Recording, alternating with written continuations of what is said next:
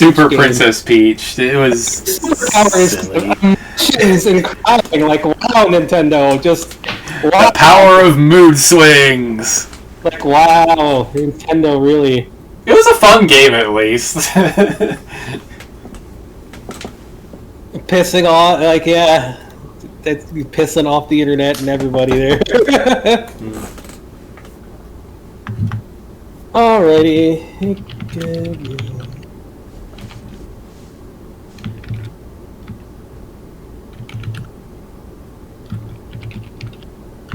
Woohoo!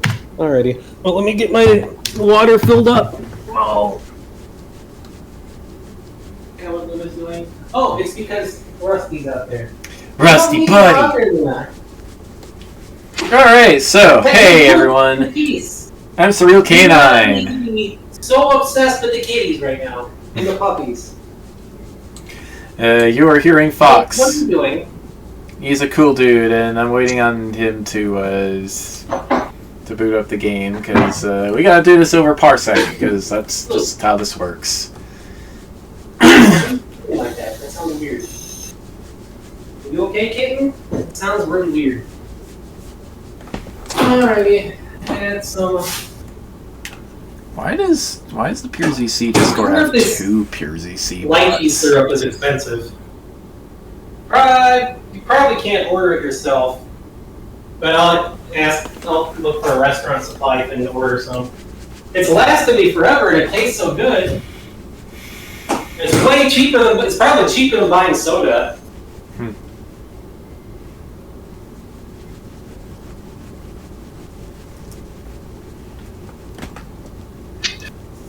Floof is covered in grease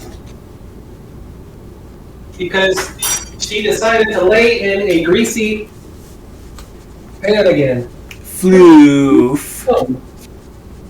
Luckily, I finished cooking, and after it's warm grease, so let's lay in frickin' grease because Floof is weird. She's gonna need a bath again, which is gonna be a pain. She is not easy to give a bath to. Oreo just kind of was like, I don't like this, but I'm just going to like squirm a little bit, and Floof is like screaming, like flailing, claw, bite everything impossible. I have to like wrap her head in a towel to give her a bath. Rusty is just like, this feels nice. Luna likes baths to the point where she will walk right in and sit next to me while I'm taking a shower, and it's like, please don't do that. Now I have to dry you off too. Ouch! What is jabbing me right in the butt? What is that? It's a sand spur. Who put a sand spur in my seat? Cat. Ow. Or dog. Jeez. Ow, that hurt. Jeez. Freaking Florida sand spurs, man. Alrighty, so we're Mega Man today, which is fun.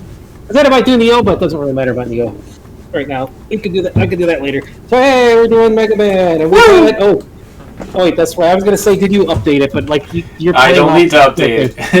I've got it updated on my end, so yeah. Hopefully things will work, and you could play as. I mean, it's not as detailed as the thing I made before for like Suzy Roo, but hey. Okay. They should have fixed the multiplayer issue with the two things. But, like, did the Suzy sprite break? No, remember it crashed before. Did the update break it? What do you mean? Before when we tried to play with both of them at the same time. You're saying it's not going to be as detailed as Suzy Roo. No, I said it's not going to be as detailed as mine but you could play as Suzy Roo. Just because it's a ton of effort to like make a sprite like that. Hi, Mishka. Mishka, come here. Here's the older husky. Hello, Mishka. She's just like, I'm just gonna... Let's sit here. Puppy. I mean, I would try to make a more detailed one for Suzy, but it's going to be really, really hard to do. It's a lot of effort. Plus, I don't know enough about how she looks to really draw anything like that. Honestly, the purple Roo is probably just how she looks. When she I will probably go back through there and add more detail. Like, I might make the eyes instead of like the typical Rui eyes where you don't have like the or you just have like the pupils. But I'm going to add probably more to that, and maybe some hair and a better like maybe leather vest or something. I don't know. We'll see. Windows Defender, shut the fuck up. We prevented this program from running. We're preventing this program from running. I gave an exception to this. Let it run. Why do you keep re-adding it to prevent it from working? Stop that.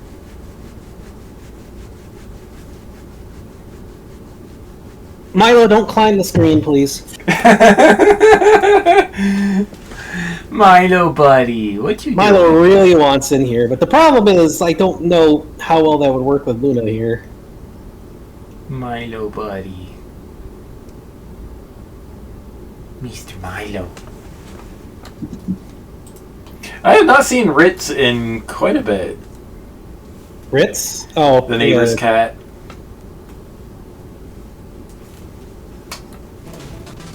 Alright, here we are. It's a video game.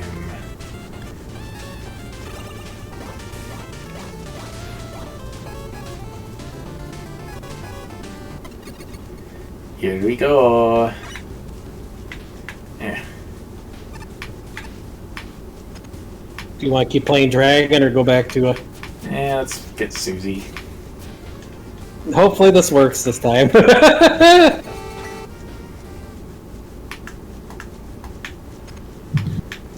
The amusing, like, break dash breaking is still kind of funny to me. That happened at the end of last night. Because I got stunned midway and Bastion was just like... I still can't control this menu.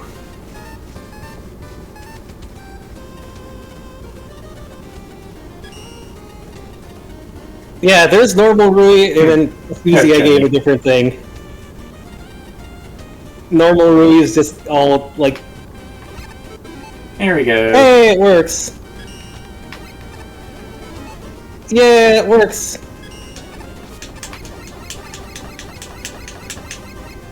It's I wish it had more animation frames for, like, Yeah. shooting and stuff. But it only has, like, the one, so... Unless you're walking, then it... I mean, it's the same with Bastion, though. He's just like, boop, boop, boop, boop.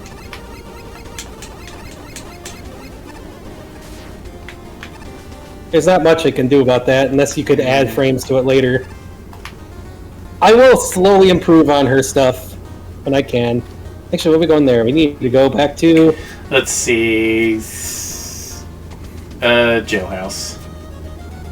And you want to save up for that key? Because I got an item that is like a godsend on my own file. Susie has a red nose? I kind of always imagined her having black. It was just an offset. Mm. That was kind of like the default Rui nose, and I can change it to black later. Oh yeah, don't talk to dude up there. Okay. It sure is a thing. What's with that look? Okay, yeah, I'm in here for trying to steal a wallet again. Look, I'll admit, I made the same mistake too many times in a row. From now on, I'll try and do a better job of not getting caught. Where no vet has gone before. Oh boy. This level has, like, multiple different paths. We'll go right first, because that has, like, less stuff. Fuck on the space, my boy. The road splits in two. Decide if you want to go through the exterior of the metal space station by jumping on those top solid platforms or inside where the gravity is twice as high.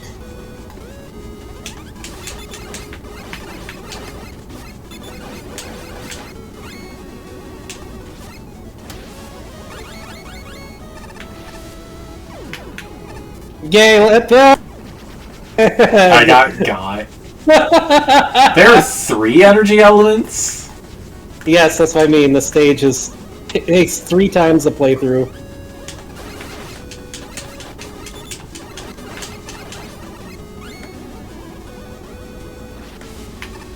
I wish you could add, like, animations to the first bullet, but you can't. Oh no! those little platforms are not exactly like multiplayer friendly.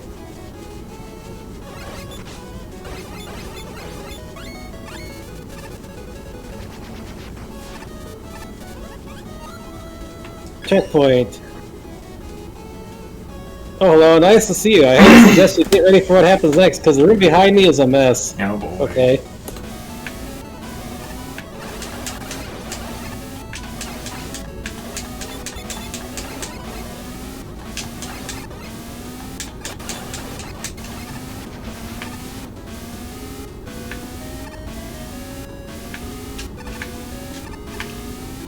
Woogie!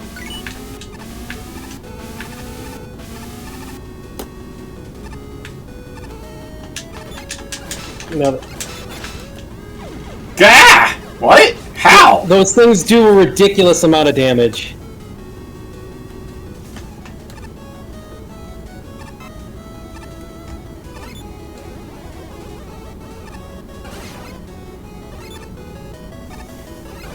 I didn't even realize those were solid.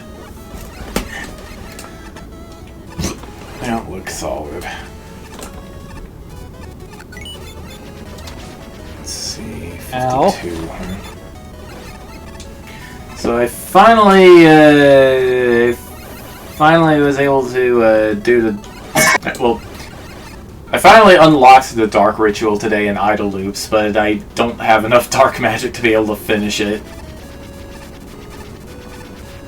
So now I gotta grind some more.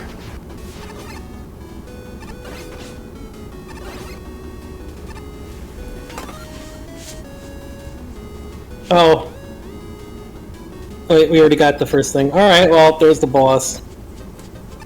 This is the boss that glitched me out. Not this specific version of it. This version is kind of annoying to fight.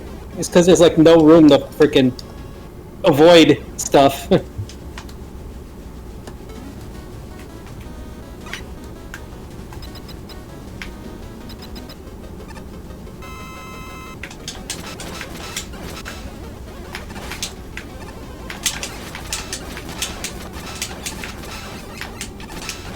Ow.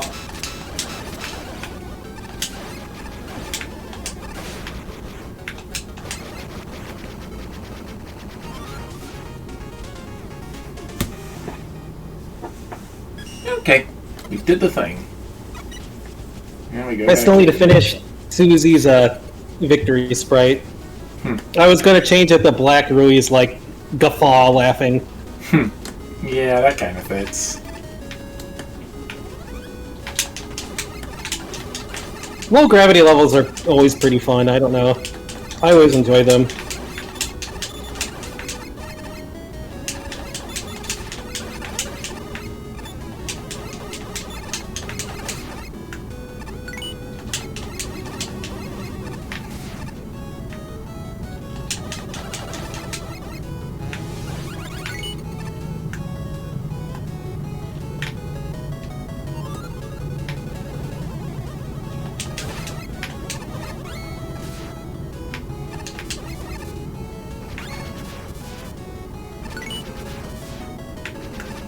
Woohoo!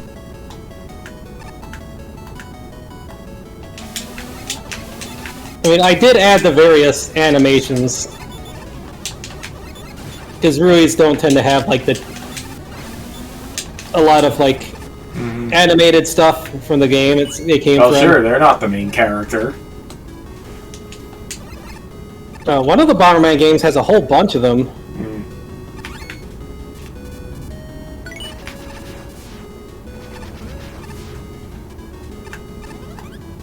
In Bomberman Racing, kind of, they were. Yeah, but like the only two Bomberman games I've even played are 64 and Hero. Welcome to outer space. Oh, hi, Quinn. Good job getting here. Want to do a sparring match? I'm not the pushover you once fought.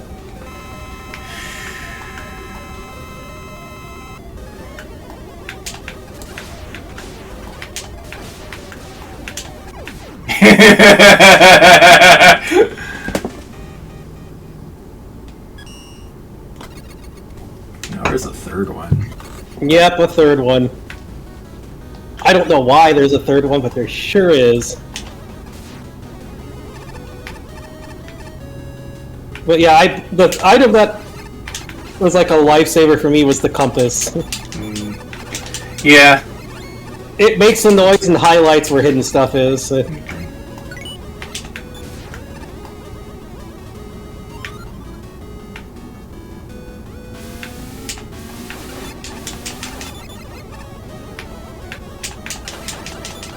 Oh, you can just stand on that. Tennis balls!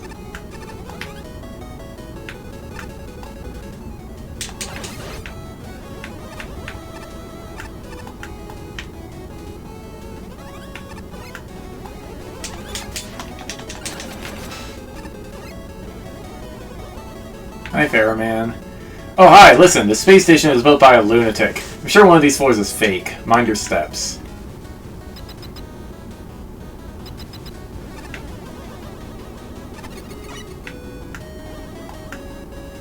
Your big best. What? You are the best. Okay. Okay. It exists. Okay. Okay.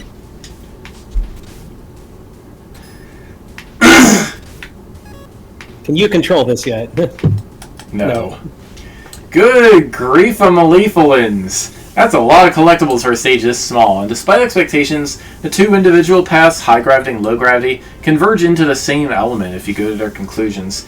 Instead, the extras are all scattered along the tops, and the only reason to go to lower paths is for some of the tokens, since you can get all the elements from going up. That's a bit of a shame, as the lower path has more entertaining level design. Mixing count bombs, fans, and high gravity together works surprisingly well. And I was mildly impressed with the part where you had to activate a wall of bombs, run away, and then jump over the new hole to actually get through. Even managed to have a halfway interesting metal option, which made me a little upset they didn't have a checkpoint after it. Red heat fights wear out their welcome. The top path, by contrast, is basically just a bunch of low-gravity challenges, which have a tendency to be self-defeating thanks to low gravity. You also have some kind of pointless extra elements like a quickly dying Quint or a star section with smiles, uplifting messages, getting briefly stuck in the floor. I really don't have a lot to say about the upper portion. It doesn't seem to have the same level of care. In its current state, this place honestly just baffles me with its content to collectible ratio, and parsing it enough to get a useful review out proved to be a real challenge. Personal recommendation, should have just focused on the bottom path. That had a lot more going for it, if you ask me. While this definitely isn't the most confusing level in the contest, I sure got thrown off by the odd level progression here during my first playthrough. Even after figuring it out though, there's almost nothing to this stage. Besides the odd level structure, all the room and enemy layouts are incredibly easy to deal with. The only really notable thing I can think to bring up is the Quint fight. A question why it had to be done for one of the energy elements here. Moving far better suit is a one-off gag or Easter egg. Granted, it's a gag that's been done in several levels before in other levels, but at the very least it wouldn't have eaten up an element slot and thus forced us to replay the stage another time for full completion. Other than that, I noticed that when teleporting into the room that eventually leads to the third element, you get stuck in the floor briefly, so there's that, I guess. Yeah, sorry, but I got nothing else. This is just a very oddly put together, largely empty stage. One stall set for Mets! Luna. As expected from the 3-element count, this level is fairly non-linearly designed, but mercifully it is overall not a very big stage. That being said, the level kind of suffers from a lack of challenge progression and polish. While each of the paths does offer somewhat its own coherent theming. For example, the top half is really entirely played in low gravity. The rooms don't really get designed around that gimmick, as they are vastly empty spaces over more empty spaces. The gravity flipping on occasion is strange. Some of the room layouts seem to hint that there might be hidden paths that you can use the gravity flip to go around to, but most often they only lead to dead ends. The lower sections aren't all that impressive either, using common gimmicks like time bombs and fairly generic platforming challenges. Some misplaced collision objects in spots too that demonstrate a lack of polish on the stage as a whole. There is that wacky encounter with Quint with a whopping 3 health bars to boot. Thankfully, his reign of terror was stopped as he was given a severe weakness to Water Shield. Or Mega Buster. Space, the final frontier. These are the voyages of the super fighting robot Mega Man. His continuing mission, to explore strangely laid out worlds, to seek out new and life-threatening situations, and to completely bypass them with Rush Jet. To blandly go where tokens have gotten stored. Roll intro credits. Captain's log, Stardate 2000X-1374. Routine scan of a nearby space station detected 3 energy elements, usually a sign of an overambitious civilization expanding out of control. I beamed over to investigate. The station was unremarkable in appearance, offering no clues as to its purpose or owner. I intercepted a few audio transmissions. One was boisterous and grating, another was a familiar sports anthem that was unexpected but oddly fitting. Different varieties of metal defended the station, but I noticed they tended to avoid interactions with each other and with the station's various environmental hazards. Only the largest metals and a high-gravity hallway offered any novel or memorable resistance. Paths branched and looped back on themselves unpredictably, with directional restrictions that eliminated the enjoyment of exploring a maze. I felt disoriented and occasionally unprepared for the difficulties ahead. One path took me into an alternate universe that seemed to exist only for a cheap chuckle. I wonder if all the robots I spoke with came from there. They seemed so out of place here, and they tried so hard to make me laugh while explaining things I would have rather discovered for myself. I'm lucky I survived the trip. The poorly constructed teleporter deposited me halfway into the floor. In retrospect, I should have been more wary. I spotted more than one instance of shaky construction on the station. I returned with all 3 energy elements and one lingering question. Was the creator of the station truly a lunatic, or simply another builder without a cohesive plan? Level this linear should not be this difficulting. This difficulting. Derp.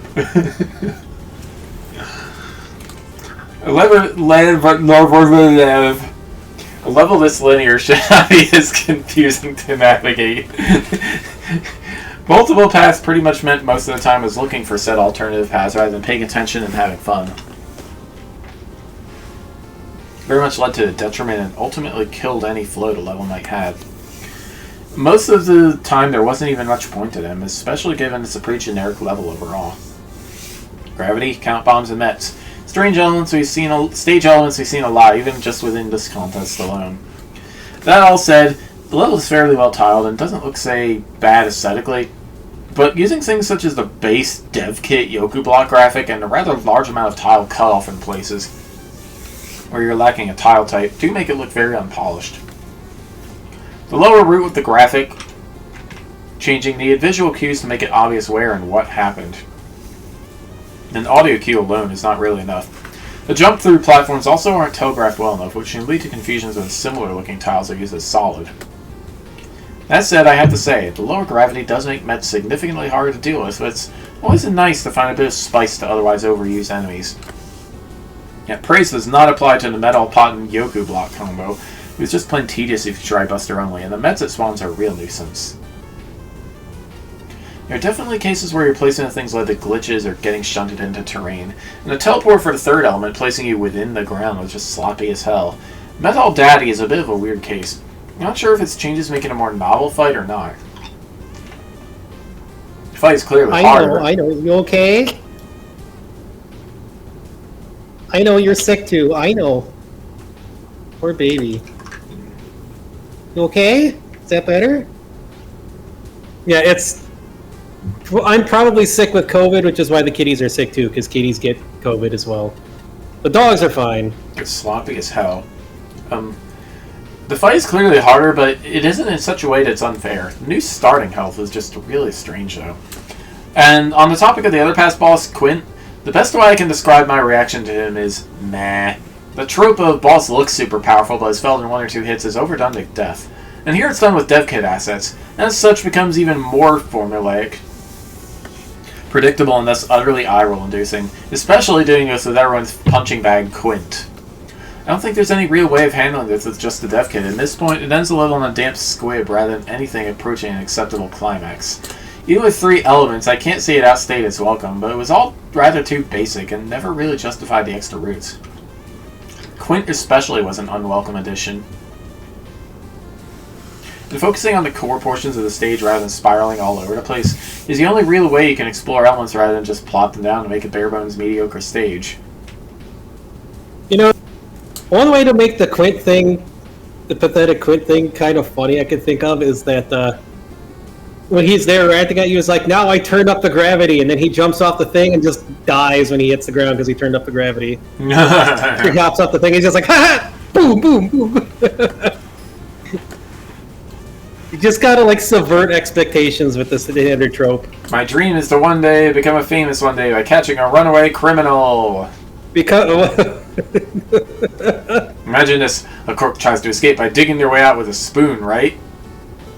Well, that technique shall be no match for my drill bores. Aha! They will be caught in an instant. What do you mean that'll never happen? I won't let my dreams be crushed. Dolan Citadel By Lunar Rainbow Shy Guy. Ooh, Cossack 3. Oh, Bastion! Thank goodness you're here. I hate to bother you while you're trying to take care of Mr. X and the robots he stole from the robot tournament. But Mr. X has taken over my citadel. Me and Kalinka have evacuated safely, but please hurry and take out Mr. X's robots so we can return to our home. You mean we're busy with doing the thing that you need us to do? I mean, yeah? No, that was a different tournament.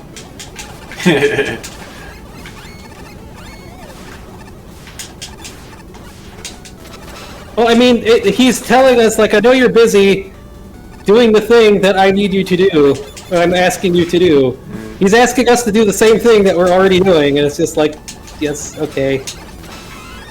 I blame it on English not being his, like, English is not his first language.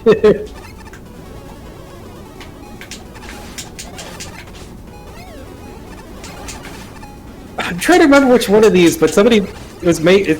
There was a funny thing that I saw where somebody thought that Dr. Cossack was Canadian. Yeah. Which would be a funny twist. You think he's Russian all this time, he's just from Canada.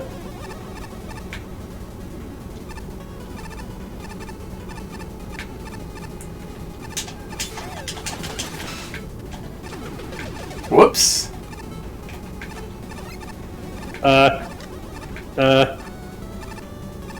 That was weird. Thank you, Late. Oh, it's waiting for both of us. Hey, it's some co-op, like, quality of life stuff. That's good. Or it's just being weird.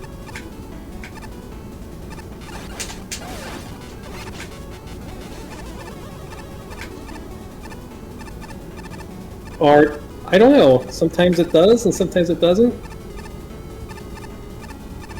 Does it only, like, interact initially with the first player? That's kind of weird.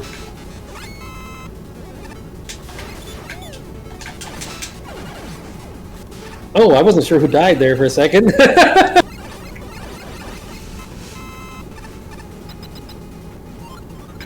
Yay, checkpoint. Oh no, this boss sucks.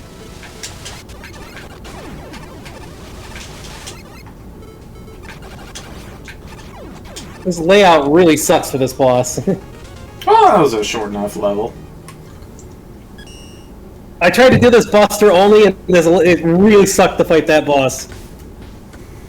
Actually, here, you read that and see if they fixed where you can read this yet. Nope. Oh, jeez. A remix of Cossack 3 stacked with Mega Man 6 enemies. That's an interesting thematic choice. Unfortunately, while the level's design is serviceable, it's too short to really do anything with it. Main criticism I have, besides the length, is how quickly the place ramps up. In virtually no time at all, it dives into multi-enemy encounters with Panditas, Coltons, Tadibos, and who knows what else. Unfortunately, not only does that lead to a lot of projectiles on screen, the quick ramp-up deprives you of the experience of some variety. The Cossack platform room, by contrast, is much more low-key, but it too barely changes as you advance, being mostly just platforms with the odd Tatibo or Canapeller. It's short and to the point, which is something I can respect, but this place just doesn't do enough to really be memorable. Rounder 2 exists at the end, and he's at least a little different, but he absolutely doesn't make up for this level. Overall, this needs a lot more work. So is basically just a small corridor with enemies followed by a short segment with Cossack platforms. That's it. Virtually nothing else to this stage other than those two parts and then the boss. As for those two short segments play out, the first one is packed with way too many enemies for its own good, none of which really get any proper introductions. and are all basically thrown at you in rapid succession. A large group of enemies, contrary to what some might say, can actually work well in moderation, provided those enemies are properly spaced and are small and squishy enough to give the player an edge over their Mishka, you okay? numbers, with Tully's being the main example of this. Here, most of the enemy choices are either bulky, have mid to high HP pools, or have shields. Now, if we were dealing with some of these in more carefully constructed rooms, that likely wouldn't be an issue. Dealing with all of them at the same time, though, that's way too much. The Cossack platform section following this has some more thoughtful enemy placement, but it effectively just repeats the same setup using Tatebos and Caterpillars each time. It's also a rather annoying setup to go against at that, seeing as you have little room to avoid the Tatebo's arcing shot at first. And then you need to make sure you're at the proper elevation to shoot it once it raises its shield. I wouldn't really blame anyone for over-abusing Laser Trident or Tornado Blow for this part, especially once the Coltons get thrown into the mix. As for the end boss, while I appreciate the effort in trying to make Rounder 2 more interesting, there still isn't much substance to them. Their paths taking up the entire room might be awkward to deal with at first. Once you realize it's just a matter of sticking to the middle and right-hand platforms, only jumping to the other when a Rounder is approaching from the opposite side, the site pretty much has nothing else to it. Overall, there's just not really a whole lot to the stage. I can at least recognize there was effort put in here, but it ended up being way too short and repetitive. Put that Citadel in the bag. Fairly short stage with a few screens littered with projectile enemies. Noble idea, but sadly that alone doesn't really make much of a stage. The first few screens can get pretty overwhelming with all the bullets arcing about. Enemies are also prone to respawning from getting knocked back and forth off the screens. It is much easier to take the upper path to get rid of the pandas. It's an inconsistency touch of using only Mega Man 6 enemies due to a little story involving Mr. X. The aesthetics fittingly resemble Cossack's Citadel, but they could use a little less empty blue sky of nothingness, though. We aren't bound by hardware limitations anymore, after all. Second half of the stage is nothing but Cossack platform hopping while dealing with some cannons every now and then. It can get pretty boring and or tedious if you ever get thrown into the pit and have to redo the entire jumping section again. The boss is a little wonky with its unclear hitbox and some unpredictable direction changes, but otherwise a fine fight overall. Smashing together enemies from one game and a level from another game is a stroke of genius, and I'm super bummed that the design here doesn't do the premise justice. The level looks promising enough at first. The text box gives a little some flavor. A perfectly appropriate introductory challenge, and oh geez, enemies everywhere! What do you think going on? Help, there's too many of them all to section 9, gonna skip everything with Rush Dash. Oh look, a checkpoint. I love how Flashman chooses to skip everything with Rush Jet instead of just using his Flashman power to freeze everything. The second half of the level is better. The pacing is somewhat slow and the challenges are fairly repetitive. I recognize that an effort was made to craft a challenge progression and combine elements meaningfully. Experimenting more with enemy positioning and level flow would have helped the section to really stand out. Of all the bosses who could have usurped the Cockroach Twins room, Rounder 2 was definitely the best choice. I'm not so sure about the Sheepman blocks. A Cossack platform which the player has already seen would have sufficed, or even entering through the ceiling to avoid the platform problem altogether. Disappointingly, due to lack of invincibility frames, special weapons end the battle almost instantly. It's thoughtful that the spikes explode when the boss does, but it's either an oversight or a misguided soft lock countermeasure to allow any spikes to remain. Overall, the level needs more. More restraint in the first half, more, read any, power-ups, more background graphics than a lone onion dome, more places for the player to rest, additional screen transitions would add natural pauses and break up the long scrolling sections. More focused theming. Enemies from Mega Man 6 are a good start, but the assortment feels haphazard, and there should be some auto-scrolling to fully capture Mega Man 4. The first half of this stage is probably its lowest point. It's crowded, messy, and whilst the top half is significantly less irritating than the lower, either way you're probably taking damage. Hotchkissing flying above the stage, acting as a pseudo-Lakitu from Super Mario, is a particular nuisance. Enemy and gimmick placement gets much more thoughtful toward the second half of the stage, that is, to a player that doesn't go in half-cocked. Honestly, I can really appreciate the timing challenges here if you go Buster only. It's not too difficult, and there's a steady difficulty curve, and dare I say I found this segment fun in its own way. The foreground is reasonably tiled. In fact, after comparing the two, it pretty much nails the Cossack 3 tile layout style, which is a neat touch. Unfortunately, the background being almost solid blue leaves much to be desired. And where the Cossack 3 dev kit tiles are missing the clouds, but there are plenty of other tile sets with clouds in the dev kit. I'd say this would have been a good place for some more improvisation, but oh well. The fight against Rounder 2 is easy enough, and I always appreciate actually trying to give a dev kit boss a new challenge, but the layout makes it rather punishing. The boss ends up resolving around sitting in one reasonably safe spot, but where also getting hit does not knock you into spikes, and jumping around her occasionally. Not really engaging, but once again, the effort is there. I think the entire room should have been erased upon defeat of the boss rather than just the spikes, as it's rather unfortunate that poor luck can stick the energy element in an unattainable place currently. So apparently everyone crammed in this cell over here is all in there for the same crime. Apparently they cause development problems. I have no idea what that means, but it sounds complicated. Heh.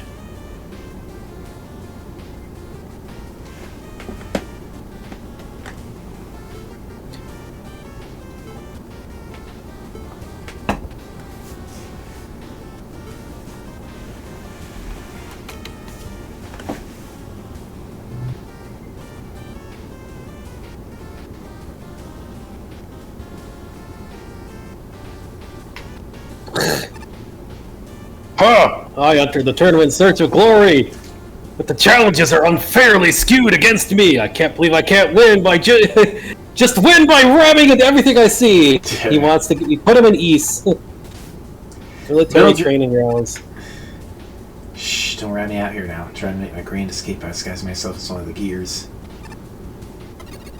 That's a lot of stuff. Playman 9. And are these hardman tiles?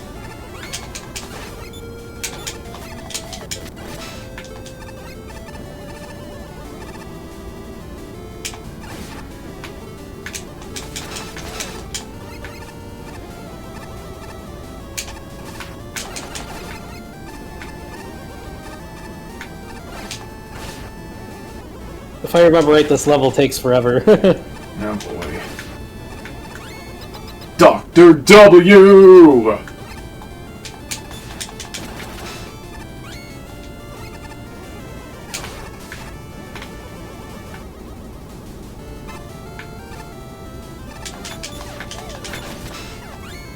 Capcom will ever make like an actual co-op Mega Man game.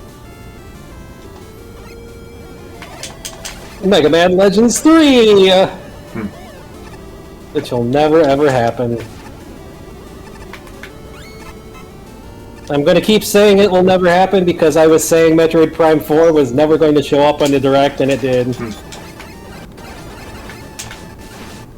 Silk Song is in its vault. Although it's kind of funny because people are like, we never hear anything about Silk Song, but I distinctly remember watching like a trailer for it. Oh, this way. Which seems like the way you're supposed to be going, but...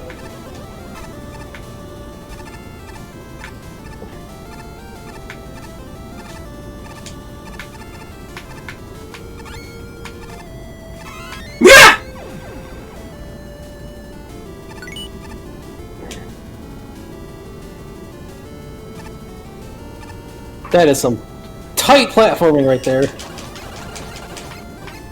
Do not go up. I remember that from my own playthrough. Up is a poorly designed, like, trap. It's not supposed to be a trap, but there is, like, a secret that I didn't manage to get because it's, like, impossible to get, almost. Right over here. You see that upper left corner? Oh. And the whole thing is, we are limited on what we can use.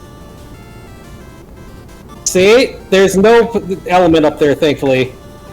It drove me nuts. There's like no way to get up there. It's like frame perfect. I don't know what could possibly be up there, but it is not a good secret. And tank. I don't know. That's what I would put up there. I wouldn't put anything up there because you can't get there.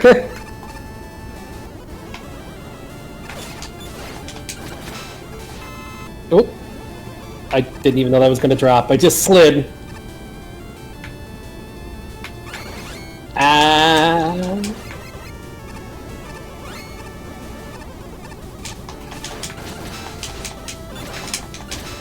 Oops. Oh! This thing has a lot of health.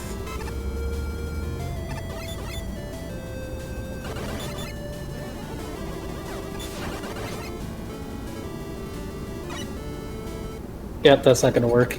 Gotta rush jet it up there. Why do all these Mega Man people know Bastion? Is my question. Because he hangs out in the game all the time. Unless it's the weird, like, Mega Man style world that we're visiting right now. Yeah, so like inspired by the Paradox Pokemon and Pokemon Violet, I made a Pokemon world that is basically the world of Mega Man ZX. And like Area Zero is where the space station crashed and everything.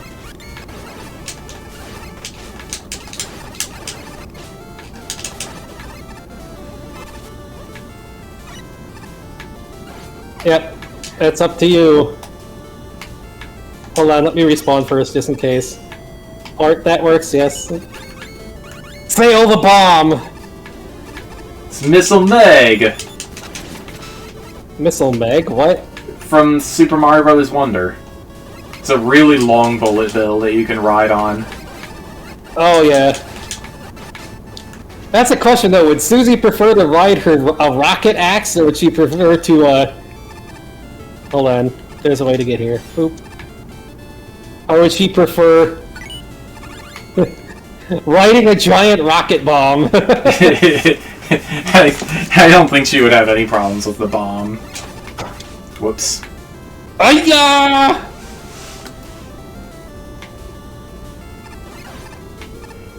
It's still weird to be making those noises, but people said, hey, you should sound like Star Fox sometimes when you get, like, stuff. I was like, okay. All I hear is Jackie Chan's grandfather. Oh, from that weird, like, yes. Cartoon? Ayah! And, what's his name? Uncle Roger does it too. Who? Ayah! Whoo!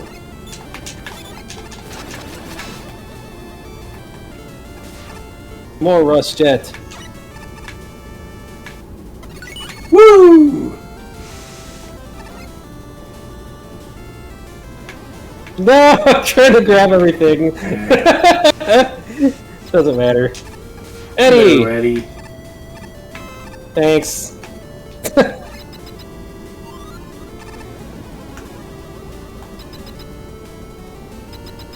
Whee! This is the boss where the like dash thing glitched out. Because he is weak. The only thing he's weak to is this. Dash. But if you do it, let's see if I can replicate it. Let's see. There it goes! You could definitely replicate it. I don't think it's supposed to work that way. It's actually probably just as weak to the Mega Buster, so whatever.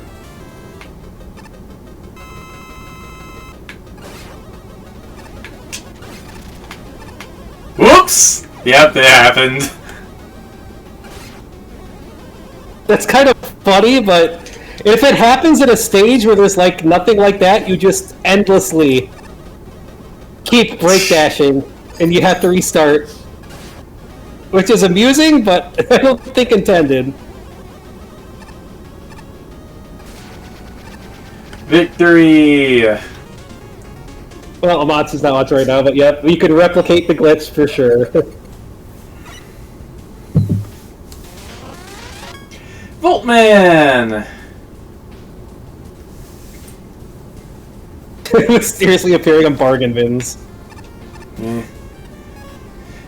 Is he just supposed to be trained?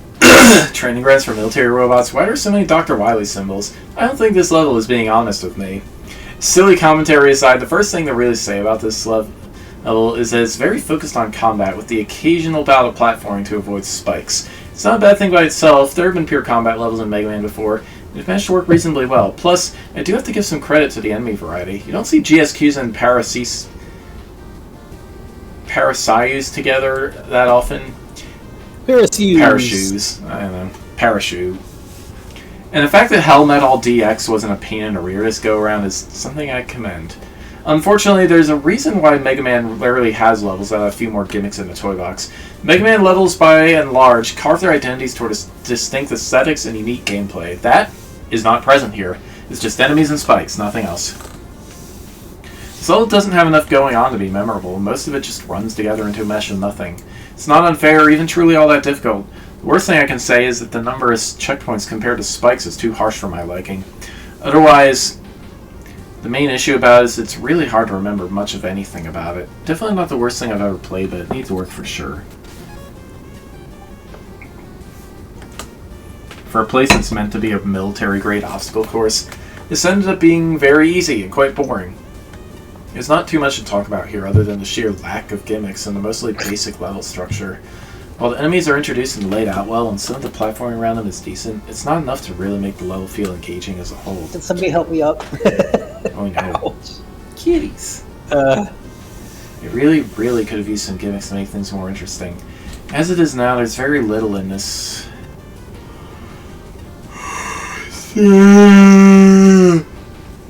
stage that actually sticks out. The only really notable segment I can think of in this level is the first token room, and that's mainly due to it being the one part that's... Here's a question. Can you actually, like, scroll down these things with, like, the arrow keys? Actually somewhat difficult. I probably could if I had keyboard permissions. Oh. Thanks to But then again, actually, keyboard permissions probably isn't the best idea considering if you ever move anything else off, but I don't know. Unless you're not going to, like, type or do anything else in the meantime. I usually don't do that. Thanks to the tight jumps and spikes everywhere. It should be in, like, the main parsec window. You right-click my... Like, along the bottom, you should see my machine. You just right-click it, I think. It's there. Let's see if it works now.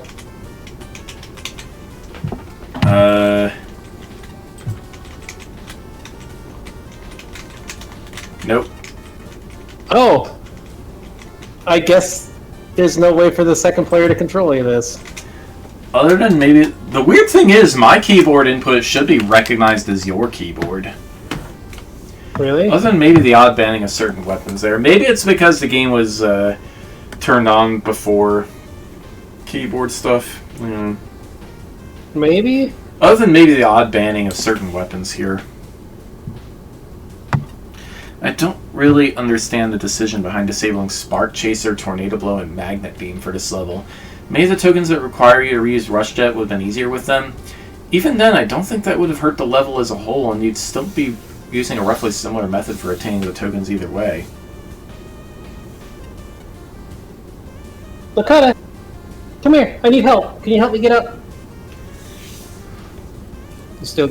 Yeah, you can't move anything. Come here! I need help to get out of my chair! My back won't let me up. Mr. Coots. My cane is out of reach! Oh no. Come here, buddy! Mr. Coots, I need help! Come on. Don't run away, no, come here! Darn it, ever since he almost died from that mysterious dog disease, he's been avoiding me. It makes me sad. I wish there was a way... It's because he's a wolf. They react that way when they get punished hard, and that's why you never do that, and he doesn't understand what happened. Alright, let's see if I can get Mishka over here. You can read down to the thing, I guess. Sure, I guess. Move your legs, soldier! It's a fine, short little level. It's not too difficult. It plays nicely for the most part. It feels like the level gets progressively easier the further you go, somewhat. The amount of tricky jumps and death pits toward the end is fewer than the beginning portions. It also seems like it's much less populated. It's most noticeable with the token side paths.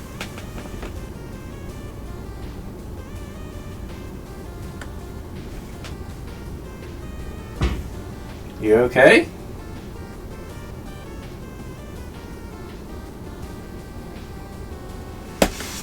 Huh?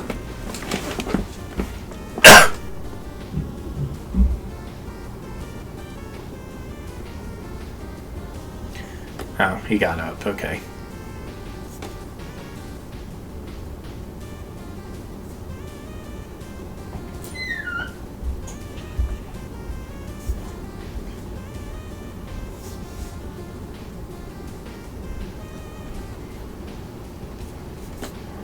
Yeah.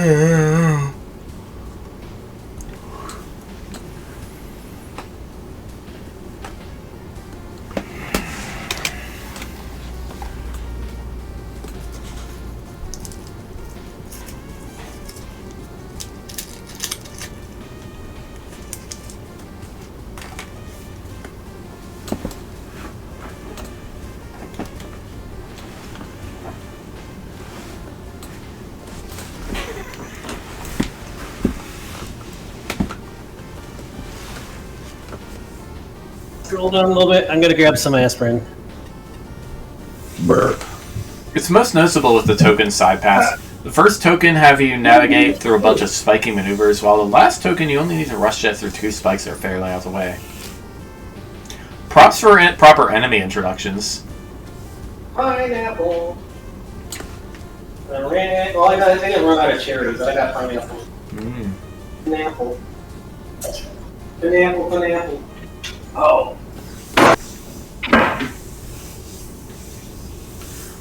Medicine.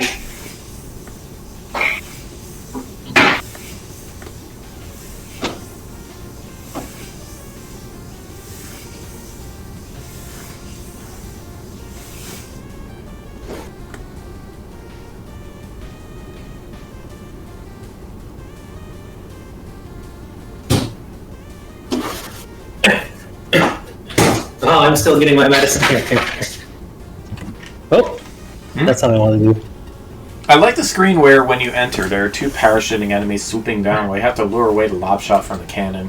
Not sure what's the deal with the empty corridors before the boss. It doesn't seem like they're there for building up tension. Also, the aesthetics don't exactly match with what the title's implying.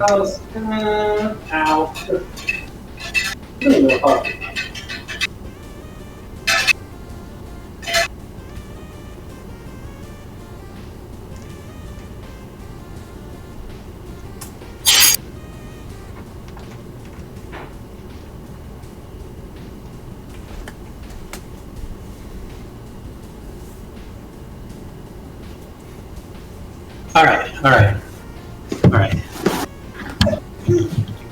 It's merely mixing the Wily stage tile set and a few Stone Man tiles here and there. Train drive for Wily's robots, I guess. Flash in the Dark doesn't exactly scream military either. Maybe could have borrowed some assets from Commando Man. The Metal Daddy fight at the end, while a somewhat unique choice for a boss, the changes to...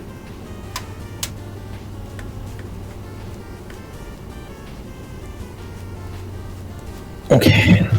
Hi. The changes to, Darn it! Sensitive analog stick.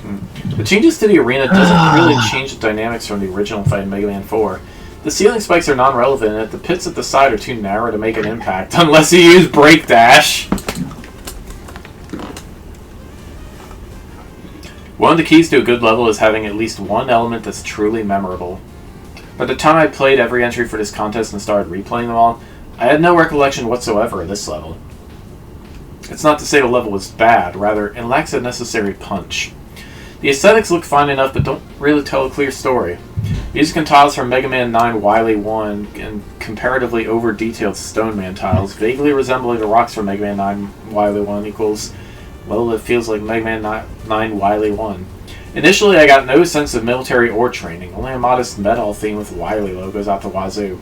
In retrospect, I can see paratroopers, tanks, and soldier helmets, but why ignore the militaristic dev kit assets from Mega Man 5 and 10?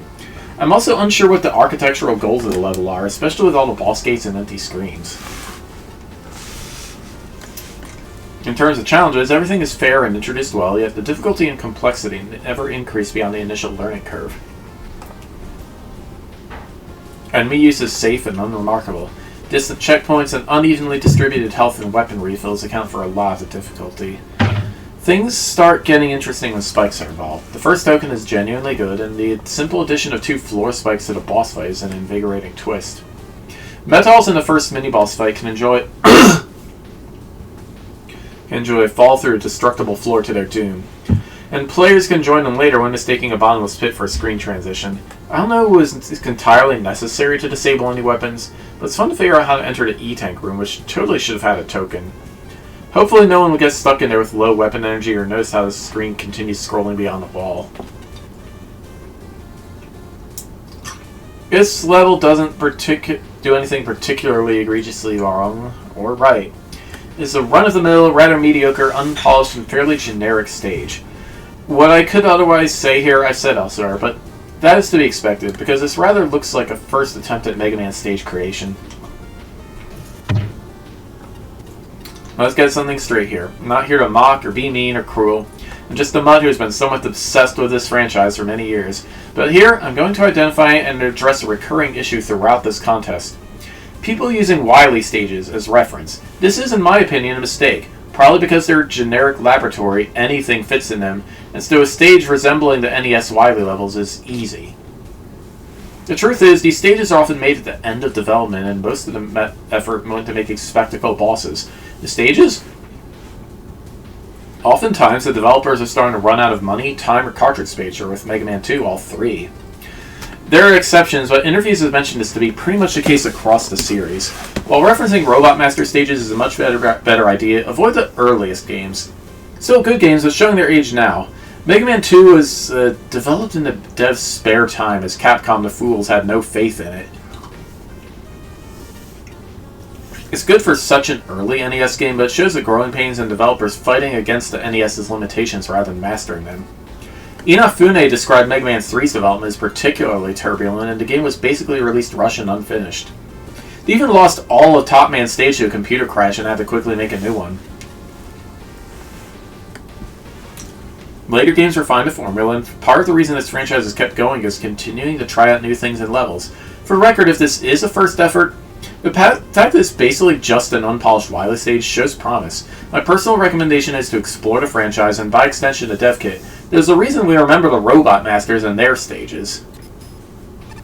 Ouch, they're spitting it. Why? Mega Man 2 I still think is the best, so whatever. Mega Man 2 and 3 are often considered the best ones. Why are... I don't think the later Mega Man games really hold up to 2 and 3, but there's some of them are still good. 4 and 5 are good. 6 wasn't really made by Capcom. 6 was made by like Nintendo, I think. My favorite is 10. Like 11 was good. 8 was good. I don't really remember 9 and 10 too much, other than driving myself insane getting the perfect achievements. This is an outrage. Can you believe I've been locked up in here? Apparently my waterfalls and bubbles were broken and hazardous to public health. Some nerve they have. Oh, I'll get my revenge someday. I can see it now. I'll sue them. Venus V Mega City, a landmark case. And then somebody will say, hold it, and you're dead. Teetering Over the Edge by Kuna Sachiaka. What? Mikey Mousecapade music? No. No. No!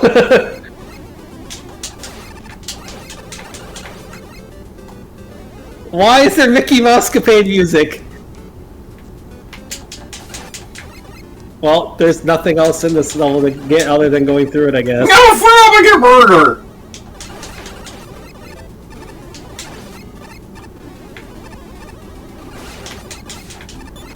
Fire above a flavor board. What? Okay. Yeah, why use that as background? That's dumb. Ah! Okay. 2 players with that just absolutely made it. We could probably speed through it, but we need perfect timing. Go! Hold on.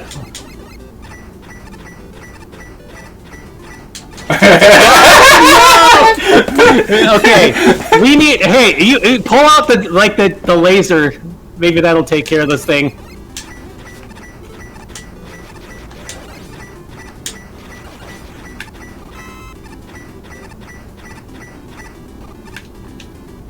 That was fun. Oh no. Well. Well, this is poorly frickin' the level was boring up until now. Now it's just like, ah! Whee!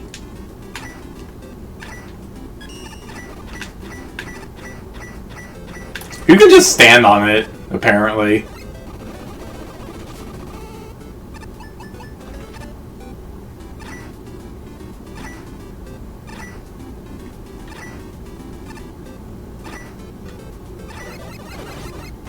What? That is an awful enemy to have in here.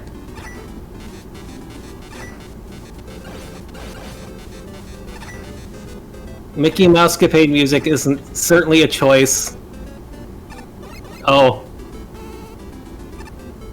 I'm gonna. This level is like turning into crap the second we hit this point. This is like, oh. Well, I tried. Yeah, we don't even need to jump, yeah. Whoops. I didn't mean like that. You need to jump for that part. Hold on.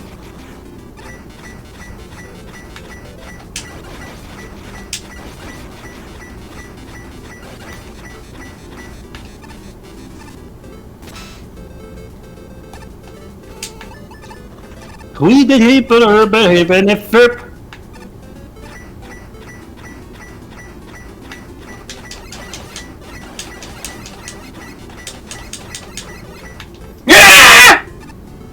what?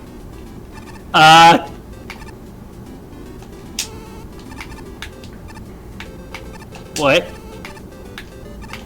What? Okay.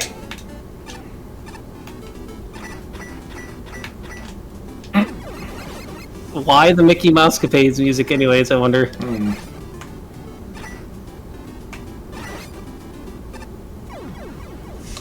Thank you, lag! This section is not good, wow.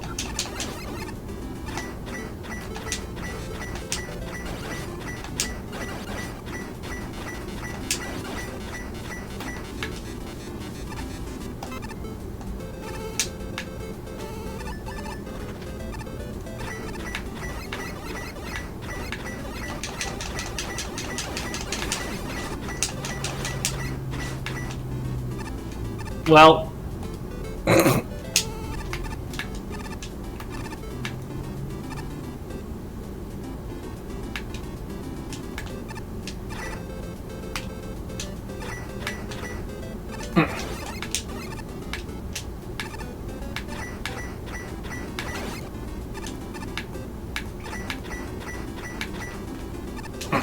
what?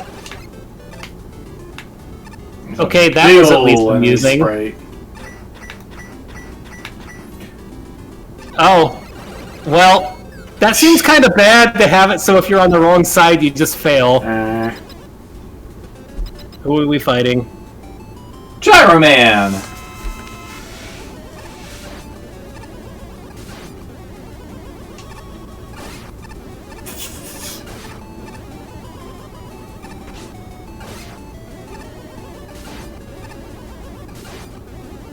Nick, is there some reason we need to use Mickey Mousecapades music? I don't understand. I don't even care about taking damage, I just want to get... Why Mickey Mousecapades music? Are you trying to incite trauma? Wow, Shinryu really didn't like that. This level gave me a very odd first impression. No idea what to make of that music. Anyway, at first this seems normal. If anything, it's really dull, focusing its efforts exclusively on simple enemy challenges, most of which can be annihilated with the Buster and good aim. It can also be the only part of the level you actually play if you end up finding the hidden teleporter, which I'm not sure how I feel about that. After the checkpoint, we have the most precarious teeter-totters into all mankind, attached to railings that look like they should be solid. The seesaw section is the most involved part of the level, and it's also really easy to mess up and die on the tiny platforms. There's a reason why Blade Man preferred spikes under his seesaws, and it wasn't just because they were pointy. And after that, the level just ends. Kind of a neat concept, but this was a bare bones in a lot of ways. Credit to Skullmet for being an effective turret, at least. And Giant Lyric for this year, what the fuzzy barbecue factor? That was pretty silly. Otherwise, though, this was just there, which I guess is better than making when I want to punch something. This felt like less of a full stage and more like a small showcase of the Blade Man seesaws, which didn't even do that much for that matter. There's only one semi-interesting thing about this stage, and even then, this is a bit of a stretch to call it such. The enemies are positioned to land on the seesaw as you ride it. That on its own could have been worth exploring for a level theme. Maybe even have the enemies trigger the seesaw platform for that matter. It doesn't really work here though, given their only real purpose is to knock you into the pit below. Beyond that, I honestly don't know what else to talk about with this stage, given just how unfinished it feels. The Giant Lyric out of nowhere is kind of funny, and the seesaw rails look like solid Did to me too, Shinryu. Did to me too. It certainly threw me off at first, so there's that, I guess. Sorry, I've got nothing else for this one. This is just a very empty feeling level all around. Safety rails not included. Is the lag really that bad off of reading my thing that you can read that far ahead? This level when I move? Are you reading off my stream? I'm reading off Parsec. This level has a certain cute charm to it, probably because of the whimsical music and the simplistic level design. The beginning half of the stage is rather lackluster, but still serves as a fine way to introduce the enemies to be used throughout the stage. That being said, the whole teeter gimmick could have been handled better. Need a less confusing texture for the intangible rails for one thing. Also less reliant on being hit once and knocked all the way into the death pit kind of challenges. Nice giant pixely lyric at the end there, that was weird. Gyro Man is an appropriate boss for the stage, being somewhat sky-themed. Overall, not very much going on with this one.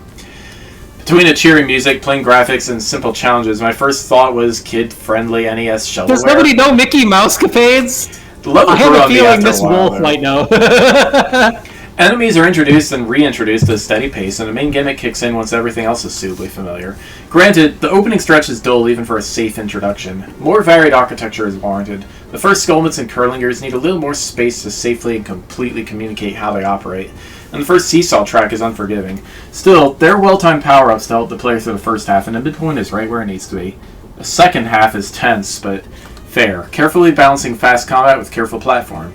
I would have added spikes below the first few platforms as a sort of safety net, a small refill toward the middle, and some deterrent to bypassing the whole thing with Rush Jet. The enormous lyric is a hoot, and the obligatory big hopper at the boss gate pairs nicely with the bottomless pit to the left. Add Gyro Man is intriguingly uneven floor to the mix, and you got a satisfying end to the level. This secret area is cute, but the construction needs major tidying, and the teleport is a bewildering surprise. The background desperately needs clouds or a color gradient or something. The seesaw rails are a good start, though they look solid and decidedly are not. Rip me. The foreground, however, is pretty neat. I appreciate the use of eye-catching architecture rather than fancy tiles to punch up the aesthetics. It wasn't me. Everyone's getting caught in the seesaw. All in all, this is a pretty decent level, except me. What it lacks in flair and polish, it makes up for in heart. But I jumped down the pit before you... So this level is playable. It starts to pick up a bit toward the end as you start to encounter falling seesaw platforms and curlingers, giving a legitimate and earned sense of danger at an otherwise fairly tame stage. After some consideration, I even like the large lyric, goofy as it is. But the stage just feels very sloppy overall. Many enemies have little thought to their placements, and many of them legitimately cannot hit you. Some of the jumps feel very haphazard, especially when getting off the Snake Man cloud platforms. Aesthetically, the pure blue background makes the stage feel so empty. At least the foreground is consistently tiled. But worst of all, what few novel challenges might be there get repeated and copy-pasted immediately afterwards. The stage is just dull, man. Gyro Man's new room doesn't add much to the fight, but it is appreciated. The haphazard layout works in the fight's benefit for increasing Gyro Man's threat level. Honestly, I think the music choice might be my least favorite about the level. It was so obnoxious that it further sapped any fun I could have had. I think I was grateful the stage was just over by the end of it. Repeated visits for getting the review and score quickly led me to the mute button. Mark, making me feel even older. How am I the only one that recognized the Mickey Mouse Capade music? I was locked in here because apparently teleportation accident. I don't think whoever owns this place realizes I can just teleport out. I can just leave my cell. I would book it, but I almost want to see how long it takes for them to realize their mistake. It's like trying to lock Pip up or Bastion. What is going on over there? House of Fun. That makes me immediately fear that level. Welcome to the Rogues Ratcheter, a home away for ex-cons. I'd like to give those out of the jail system a second chance, served with a fresh pint. After all, just because a robot was programmed for crime doesn't mean they can't break said programming. I myself was once part of a pretty nasty revolt, but I've cleaned up my act. A whole new wave has come crashing in. If I don't say that, people keep assuming I used to be an identity thief. Where did they get that impression? I thought he was Airman. That's you. There we go. Hexagon boy over there wants me to turn over a new leaf, but this cramped, dingy pub is no place for a speedster. That's Shredder, isn't it? I don't know. That being said, does he do takeaways? I could always offer express delivery. Alright, so fast customers won't complain when drinks explode from being shaken up. It's Shredder. What is this thing? That's like Nightmare Roomba. Hey, hey, hey! Why, this isn't my very namesake. Namesake? Namesake? Well, you don't remember the greatest brand deal you ever signed? You're looking at none other than the Rock Car Model 8GB Bastion! What? The pinnacle of an automobile technology, with IC chip-powered self-driving smart steering tilt controls. With all those cheated emissions tests behind me, I'm ready to finally come back in style, just like the Volkswagen Beetle. I can hear the jingle now. Now there's a mega city car that's exactly what you've been looking for. Bastion's gonna have to have a maybe have a stronger Dr. Light about the use of my. I was gonna say Bastion needs to have a word with somebody in Monsteropolis about that dude there.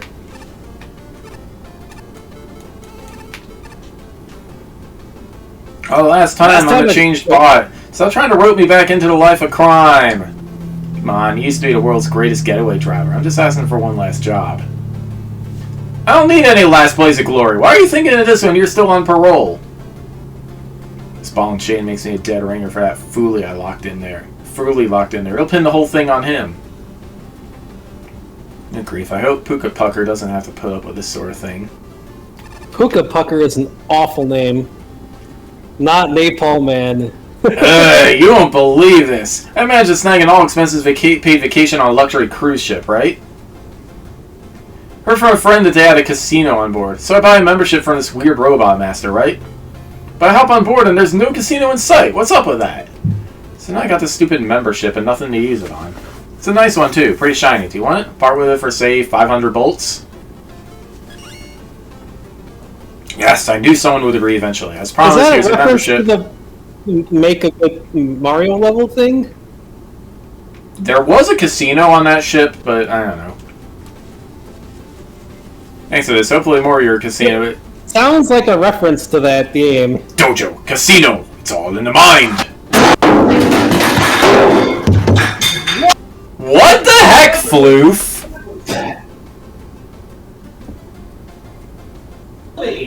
Don't break my sous vide thing. Oh, sweetie. Sylvie, you okay? Can you try to sleep in there? Come here. I got you. Don't! There. Don't you dare. I got you. I got you. You're okay. You're okay. There you go.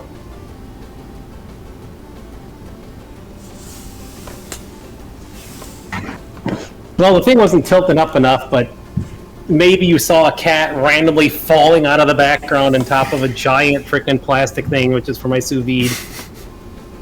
She tried to lay on top of it and apparently tipped it over and fell down. Hopefully didn't break it. That thing is like $80, so I hope she didn't break it. Woo! My usual order of extra drinks fireball cocktail isn't quite doing it for me today. Woo! Another drink, bartender! As you can see, I am not looking forward to driving my own back home after this bender. Especially if I end up having to borrow that car over there. What are you staring at? Oh. Prototype robots take gigs all the time. I think I know who you're a prototype of. Any chance of bitter in that mug? Don't be a smart aleck. I'm happy for Windman's success. What? Buenas noches. I have a tale to tell worth your while. A tale of the bandit varmint who terrorized poor dear Mexico. Mexico! Give me a drink. I'm parched. An M-Tank would quench things nicely. We don't have one! Come on, pal. Isn't this worth a drink? We'd better go find an M-Tank. Boomo! Boomo! Sorry, force a habit. Wait, I don't. All the devils I faced, I don't think I've ever seen you before. You wouldn't have. Dr. Wily did build me for one of his harebrained world domination schemes. But I just said no. I got up and left. What was he going to do? Call the police? It's not like there's a law or anything saying I have to do what he says. This bar isn't for $20 passes. I now work at a theme park. I split off the blobs on my body and shaped them into toys or pets to give out as prizes. It's a great job. Wouldn't trade for anything in the world. Okay, Tanuki Lunis, you have definitely employed some weird people. Made the back half of my body a ghastly sight, though. You do not want to know. Alright, let's go to, whatever it was in Tier 0 and do this level. Can we just buy one? Oh, yep. Oh, wow, it's only 40 bolts? Okay. Here, I thought these were rare. I kind of want to make Susie's sliding sprite like her sliding with her axe out in front almost, but... Huh.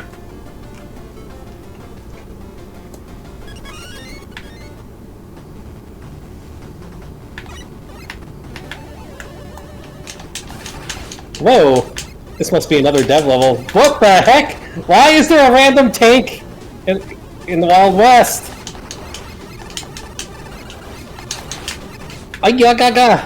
Whoops. Oh, it's a gun! I thought it was a nose!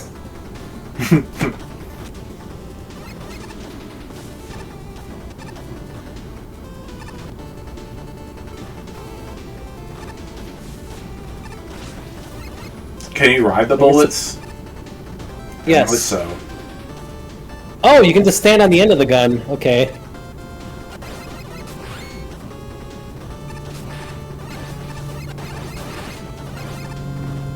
This is pretty neat. I wonder what the music is from. Sounds custom.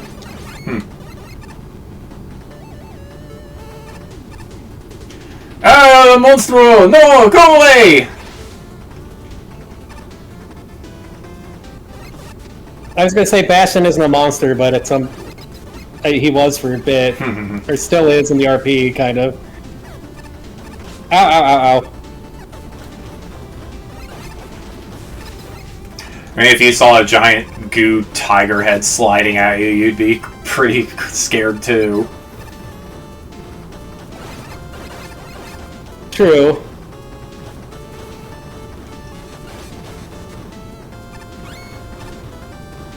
Huh.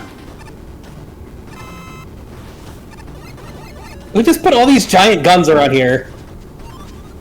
It's the NRA town. But the NRA is American. So is the Wild West!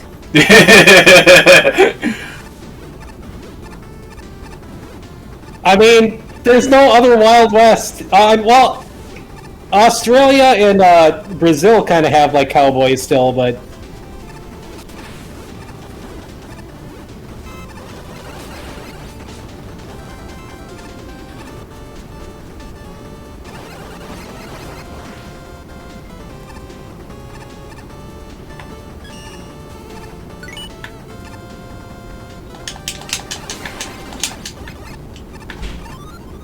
This was like this was like similar to a level I was thinking of making before.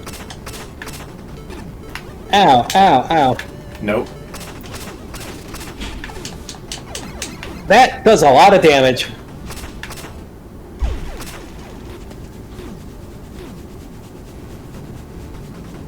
This game still makes me think it's not just the video games, but there's like a world or somewhere that Bastion has visited with all the Mega Man people.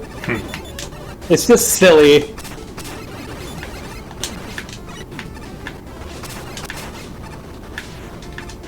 It went through the ground. What? That wasn't on my spriting. That was just. Oh, it's a fall. It's like a jump through platform. Well, thank Another you. tank. That is a pretty rare drop from that.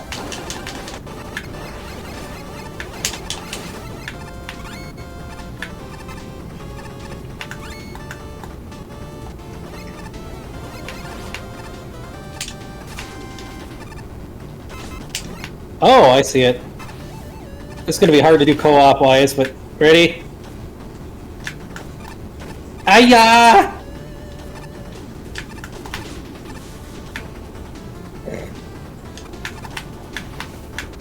Yeah!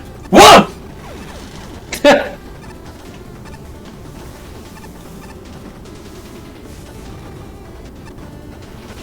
Ow.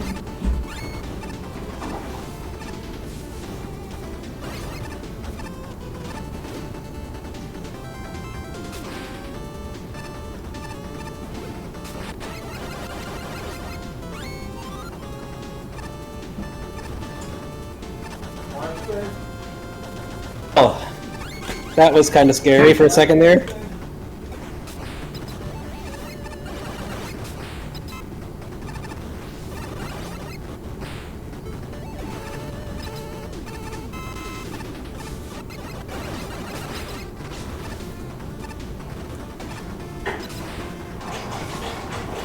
Oh my god. Hey, hey, hey, get off of there. Stop that. Stop that. Hey, hey. That's my mechanic to ride. Stop that. You know what?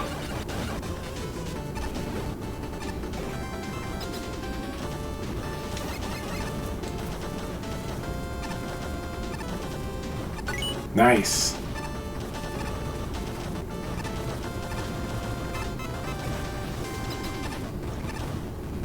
No, tell my mom I love her.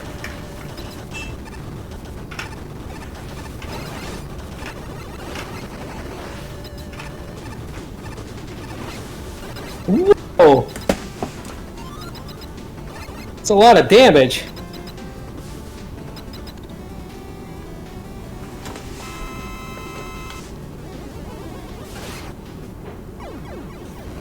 Bonk.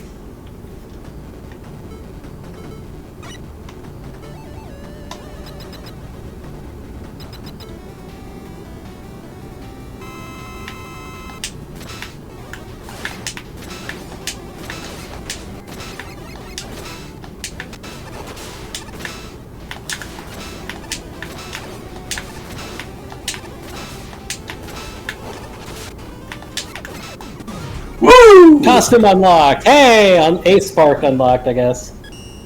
Relics of testing.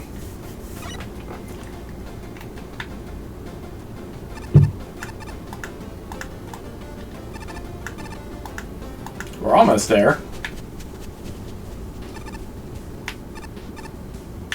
House of Fun. Oh boy. The name of this and the amount of tokens fills me with dread. Oh no! Oh, are we gonna try this here? We'll try it I once. got it.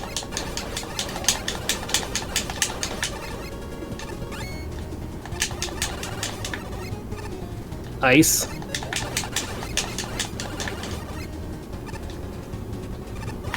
Spin.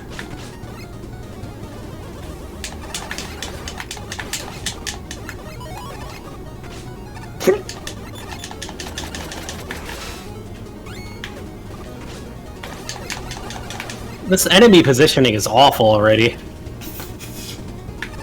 Uh-oh.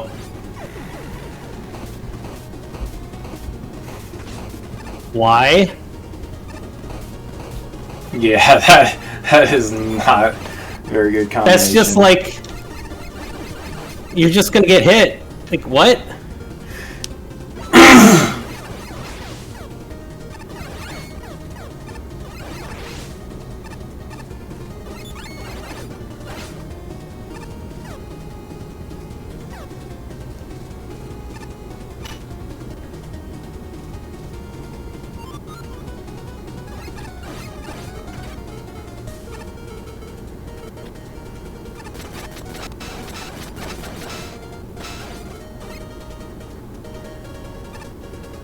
What?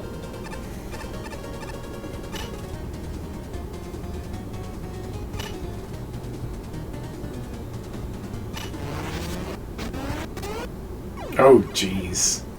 Skip time. And we already missed the first token. Wasn't that the first token? No, the first token is red. Okay. I thought that one was red. No, it wasn't. It was blue. Okay. Yashichi! Do we even want to attempt this again, or no? I said no! Screw off! I said no! Thank you!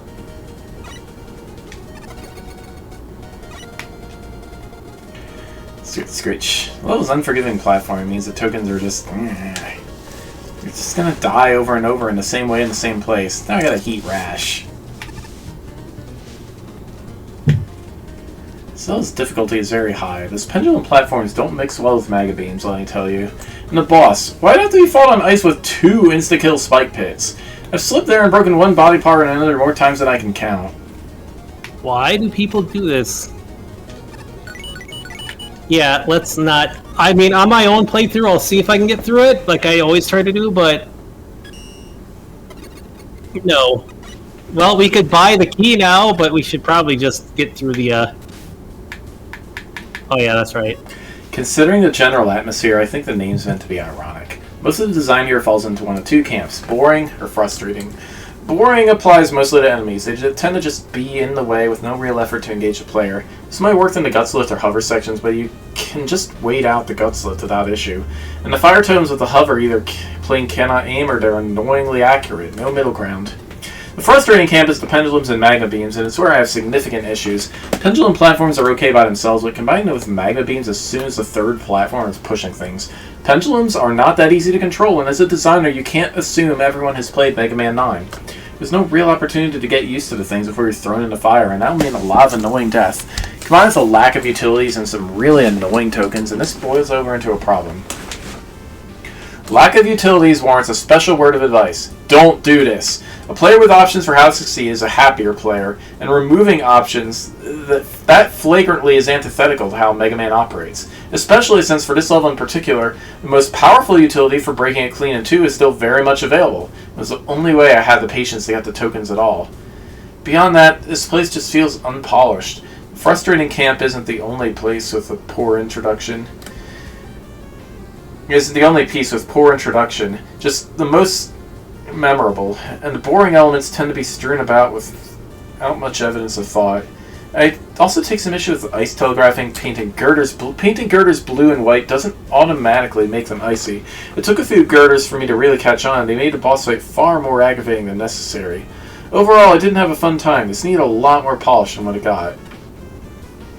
There's some decent ideas here as far as enemy and gimmick combinations go, but when it comes to the execution, this level goes way overboard. Things don't start out too bad, though. Some of the enemies and gimmicks have decent introductions, save for a few here and there. The slippery girders come to mind, since it's pretty easy to miss out on their functionality the first time you see them. All was going well for the most part, at least until the magma lasers showed up. Mixing those lasers with the Jewel Man swings is a nice idea in theory, but its uses here definitely could have used more restraint. Trying to sync up the swings with an opening into strictly timed lasers goes from tense and engaging to outright frustrating very quickly. This is especially so for the 2nd and 4th tokens, which quite frankly ask way too much of the player in terms of timing and precision. Funnily enough, the part after the first magma laser section isn't anywhere near as bad. It's a pretty small chase the platform segment, and while I'm admittedly not too much of a fan of those, it's still pretty tolerable compared to what came before. I can't really say the same for the final stretch of the stage, though, which includes some really nasty enemy placement. The worst of these has to be the King the Tank on a swing toward the end. I don't know what's expected of the player here other than to jump on the swing and pierce it to death with Laser Trident, or sit back and use Spark Chaser, because any other method seems to end with taking an unavoidable hit or falling off. It strikes to me as a section that wants to be brutal simply for the sake of it, which is unfortunately how a majority of the stage plays out. Omelet! Fun house! But can it be trusted? Where's that house in it? And more importantly, where's the fun? The swinging platforms can be combined with the lava pillars can be really irritating to get the timing right. It doesn't help that Rush and Magnet Beam are disabled for whatever reason. A tip for level designers: please don't take away options from the player just because you want them to do a challenge legitimately. Especially when said challenge winds up being so precise and constrained. I had a lot of trouble locating the first token because it is hidden away in a room where there's no natural indication that you can scroll into it. Not approved.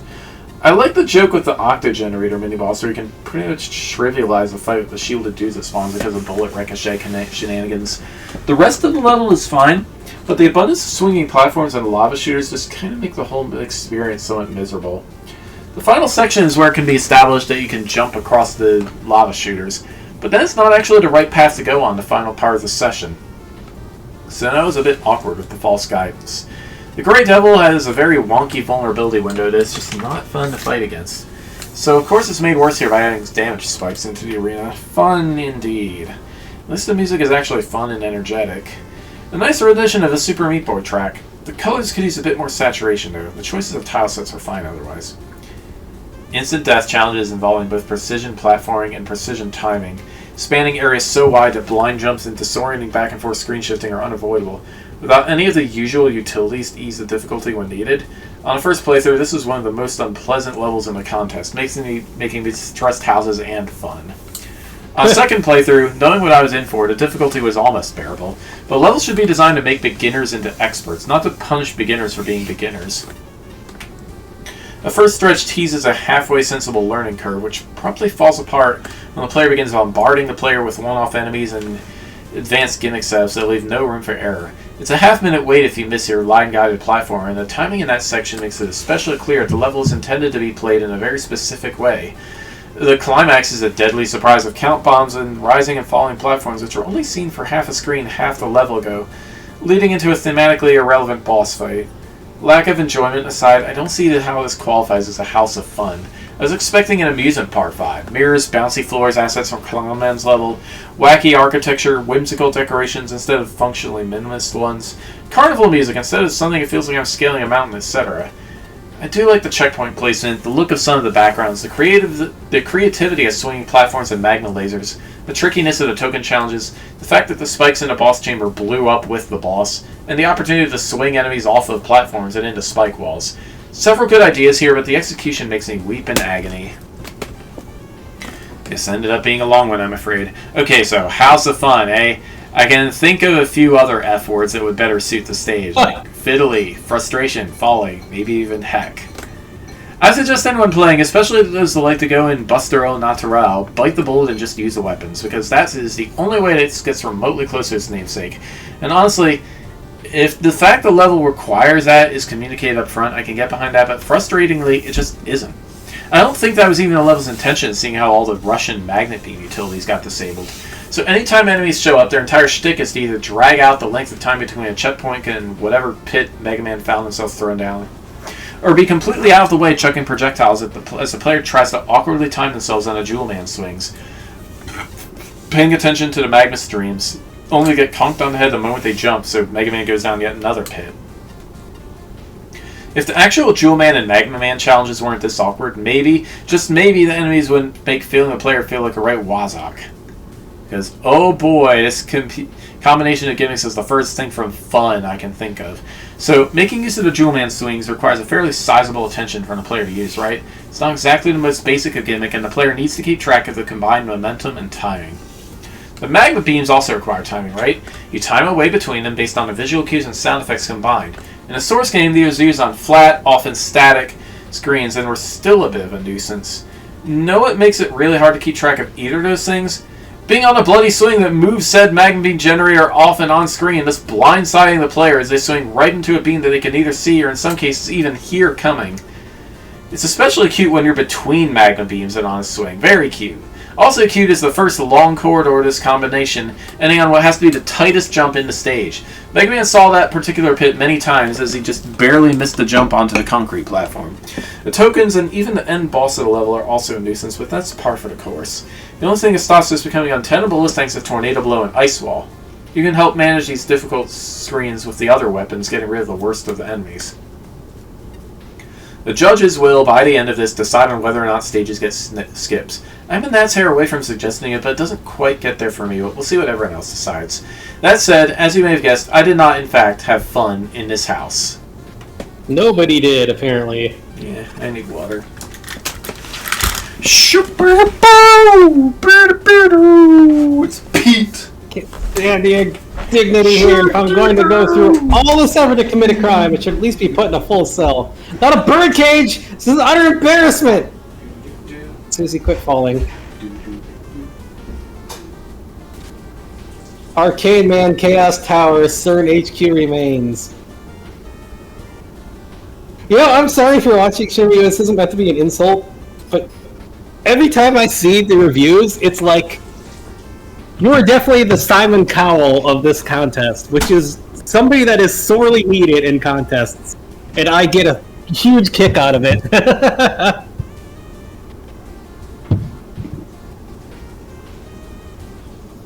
Okay, he's getting water. I should probably refill mine.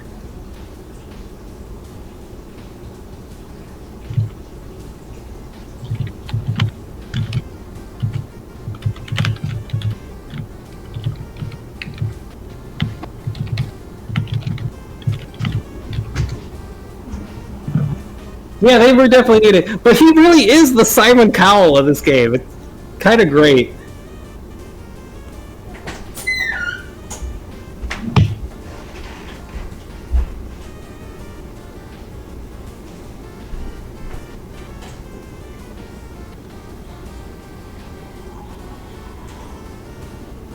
Yeah, Patchy is definitely more forgiving, but you need kind of like the differences in judges to really refine the levels and all that. Plus, you don't want to dishearten people who have an actual like passion for trying to do this. You want to encourage people to do better. You don't want to be like Gordon. You want the guy watching Gordon Ramsay punch the salmon. You don't want to be the salmon Gordon Ramsay is punching, basically. Like, I'm judging the stages too, but that's just because, like, I'm freaking 40-something here, and I've been playing Mega Man since Mega Man 1. So it's just... Yeah. Well, I'm going to refill my water too. Oh, wait. Is there a puppy? Can I get the puppy on screen? There she is. Husky Cam, I'm going to refill my water. Luna, you haven't eaten your food yet. I need to take you to the vet, puppy. I hope not. I don't have the money to take you to the vet right now. I'm still waiting on my last paychecks.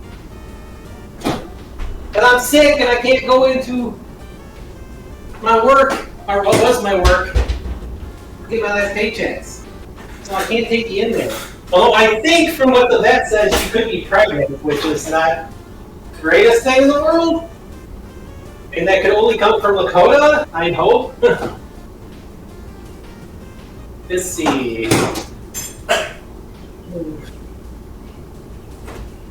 Yeah, it has to be. It can only be Lakota.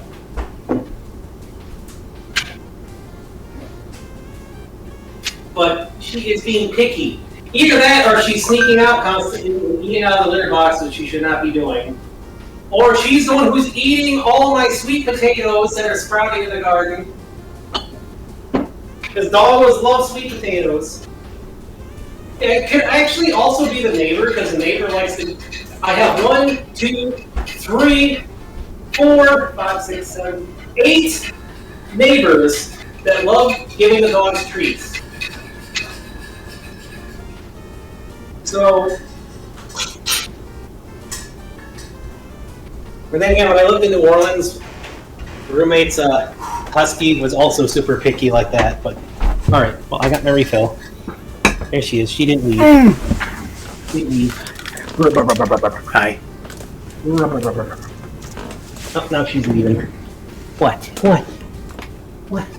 What's up, Doofus? What's up, you doofus? Ooh, don't flip into my lap. You're too big to be in my lap. There you go. There she is. Arcane Man, Chaos Tower, CERN HQ remains. Here's the husky. Here's the puppy. We're out of Baileys. I'm trying to train her to help me get up out of bed. I trained Lakota, and he used to be really good about it, but ever since he almost died, he's been not very good about it. Which I can understand. Nobody, still, there's no notification of what that disease is.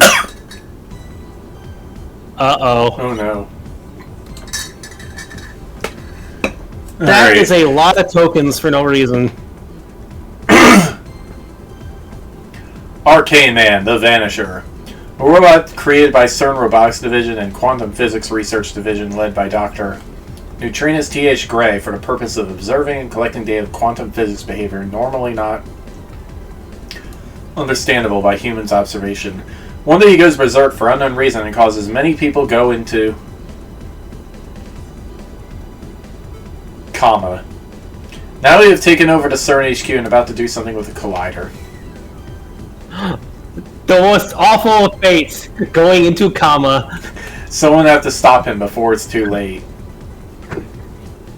Oh no. Well, we obviously don't have Grammar Man around here. I just made this stage for fun. I hope that everyone can enjoy the stage to the fullest. Don't take this stage too seriously. We have exam tomorrow. English second language, maybe? I guess. Alright, I gotta dump this. This is not good. What? The drink I made with the leftover Baileys and Kahlua. Oh, wait, what did you... Why is it not good? I ran out of...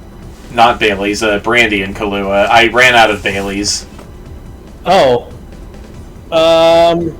We don't have any milk either. There's no milk? Really? Yeah. Hold on. Do you have any, like, pumpkin pie spice? And brown sugar? Brown sugar? Yeah. Add some brown sugar. If you have any pumpkin pie spice or cinnamon, I'd add that to try to save it. Okay. It's because you're basically drinking like a black coffee almost at that point, and that's what I've had to do is save it. Alright, I'll try that.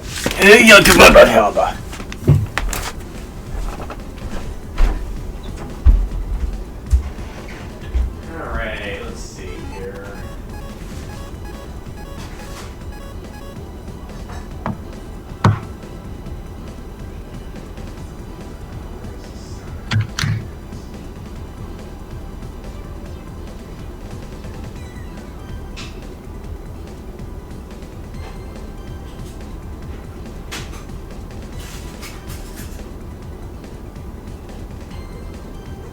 Before people are wondering, he is purring his butt off right now, so he is enjoying this.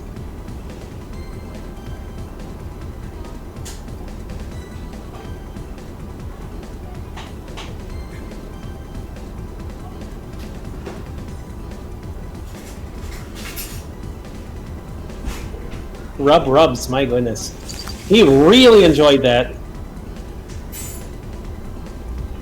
What?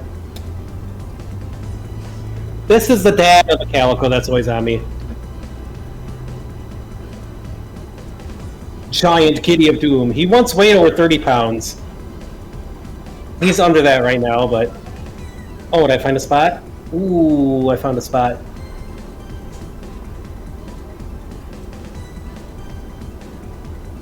Rusty Bloody. You know, I have a bad fever. Giant Cat of Doom, who is like 100... A cat's like default temperature is way hotter than ours is, so this is not helping, Cat. Your daughter is like really tiny. Hold on, let me look this up while we're waiting.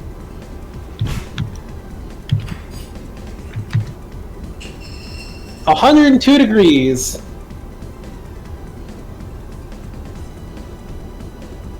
He is a Chonkmeister. Actually, hold on. People on Surreal K9 stream cannot see him, so we will do this. Hold on.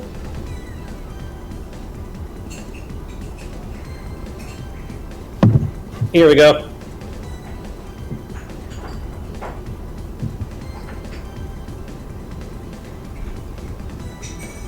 And he is purring for this. He loves this. Like, hold on, let's see.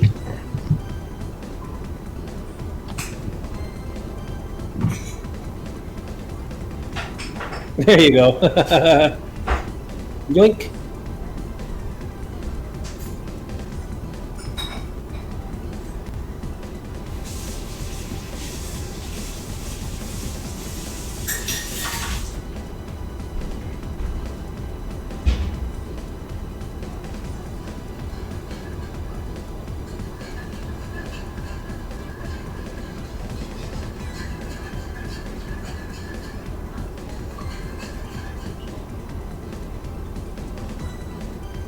We're just waiting now.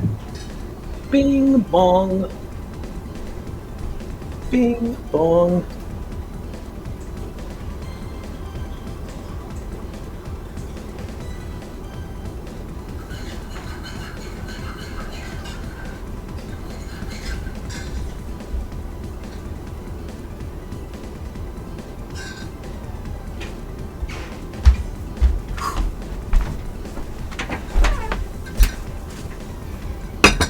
Hopefully Okay.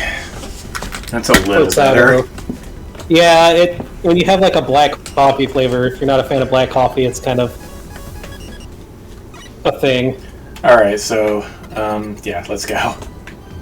I put Rusty on stream for a little bit there. Rusty buddy! Because he is here being a fat cat. Hey, buddy. Which is bad when I have a fever, considering cats are like 102 to 105. They are way hotter than like humans are. Oh! Really?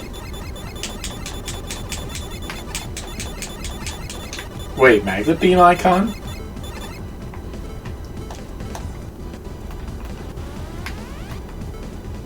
Uh-oh.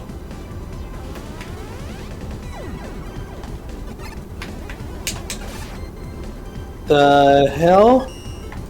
You break dash through them, maybe.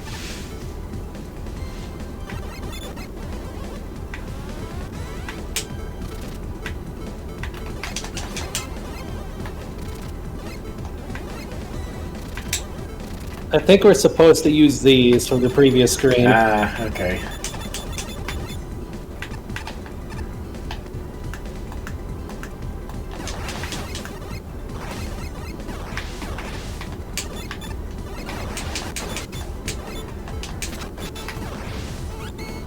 Oh, that's Oh!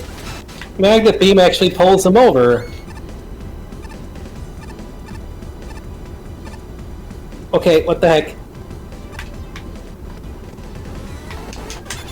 Ah! What? Okay, yeah, this is skip-worthy.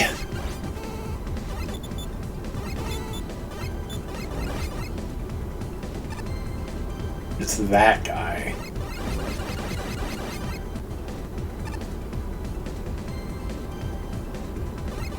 I mean, a puzzle stage isn't necessarily a bad thing, but, like... Eh?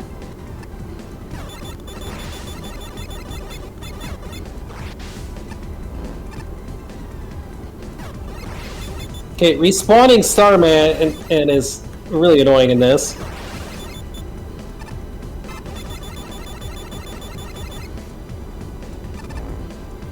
Can you not?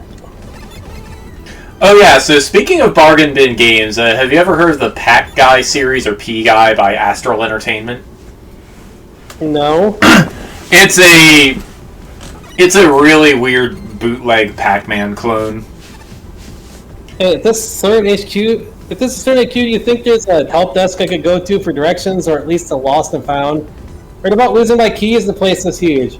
Heard this level can take up to an hour. Oh no, another one?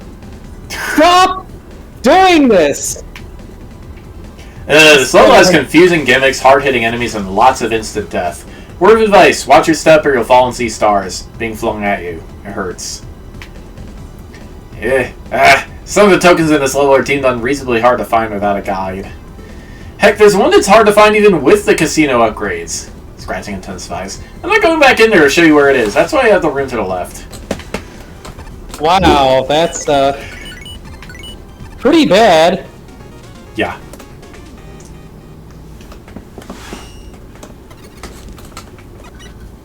You are way too hot. I am overheating, dude. Rusty. I am not a cat. Bastion is the cat.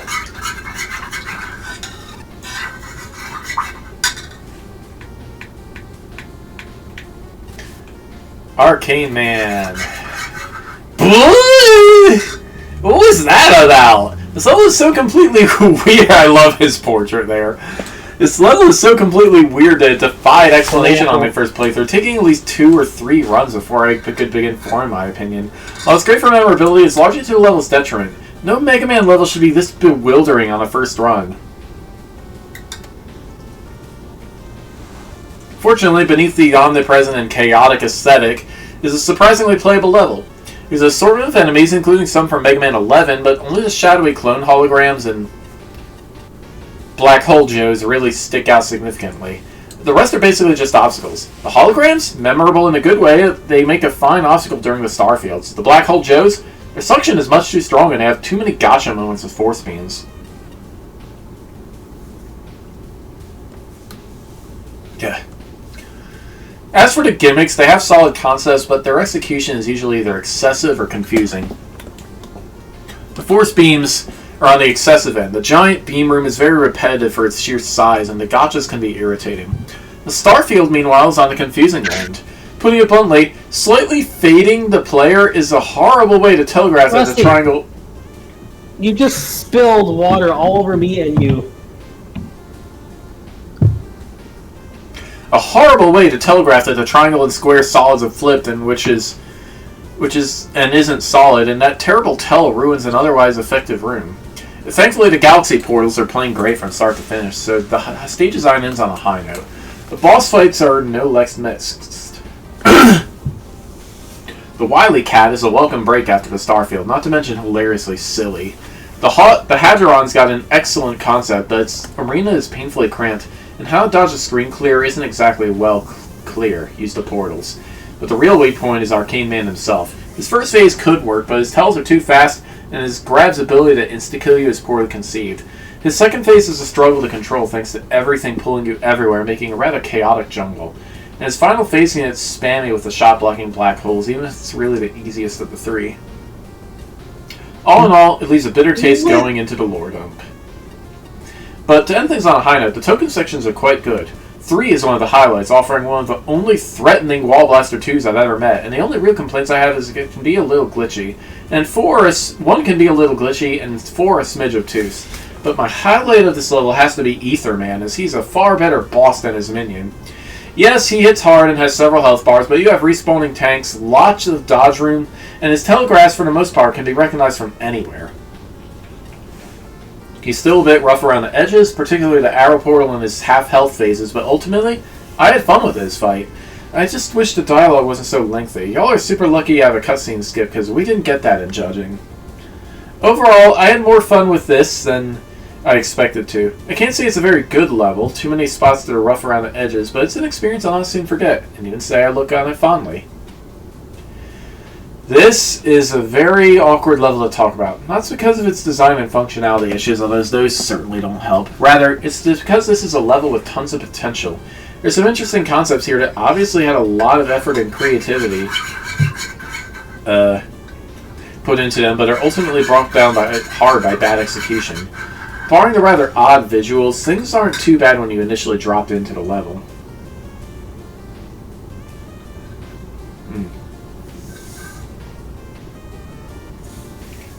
A few things like the movable blocks, laser generators, and the yellow star joes are introduced fairly well. Granted, the blocks are a little glitchy if they get too close to a screen transition. I had one situation where a block consistently zipped along the ground whenever I re-entered a screen, but other than that, everything was okay for those first few screens. Where things start to take a turn for the worse, though, is when you reach the colored block rooms. These are some of the most visually disorienting segments any Mega Man stage I've played. The only hint you get as to whether or not the square and triangle blocks are tangible is a slight fading effect on Mega Man sprites after entering the portal. The background being filled with constantly moving stars only adds to the visual overload. While I did eventually figure out how it works, it doesn't change the fact that this section has some incredibly bad conveyance, which makes it doubly frustrating for someone going in blind. The rest of the segments following these rooms are thankfully a lot more tolerable by comparison, but still have their fair share of issues. First, there's the Galaxy Portal segments. The Yoku variants of these are an interesting idea, and I'd be lying if I said I didn't have at least a bit of fun with the parts involving them. Can't say the same for the moving and rotating ones, however. Dealing with them felt more tedious than anything, mostly due to the strict timing and spacing involved, and ultimately getting set back a couple of steps multiple times in a row because of it. That aside, the only other part of the level that stuck out to me was a screen with a force beam in the center and a black hole Joe on the other side. You can very easily die the moment you enter this room because Joe will immediately start pulling you towards the force beam, which indicates either a lack of care or playtesting. This is a minor section. As minor of a section as this may be, it's still a pretty glaring issue. And then we have the bosses. The Tama mini boss certainly caught me off guard at first. I definitely wasn't expecting a serious Sam reference, but I can still appreciate it. That said, it still ended up being a pretty straightforward fight and probably the most enjoyable of the bosses this level has to offer. As for the second mini-boss, while its first phase is tolerable, the second phase left a bad impression right away when it suddenly dragged me into the center pit for an instant death. It also has a full-screen attack that's incredibly finicky to avoid, essentially forcing you to jump into the portals at the last possible moment before the attack goes off. After that, there's Arcane Man. Besides obscuring the screen in his second phase and being generally chaotic to fight, his battle goes from annoying to infuriating due to one thing, his grab move. Getting hit by this locks all your weapons and it disables your ability to charge and slide. This is straight up awful to force on someone during a boss fight. It would be one thing if you could knock him out of doing this, like Magna Centipede from X2 for example, but to my knowledge there's no way to mitigate this other than to either get hit by the grab again, or just avoid it outright. All this is made even worse due to a bug that keeps your abilities locked if you die from this attack, which is likely given how much damage it does. By comparison, the optional boss is much more tolerable, strangely enough. He did glitch out on me at one point when one of his Arcane Man clones fell through the floor, and his fight is still a bit of a mess, mostly due to visual overload from way too many effects going off, but he was nowhere near as annoying to deal with than a main boss. I actually kind of had fun with him, to be honest. And to me, that's probably the most bittersweet note to end this level on, because I like I said before, there's unique ideas in here that could make for a fun and interesting level if they were more refined. To the level maker, if you ever do go back and make a more fine-tuned version of this stage, then please let me know, because I'd really like to see how that would turn out. Entry 007, Arcane Man Review. Sorry.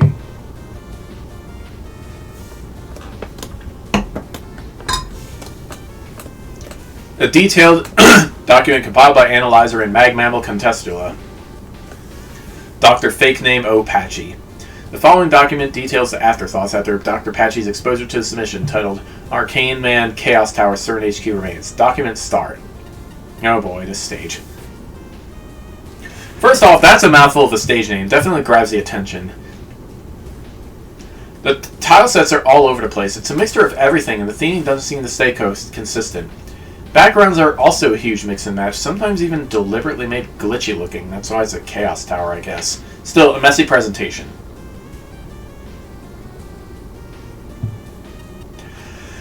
There's just a lot to take in for every room in this stage, be it some strange visual effect, bizarre enemy designs, unintuitive puzzle segments. As the sheer room size for these on its own is not absurd enough. More isn't always necessarily better. Some of these gimmicks are neat. I do like the Yoku Galaxy portals.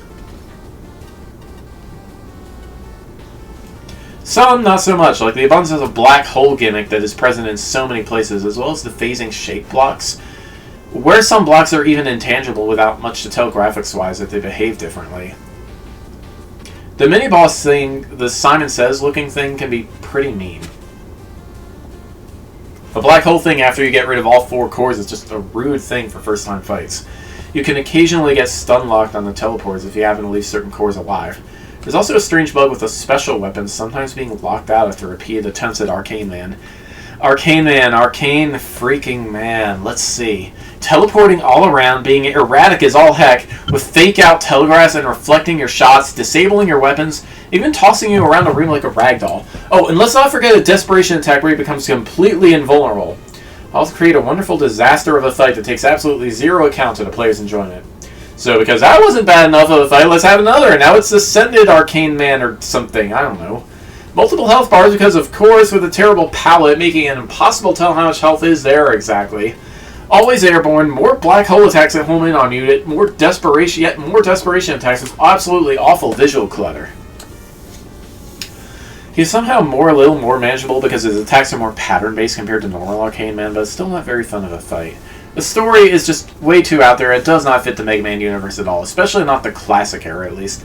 Something about souls, death, and other morbid subjects, too. See what I mean? How it doesn't fit the generally carefree and colorful nature that the classic series is known for? It fits Battle Network 4! For some reason, yes. The level was definitely a mess, a memorable experience for sure, but not one that I would want to come back to. Document end. Entry decoder version AN0001 terminated. Okay, I need to get some actual water. Ow. There's no shortage of written reviews, video playthroughs, and social media discussions about how to make a good level for this contest. Contest rules are even linked to some of this wisdom, yet this level repeats all the worst mistakes of Magma 1 and 2, to the point where I believe you if you told me this was a troll level poking fun at Magma 2's Yggdrasil. Oh god, that level! As seen especially in the hologram areas, the player is constantly bombarded with challenges that take too long to complete, too many new ideas at once, too many threats, too many different tile sets, and too much animation and or too much pressure to react instantly. The checkpoints and power-ups that are too far apart. The screen count is already triple what it should be. These issues make the level feel even longer. Everything about this level is too much! That also goes for the difficulty. The bunny boss is hard to dodge. The main boss is outrageously overpaced and unforgiving, and I never want to fight him again. The optional boss at least has an awesome visual effect of sucking up the background. And the power-up cache beforehand is a merciful consideration, but the fight is exhausting.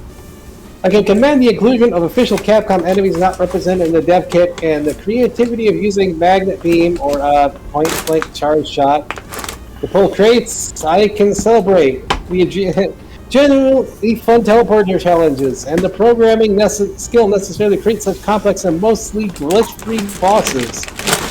I ignore how they clash with each other. I can appreciate the rampant, ridiculous humor in the deep, albeit typo-ridden lore. There are moments where I can almost set aside my fatigue and frustration enough to start enjoying the experience, but they are merely moments, and not enough to save the level from the pitfalls we urge everyone to avoid.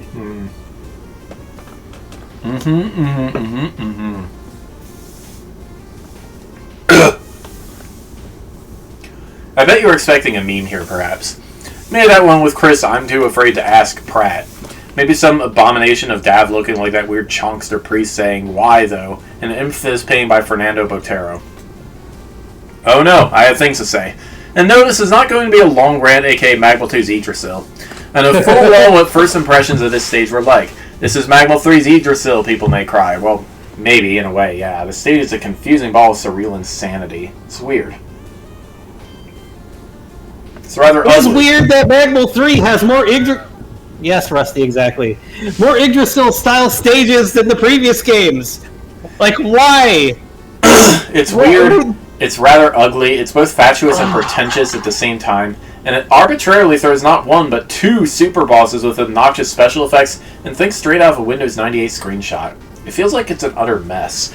And it is. Let's not sell that short. It's a total burning heap of a stage. But a heap of what? Underneath that mess, the poor first impression beneath the cover is a stage that honestly kind of works. There's a very consistent internal logic to what the stage does with its gimmicks. The moment what the stage is trying to do starts to click, so does the rest of the level. It doesn't throw curveballs of mechanics, it just builds upon what's been set, and it never really breaks its internal rules. Even the most obnoxious and potentially confusing events in the stage are in fact fairly basic interactions, just applying changes to Mega Man's movement. Things you can deal with when you're prepared. So what is the deal here? What is this stage? Well, to be truthful, in terms of mechanics and stage design, I like this.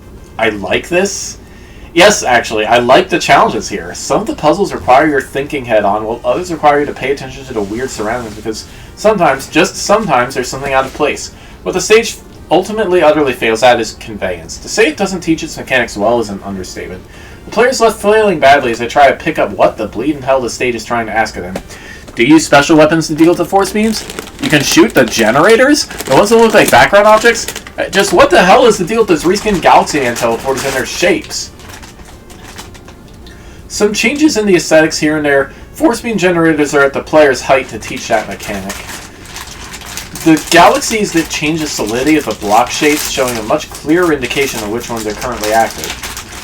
The lack of teaching applies to the two bosses, although I feel a lesser extent to the super boss. There's a unique instant death mechanic to Arcane Man where he drains your life force. The tell that something is happening here is far too subtle. I think that's the key thing. Your enjoyment here will come down to how frustrating the learning process is. Once the stage makes sense, it makes sense. There's nothing really all that frustrating about it, but it's just so many things bungled in teaching that I think the stage will struggle for it. Of the two bosses, I didn't find Arcane Man himself much fun. He tries to pull off all these cool moves, but ends up feeling really clunky to fight. Through the constant shifting of the player, the instant kill moves, arbitrary blocking of the player's shots at unintuitive times, not a fan. That said, Ether Man, clearly trying to be a mega hard super boss, is a more enjoyable fight. I think this is the one time where teaching elements actually land. Here, have 4 energy tanks. This boss is supposed to hit hard, play hard, use everything against it. It's also got a generally more recognizable pattern and easier tells. Outside the ether barrier being a bit hard to spot, it's a manic battle. It's a bit out there for usual Mega Man, but ultimately I came away positive. For the record, at this point, I don't really dislike Yggdrasil that much anymore either, but Arcane Man is the superior stage by quite a lot. Oh no.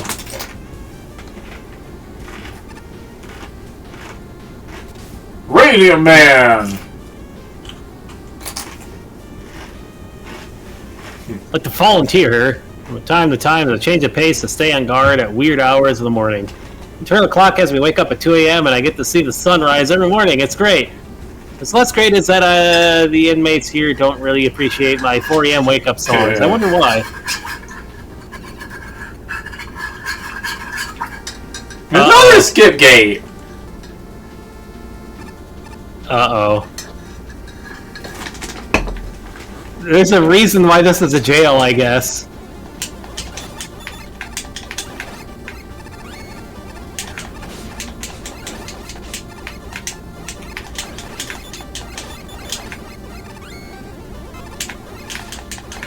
Here.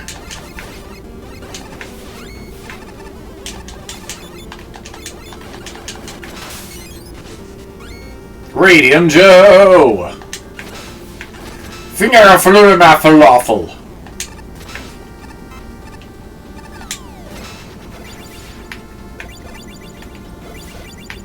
I kinda dig this.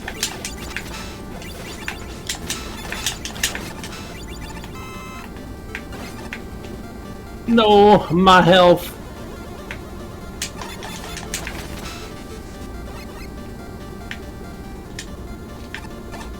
Ow.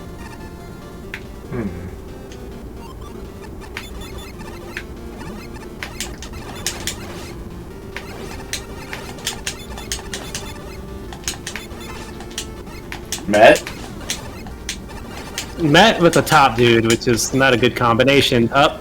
Yeah, you get that.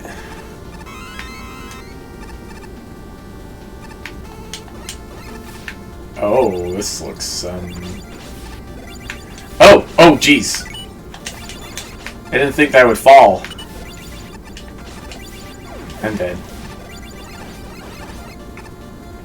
That is some awful conveyance of what's going on. It just immediately, like, fills the screen, like,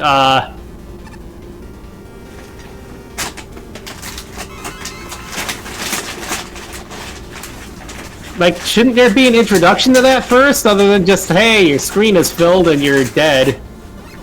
Mm-hmm.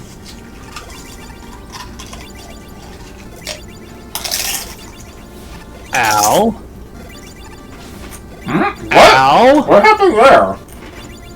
It's just poorly designed.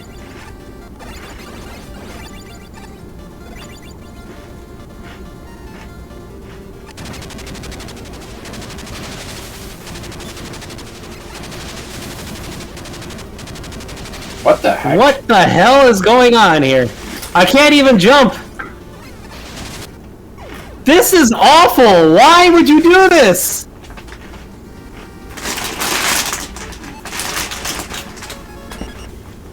That mini-boss is immediately frickin' garbage! Wow!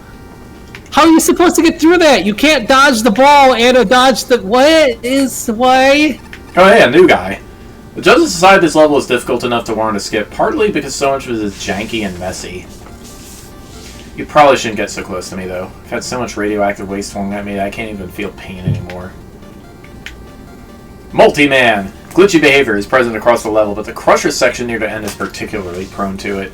I'd say to exercise caution, but if you aren't already doing that near industrial grade presses, there's no hope for you.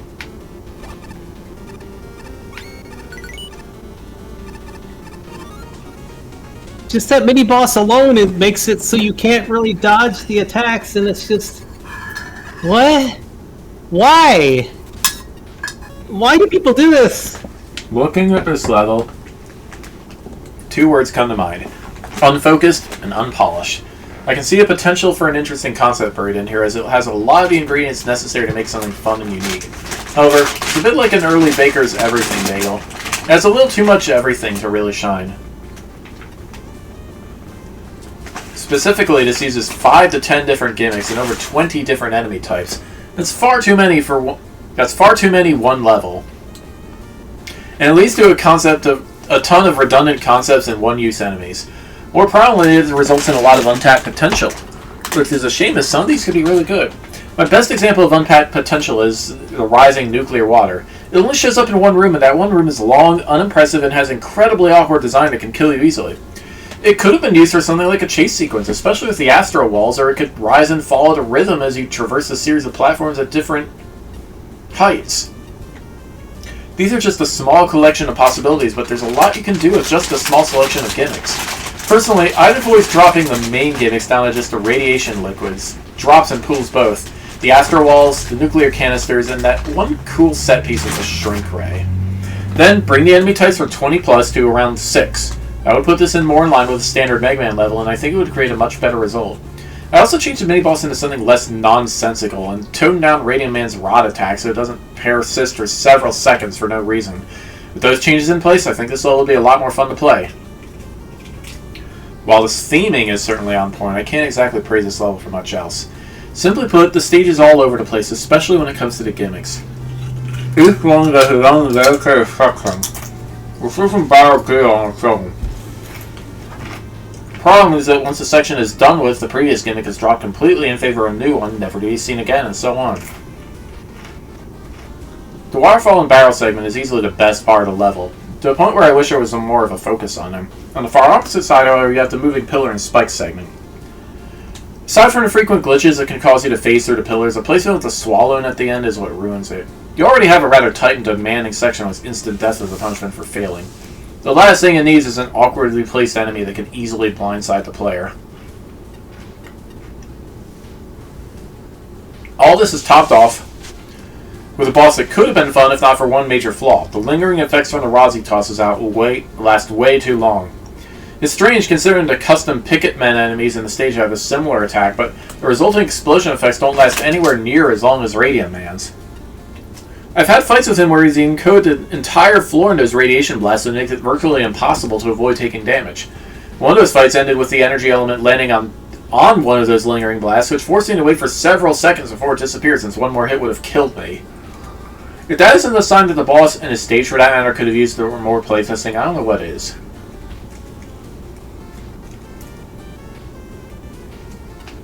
Holy moly, enemy spammy! There's so much stuff being flinged into your face for just the first few screens, it's not even funny. Multiple enemies clutter to ambush you at every half screen, together with new gimmicks introduced in this chaotic environment. With no chance for the player to be given breathing room, resulting in deaths that feel really unfair to the player. The stage in general is just super unfocused and features so many enemies that serve to knock you around like a beanbag, pummeled into acid pools, death pits, crushers, what have you. It doesn't look like the stage calms down for asking for insane maneuvers out of the player later on either. Difficulty curve is non-existent. It's all high all the time. The stage also suffers from slowdown with so many of the oil drum objects being spawned in that one screen. Music choice really matters. Picking a song that isn't intended for long hearing being put into a full-length stage gets really irritating and demotivating to continue playing after a while. Radiant Man, I guess his sprite looks decent. His fight consists of area denial with those lingering toxins, and you can manipulate where he throws them in a way, but I don't think you can really stop him from covering a whole arena, which could lead to catastrophic results. I wish I could write a more glowing review, but I gotta discuss some massive critical issues. Rising acid and slime is unforgiving. I wish the acid and slime drops disappear upon hitting the surface of the liquid below. I glitched a couple of gimmicks, and I found 3 different ways for players to mess up the level flow after Proto Man appears. I should address the elephant in the room. The mini-boss drops the ball in every way.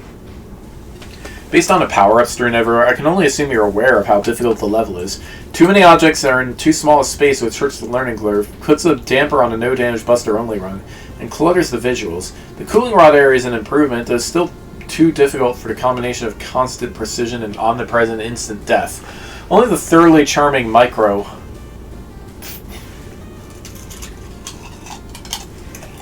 don't feel properly balanced for a Mega Man level.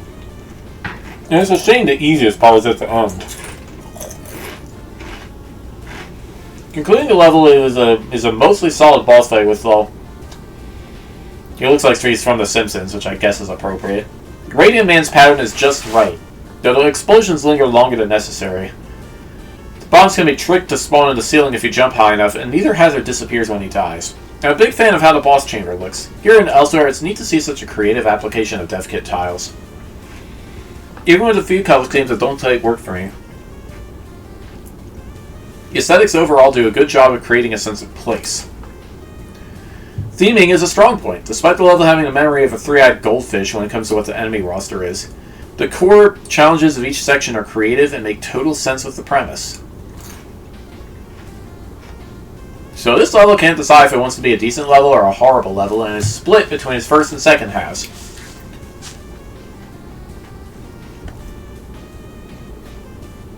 It does not get off to a very good first impression, with constant bombardments of enemies that do not mix, and new concepts thrown at the player in completely dangerous situations. This is one of those places where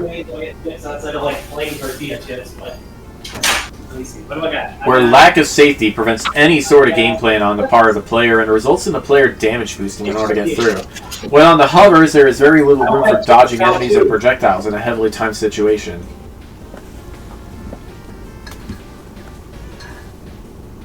Unfortunately, this brand of party mix chicharrones followed the frickin' Takis level of spice, which is just put 90% frickin' flavoring on it instead of actual it's like you're I don't like Takis because it tastes like you're downed an entire if you bought hey, here's a whole thing of chili lime you bought for seasoning stuff, and you just down the entire thing of it, but hey. Alrighty. Did you already read some of this? Starting from the bottom. Oftentimes avoiding damage or even just survival requires clairvoyance, and in some cases it seems utterly impossible. Many of the elements in the first half of the level are counterintuitive. For example, getting through the rising acid room requires the player to wait an exorbitant amount of time before they even start moving. Otherwise, the result is the acid culling you to death. This room also does not offer any safe spots in places where it looks like there should be. Perhaps the acid should have started halfway up the room? The Palzo room is far too cramped for the mini-boss use. The enemy requires pretty precise movements, and the layout here makes things far too unreasonable to pull off. The second half is a lot better in terms of enemies and how reasonable the challenges are, particularly the barrel platforming section. Some highlights were the waterfalls and the subatomic platforming room. One of the best qualities about the level was the perfect checkpoint placement, which meant it never got frustrating, except for the shifting wall room, which harks back to the first room requiring clairvoyance and having nowhere safe to stand. I did not manage to avoid the swallowing at the end and had the damage boost to this section. Radiant Man himself cannot decide between the two halves of the level and can be immensely frustrating. One of his attacks comes with no warning and robs you of anywhere to move. On the other hand, if he uses the other two attacks, he dies fairly reasonably. Had this boss used AI rather than RNG, this would have been a much better fight. Aesthetically, this level looked fine, but the music was a horrendous choice. It was not written to be used in such a long level.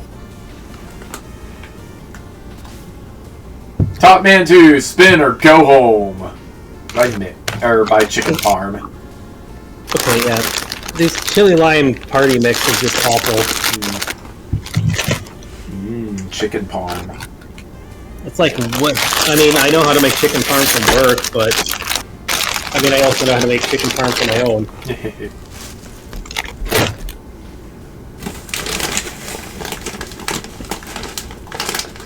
4 tokens, huh? Another skip! It says a reason this is jail. For sure.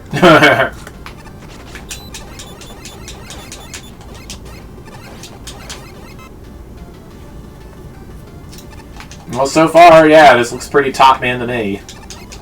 The music is really quiet compared to the game. Why are there so many of these little things just spawning in? Stop that. Because Top Man had them. It doesn't mean it's good. It's spam. Oh, hey, weapon tank.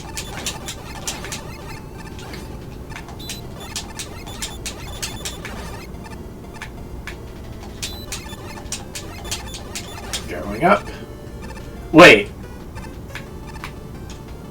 Oh, okay.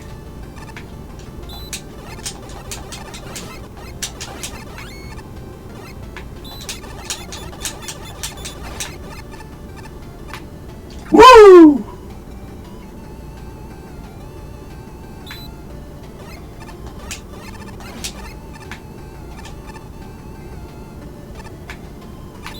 What?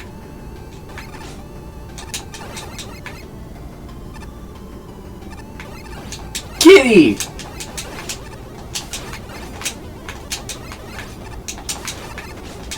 Yeah.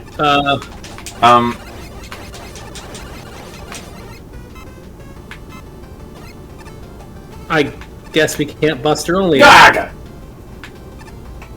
Okay. Why are there so many of these stupid things?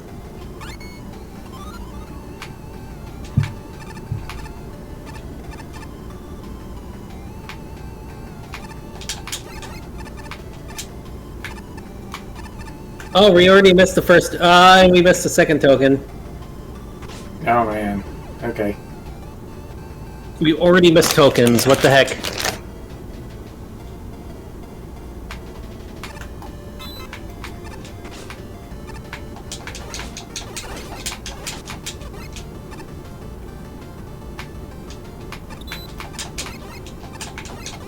Whoop. What? I don't know. Okay.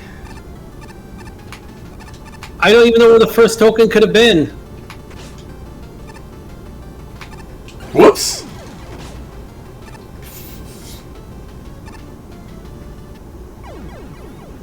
This is pretty bad already, jeez.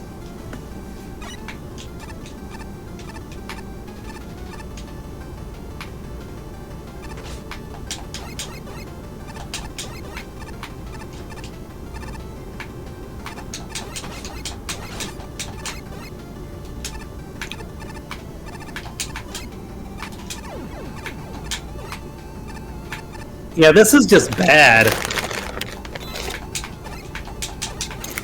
Oops. Okay, yeah, it's skip time.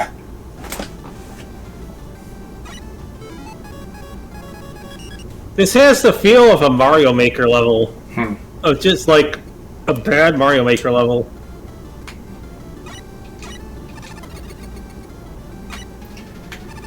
Multi-Man's Mini number 424695. Motion sickness man just barely made it through this level, but he asked me to give you a warning. Parts of this level can be visually overwhelming, particularly toward the end. Specifically, intense background colors and swarms of moving, sometimes flashing platforms. If it comes too much for you, please pause and exit. You can always return here to skip the level.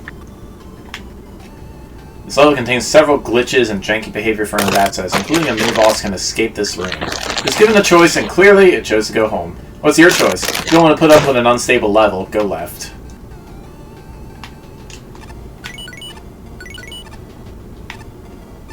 Spooter. Okay. Spooter!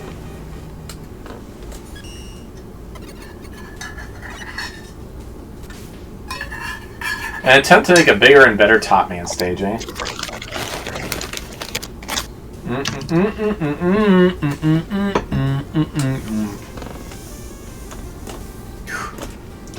Considering the original was the victim of rushed development and unfortunate circumstances, I can see the appeal, despite the risk to the creativity score. Did it work out? Kind of. The new Top Man platforms are the shining element. While they get a bit spammy sometimes, they also have a number of twists and turns that make them a lot more.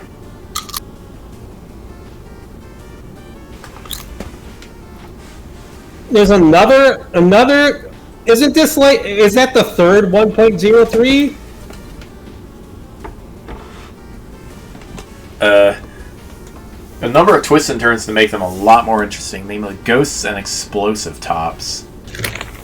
A personal highlight was the super giant top, turning the spinning behavior into a combat obstacle, and Green Top Man was a fun fight.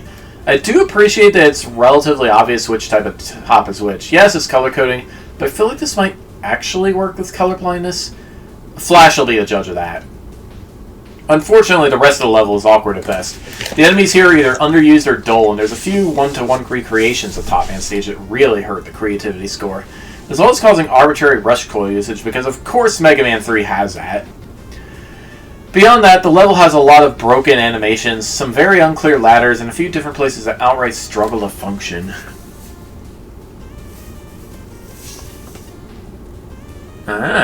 New update, okay. In particular, the big Mecha Caro tends to teleport whenever it turns around. The giant top doesn't respawn properly. There's one spot where the camera can be headache-inducing with how it slides around, which has thankfully been fixed. Rough level design is one thing, but these broken and busted bits hurt the experience that much more. It can be difficult to appreciate a level when it feels like it's held together by duct tape and silly string. Given the choice, I'd honestly rather go home. And that's largely due to this level being played by a number of technical issues. There's minor things like certain background tiles flashing while the rest has no animation. Then there's more serious ones, such as one of the spawners for the top platform suddenly not working, along with the new mini-boss's sprites not being centered, causing it to snap to different positions when it turns to jump. Not to mention it fires at you before it even spawns in. The worst of these actually comes from the camera when it jerks to the side during a pretty crucial jump later in the level. All this really makes me question how much playtesting went into this stage before it was submitted. The level design only reinforces this question. Some of the earlier parts of the stage are pretty decent, albeit with some odd things here and there, like how you need utilities just to get past Tama's room. Things start to get messy once you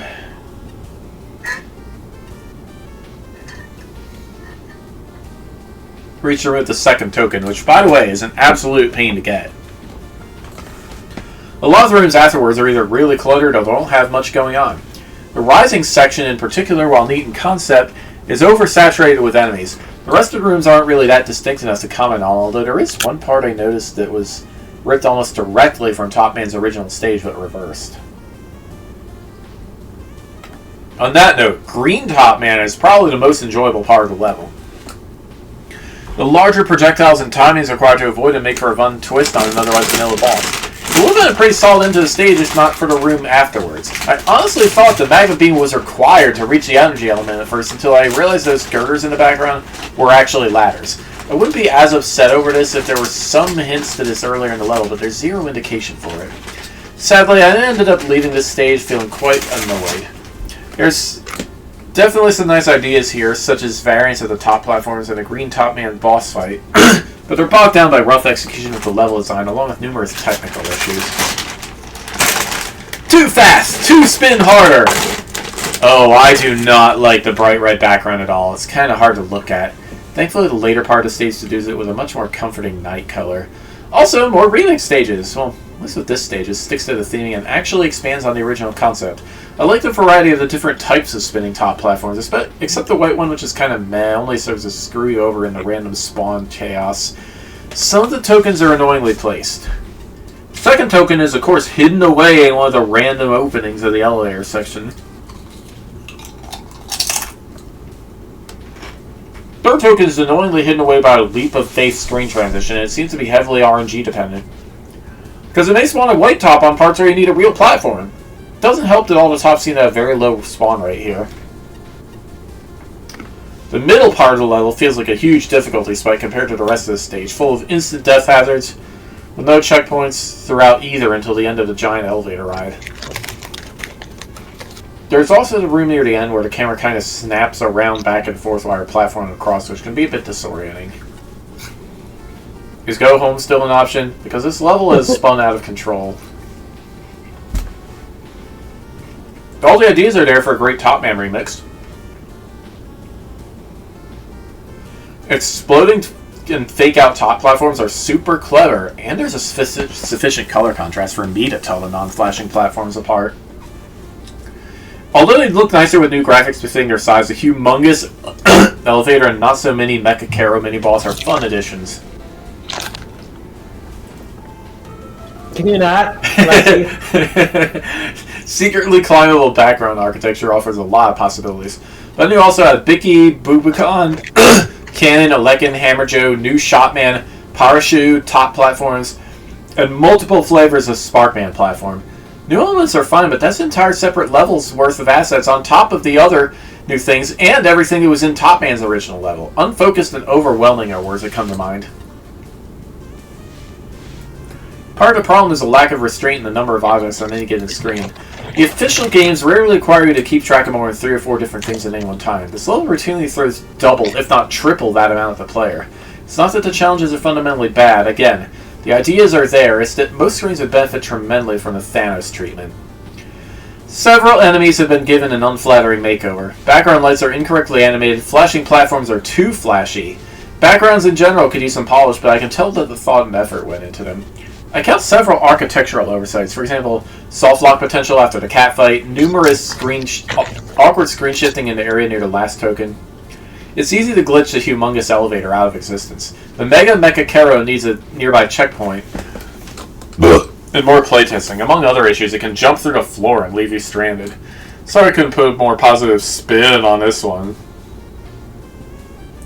Another stage that feels like it's about to fall apart at the seams. You got soft lock a few times here, including the giant resized mid-boss despawning due to having a gall of turning left while next to a wall. Oops. Or, often a screen transition leads to unavoidable damage as you walk into an enemy, or on occasion, a death pit. Yeah, stage design itself is a bit of a mess. And there's a severe lack of polish in general. Can Mega Man make it out the Tama boss room without utilities? No, and it doesn't even look intentional. Gimmicks can get themselves despawned and leave the player up a creek without a paddle, since nothing stops them from flying off screen.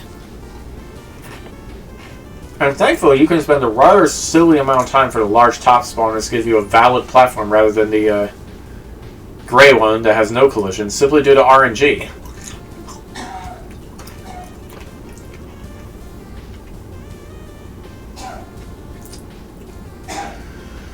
Checkpoint placement also seems arbitrary, with the stupidly large top platform room really feeling that it needs something before it, or otherwise there's a lot of instant death heavy levels, and a mini-boss to get back to it when something goes wrong. For what it's worth, I like the new variants on the dev kit gimmicks. One of them, the horizontal Sparkman platform, if I didn't know any better, you'd swear it was part of the dev kit. It's an obvious addition, and I assume it's going to get added in the next contest. But while I give the top spawners flack, I like the explosive variant. It's a cool change, and just a shame that bypassing most of the rooms using it comes down to sheer numbers of spawned objects rather than a more deliberate challenge. And whilst I mentioned an instant death heavy segment earlier, those 2 rooms leading to the mini-boss actually present an interesting challenge to bypass. Shame about the checkpoint. To briefly touch on the tokens, I think the first one is clever. Granted, the clue to where it resides is actually given much further into the stage than it needs to be, but that's fine with me. Since said token is also so early in the level that it takes mere seconds to go like on a revisit, I'll give token 1 a pass. The others, no, these are heavily bungled. I don't mind tokens that are sneaky, but there really are no such clues at our locations, and the one within an absurdly chunky giant top lift area is particularly egregious. The revamped Top Man certainly exists. I also applaud Status trying to do something new with the dev kit bosses, but the exploding top in this fight just throws a monkey wrench into it. When you learn how it works, you can reliably avoid it, but a total lack of visual tells on the tops here make it come down to sheer brute force trial and error, more so than a normal boss. If the boss had novelty, I wouldn't mind this trial and error aspect as much, but Top Man's base AI is kind of lacking.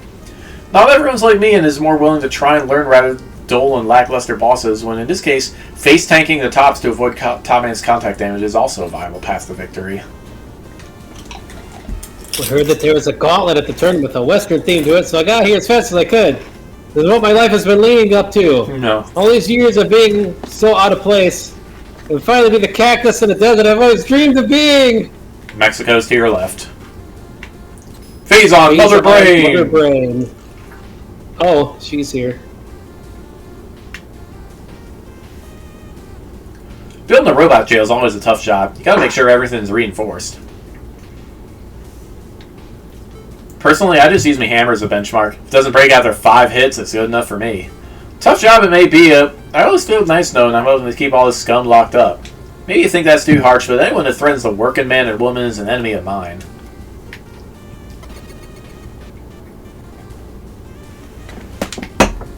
Who is the boss? What?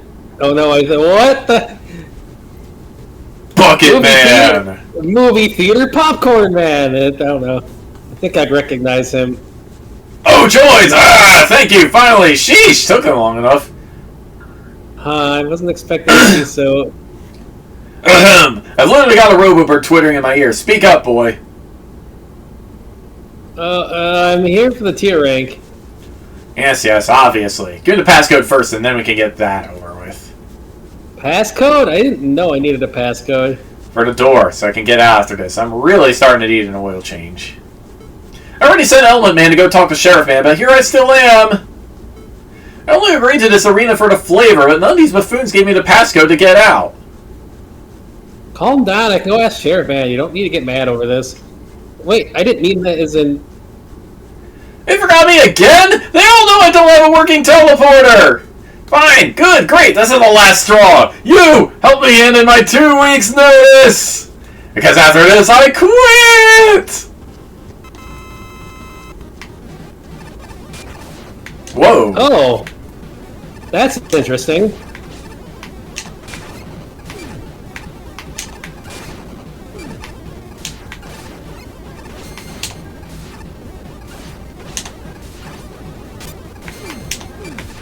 Whoa!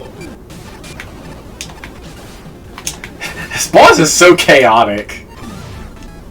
Absolutely. I mean, it makes sense, I guess.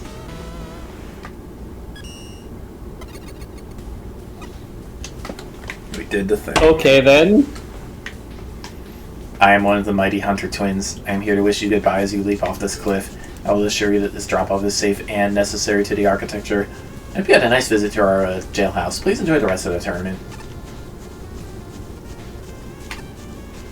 Time to go to the casino. Dojo, casino, it's all in the mind.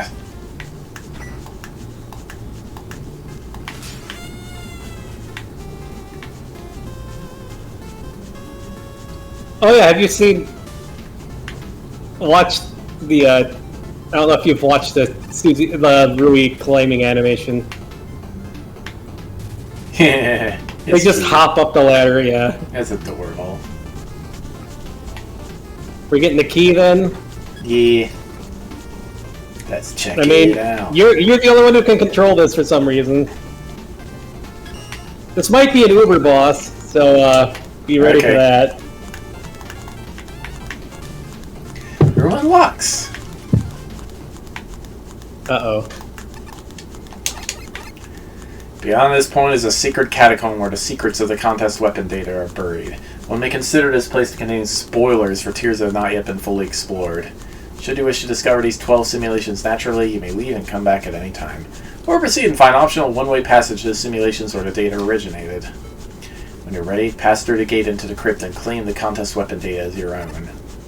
Oh. Well, that was kind of a waste. Nah. Wait, we still have the tokens. No, we don't. Oh. Well, we need to go down, what is it? Weakness or mini-mapper? No, right. Level mapper? Oh. No. Level compass, Level okay. compass. Alright, 17 more. That shouldn't be too hard.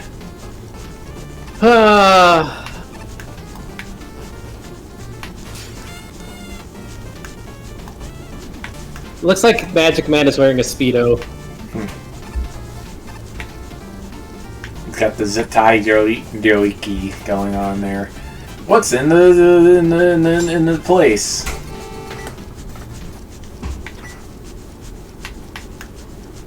So many plushies, so little time. I need to collect them all. Maybe if I do as many things in tournament as possible, I can find new precarious cuddlies. Precarious. Do you know anything about function keys, like pressing F2 to reset or holding escape to quit? Or like F3 and F4 for messing with screen size and full screen? Maybe F9 for a screenshot? Control Y to retry? Because I gotta write a term paper, and the only thing I know anything about is zapping people and being annoying. Anybody new here? This girl is new, isn't she? Boomer Kawanger. No, she's not. She's been there. Why is there a giant Boomer Kawanger here? Can we talk to you, please? I'm here to tell you about, let's see what this note says. Quick slide, quick item, quick weapon switch. Is someone mistake me for Quick Man? What do I have in common with that bozo? Yes, hold quick item for fast access to your inventory. Move in the direction of the item you want to use. Consumable items have dots around the icon to show how many you have left. We all end up with nothing eventually. Other equipment can be used over and over. One upgrade, the level compass, can reveal extra secrets this way.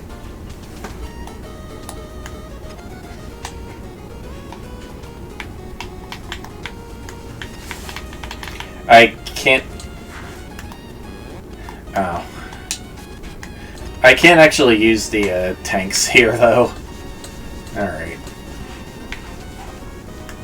There's more. What the heck is this? A feline message? Tango sleeps with the fishes?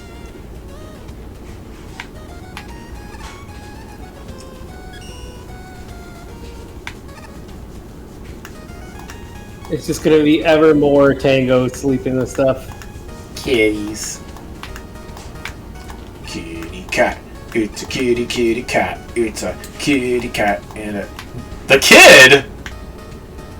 Places like these make me feel nervous! Too many people, too many props! Oh wow, they added an actual face sprite to him. He didn't have one before. The chandeliers here are gonna fall on my head when I least expect it! I just know it! And then the windows will shatter and zombies will rise from the ground! Hey, you look sort of familiar. Should I be talking to you? Please don't destroy me, I'm innocent! I don't deserve to be splattered into blood and gore! I've been out of work since the last festival, but I think I'm finally getting my groove back. Idle Woman's an inspiration, isn't she? Her talent, her range, her lyrical skills makes my core flutter. I feel like I start spewing projectiles to the beat any second now.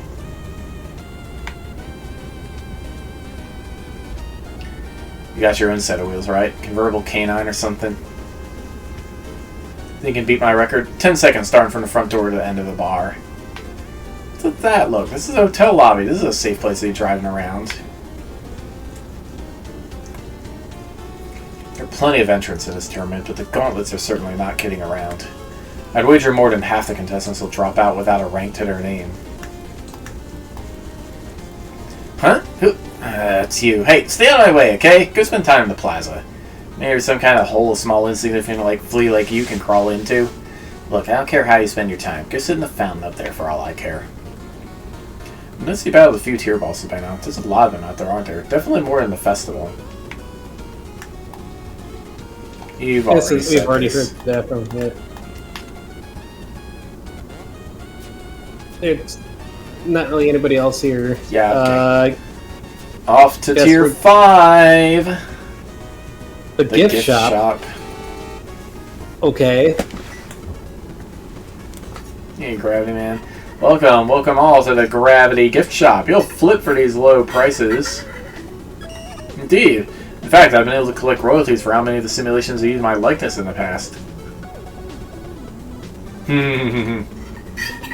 Toy Empire.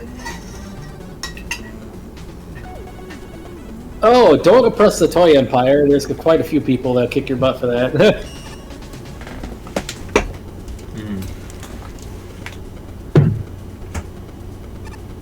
Adopt a man.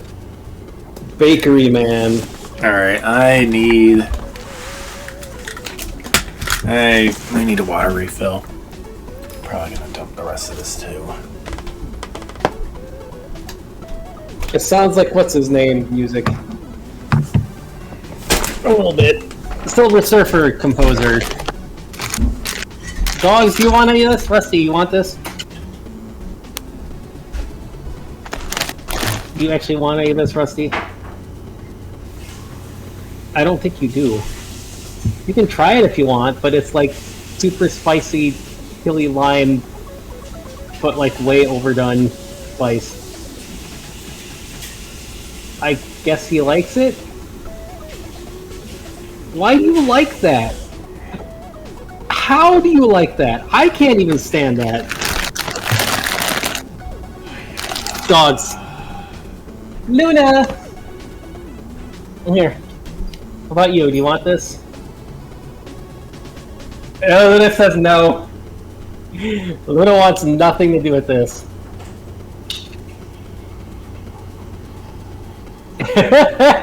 Rusty's like, this good stuff! He's just licking it like crazy. Here. The dog wants nothing to do with it. Luna! Alright. Laura would eat that. Porty storted.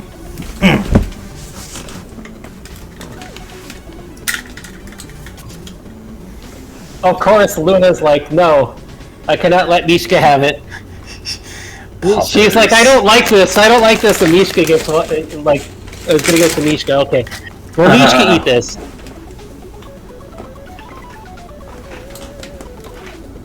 Mishka ate it. Luna didn't like it, but Rusty loves him. Rusty. Here, Rusty, watch this. Here, there's more spice on there. Apparently cats like chili lime for some reason. Alrighty, well, I'm gonna use the bathroom real quick, and I'm gonna put these back. Probably, I was going to toss out the chili lime, but if Mishka will eat them. Luna just dropped it. Mishka puppy. Stole it from Mishka and just She's a dropped it. funny puppy. Lucky. Chili lime. Lucky's like, hell no!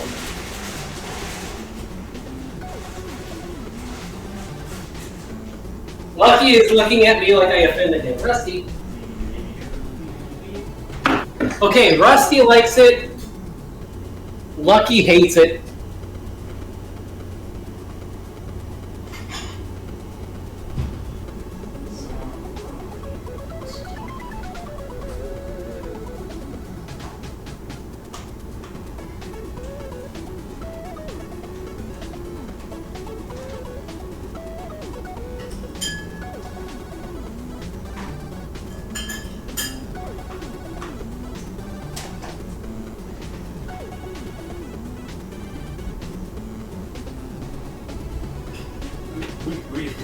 Wee. Shoop de whoop.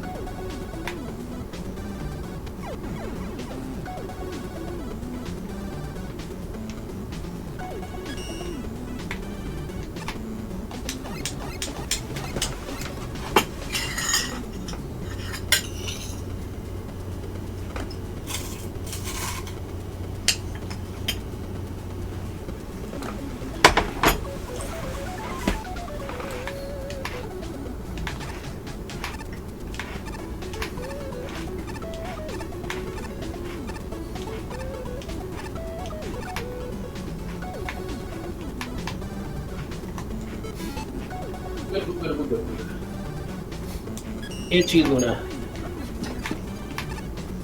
Alrighty. Oof. And back. Let us do a thing. Hopefully we'll... Bakery Man. Uh-oh. Oh boy. Uh-oh. Another skip gate! We're like in the middle of... like, not good enough to be good and not bad enough to be enjoyable.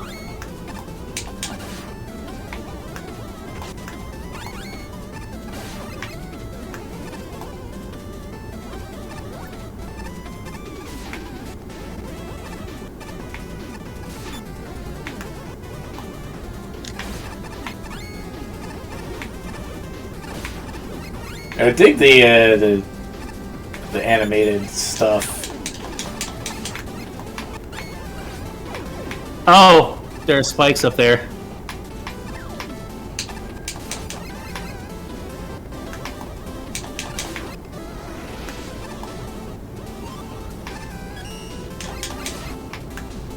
Chef Hat Met. Ooh!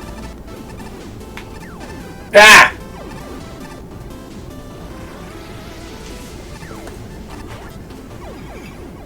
Thanks to the warning about that. Wow.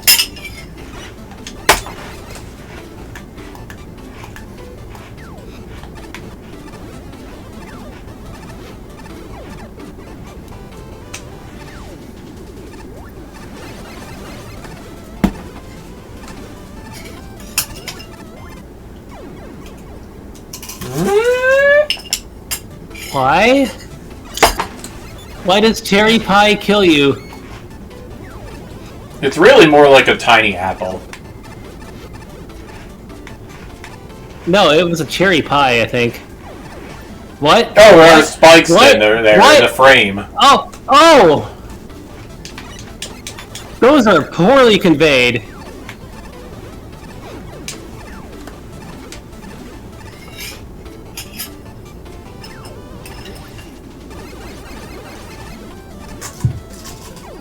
Hi, Rusty! Thank you, I need my controller. Thank you. Rusty buddy.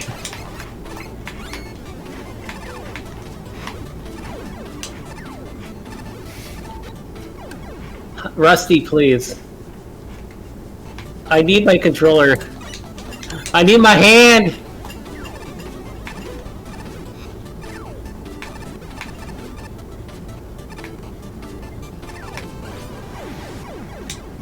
Okay. I guess... I thought I was gonna be on that. The aesthetics are fine. The background kind of is annoying to, like, see through, but... Ah! I think they overdid it on, like, the difficulty segments. Whoops.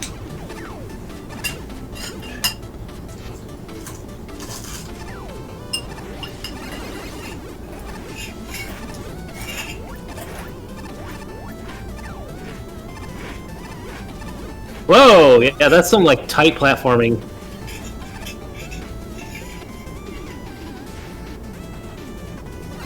Oh no. Oh! Oops. Oh no, do I have to do like 2 different routes to get everything in here? Oh. There are 2 elements.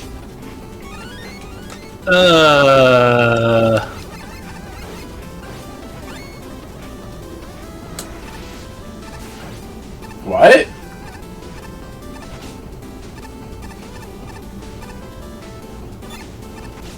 Ah.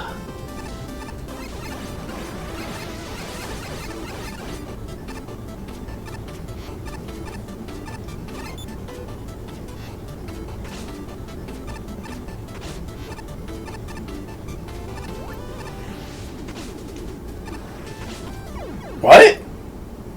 I did not understand what was happening there. I'm going to say we skip this. Okay. This is already looking like an I want to be the guy annoying style level. that just does not look. It's just not looking fun whatsoever. Well, its difficulty is overcooked, if you ask me. There's an overabundance of death spikes and mean setups. Maybe they should have used damage spikes as a substitute. I thought it would have helped my chipped tooth, though. I once dropped my keys into a vat of cake batter. It took me 45 minutes to find them. Ruined the flavor of the keys.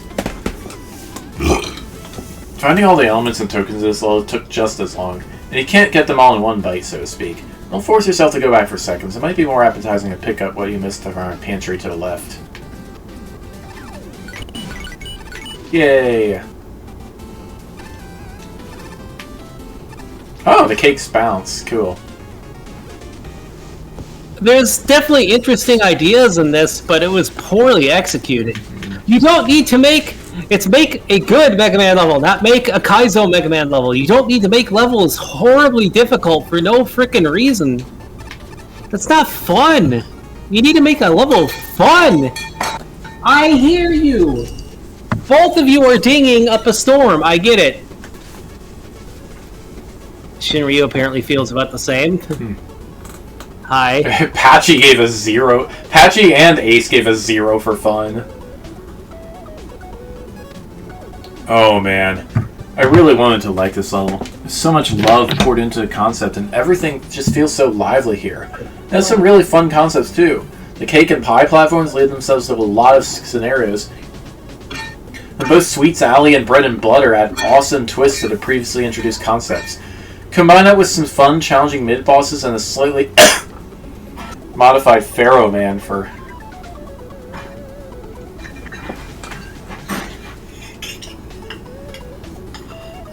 Herbita. Weed, where'd you go? I need to find these because you want to go up. For the Bakery Man fight, and this level would be pretty alright if it stopped there. Ding out, we're dinging. Ding, ding. Unfortunately, this has a severe case of no idea left behind, which in practice doesn't work out for one level. Rather than end at the Robot Master, Bakery Man drops you into a basement and delivers a stage twice as long as necessary, complete with a metric. Fine, I will do the most meaty thing.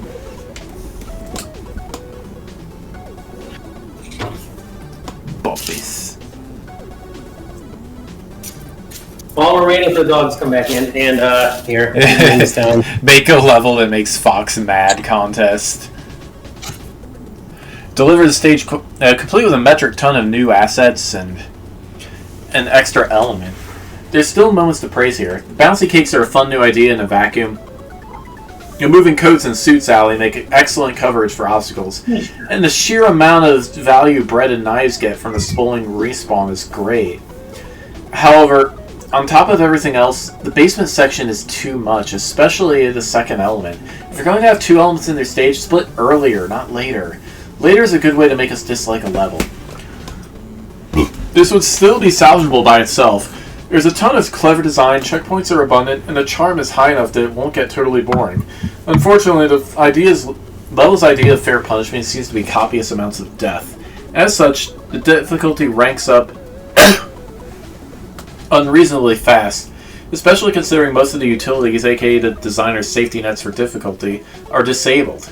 Even the aesthetic works against things. The brown outlining on the floors looks solid, which leads to an alarming amount of tripping into pits, and the spikes can be hard to see sometimes. High difficulty, combined with unreasonable length, is enough to drain basically all the fun from the level, and what remains is an absolute slog.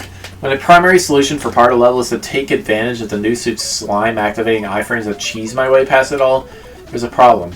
It's a shame because there's plenty of brilliant ideas buried in here. Unfortunately, the level just didn't know when to stop, and the end result leaves a spoiled, moldy taste.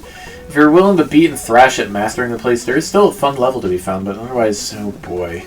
I'd be dropping the difficulty a couple notches before doing anything else with this. That's kind of how I feel, because it's just like, it had potential, but you went overboard. Yeah, of course, we're going to start saying that. This is a stage with a ton of potential. The overall idea and theming is definitely there, but sadly things start to fall apart when it comes to the actual level design. For For one, the platforming here is way too punishing. You poor kitty! What did he do? Rusty hopped on my lap holding one of those things I just gave him. And he had it in his mouth like a dog, and then Luna came over, sniffed him, licked him, and just slowly reached over, grabbed it, and yoinked it from him and ran off. Luna! You stole the kitty treat! Throughout nearly every segment of the stage, making even the tiniest mistake will often net you an instant death. The timing and precision needed to get the third and fourth tokens without dying is a prime example of this.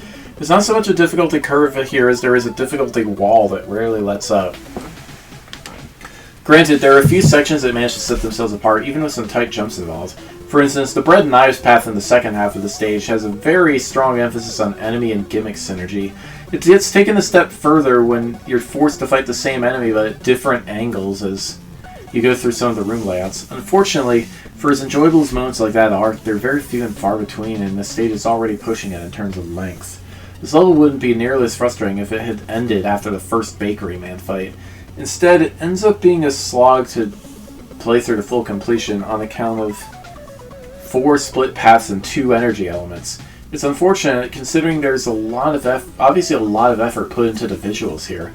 The redesigns of vanilla assets are all really charming and fun to look at, especially the donut escargot.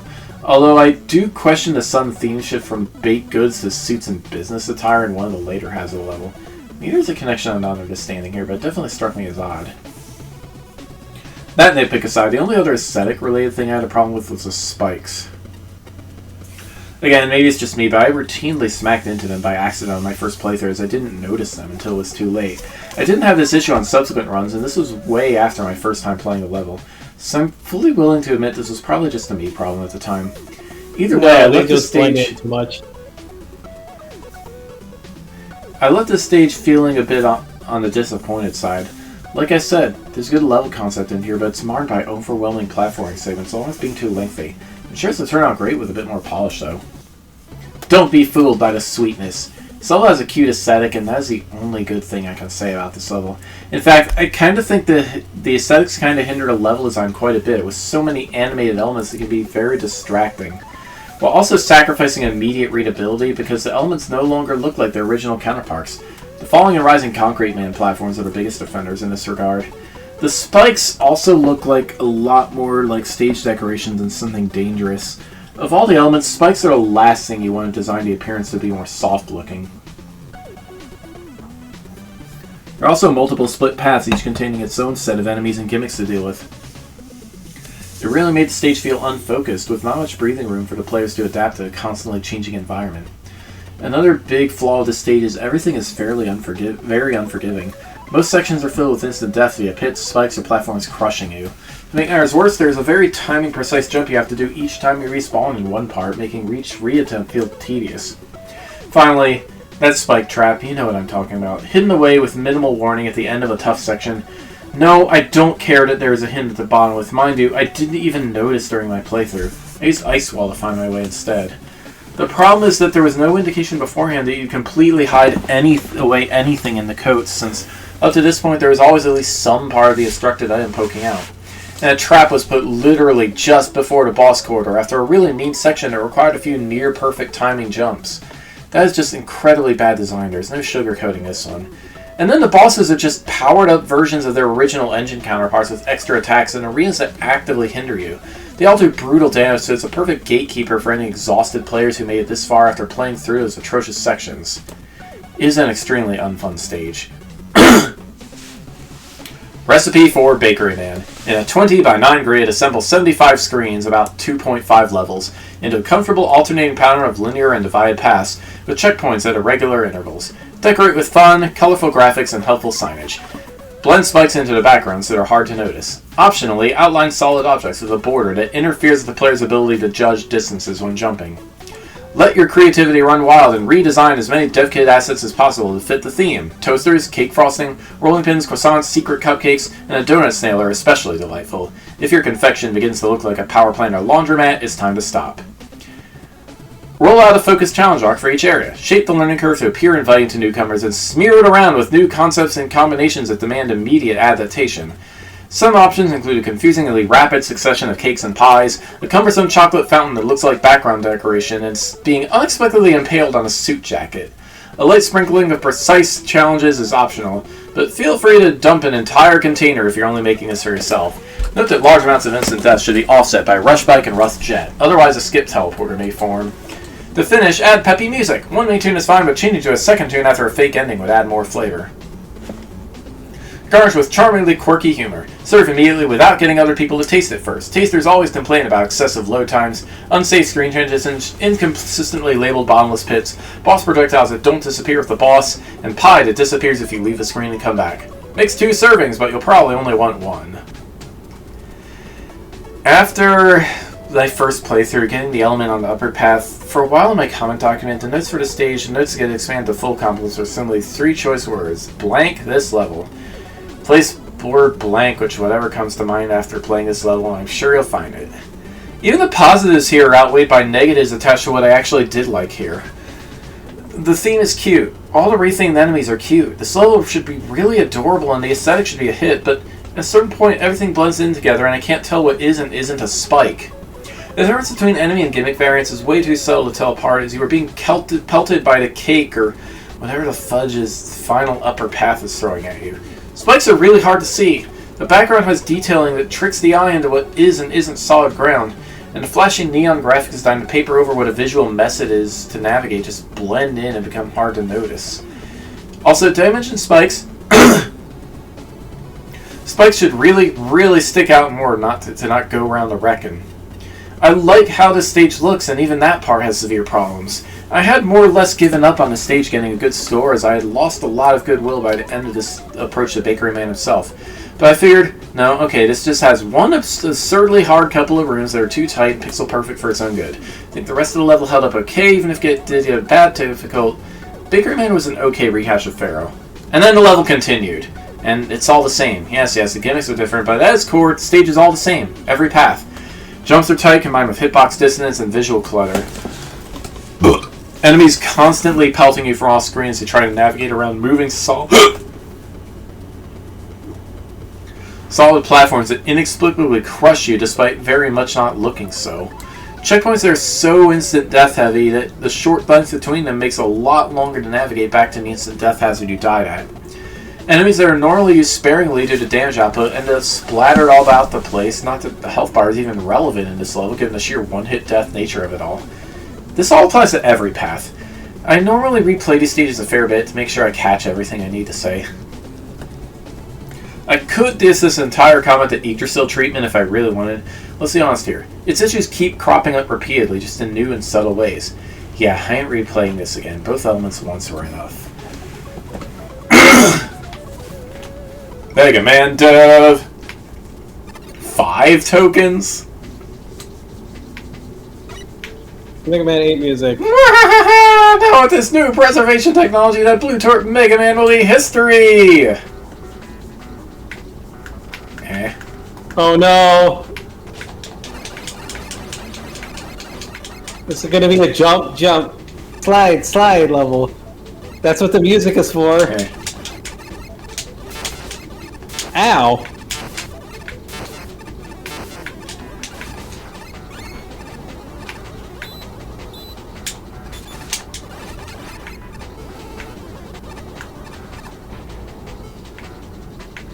Mew! The ability to preserve program from other robots is incredible. That fool Bomb Man hardly knew what hit him. Mew, huh? Mew!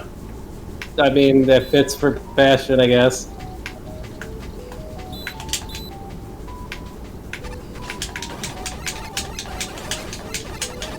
That is some absurd damage from those.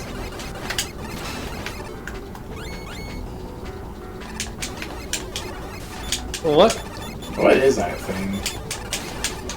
And how do we hurt? Oh, we shoot the light.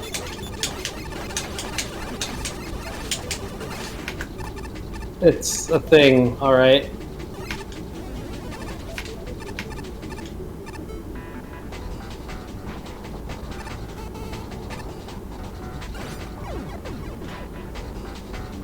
Not pixel perfect, I guess.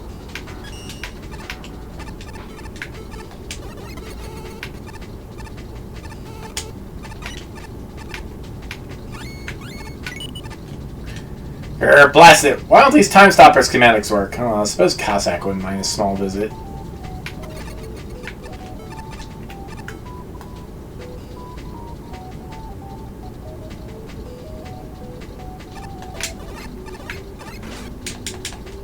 Wait, what was to the left? Oh! It's a dead end here. There's a thing. Wow, somebody failed there.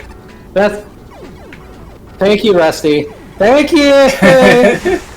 That little mark right there is supposed... Oh, no. Why?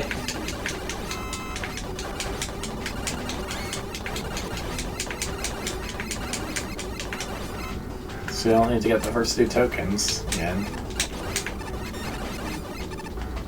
I'm just gonna ignore this dude, because that's like...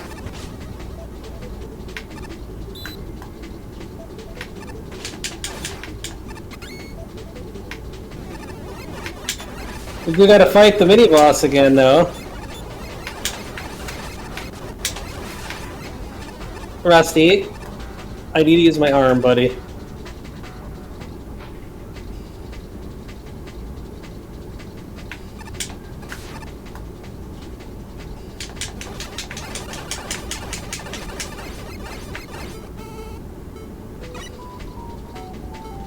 Rusty, I'm trying to, like... Oh.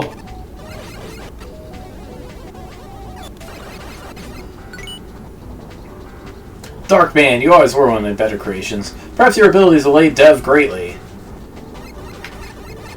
Bah.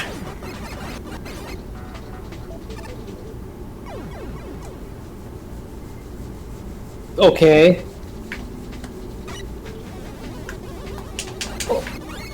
Maybe it's not going to be a long level?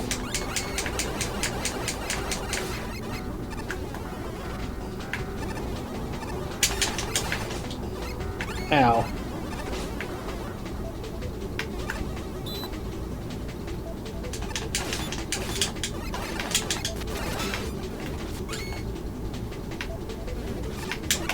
I'd really prefer not to fight the mini-boss over and over again, but...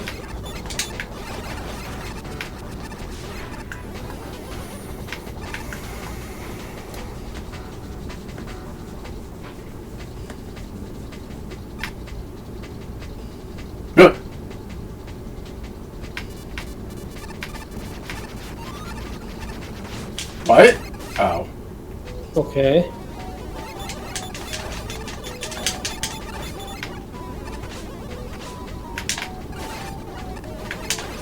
Kind of an awful placement for the mini-boss there.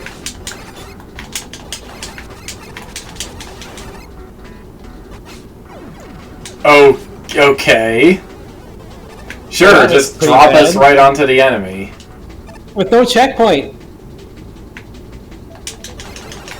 And mini-boss style enemies.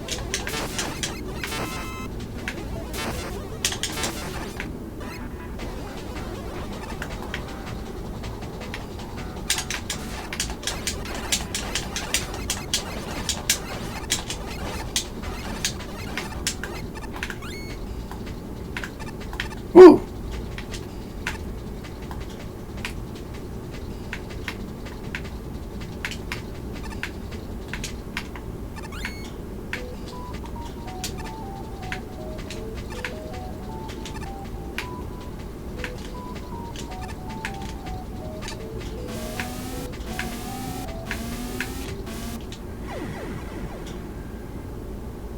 I jumped! Game. Stop making us refight the frickin' boss!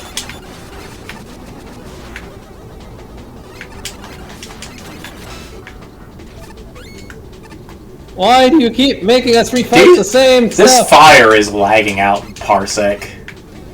Oh no.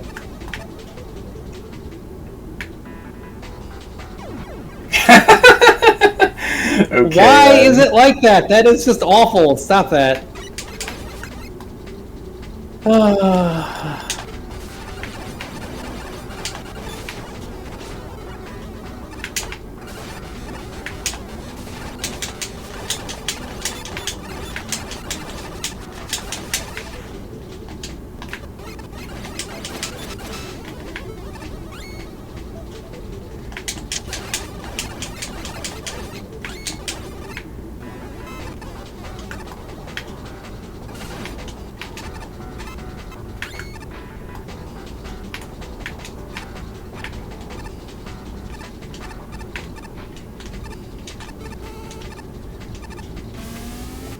Screw the rules, I have Magnet Beam.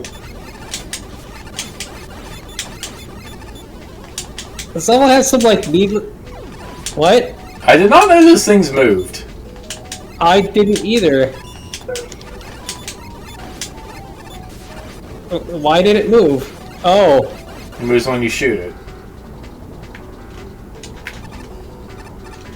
I didn't know that. It was introduced poorly.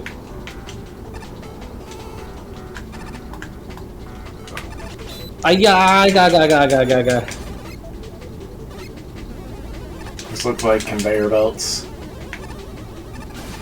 They are. Oi. Sheep man. Where? What? Not there. Thank you, Rusty. Thank you. It's not like I need to use my hand at all. Thanks. Ah! I've been dumped. 65 dark magic.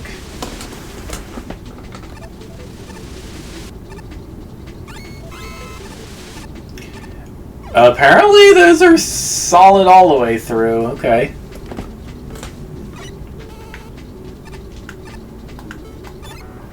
Ah! Laggity lag.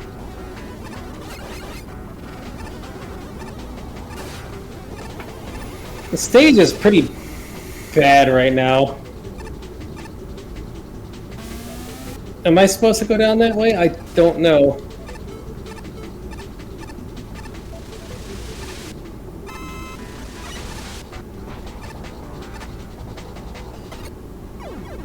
Apparently that's solid. Apparently it's solid. Okay then. Ooh.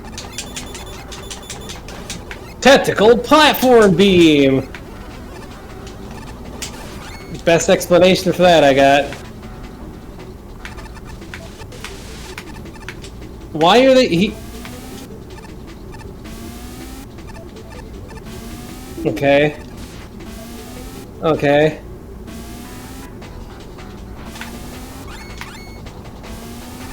What? Hi. Where did you two come from?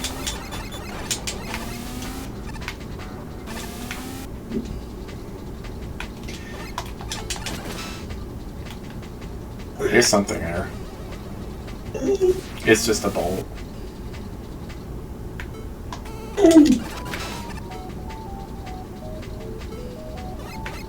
Oh, we missed the thing. Star Droid technology. You can't beat it. If only I could get his black hole to activate. But now Dev has everything he has. Alright, we'll get the token and let's go. But that means we have to replay the stupid level. And I do not appreciate that. Oh, well, we're all the way back here. Maybe we can find where the token's at. Why did we go backwards and have to refight the boss? I don't know. Thought there might have been something back here.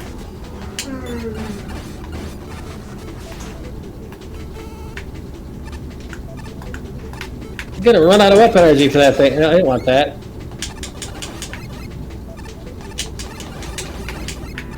Okay. Okay, how sure are we that this, like, actually doesn't go anywhere?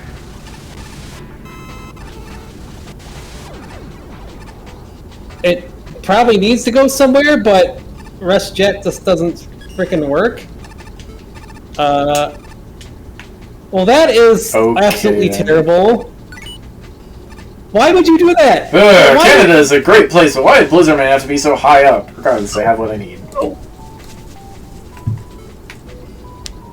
So, it just has an arbitrary Rush Jet, like, block? But why?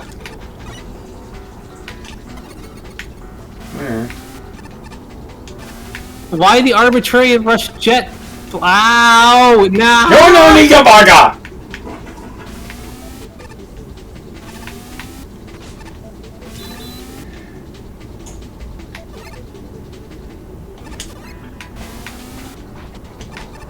What?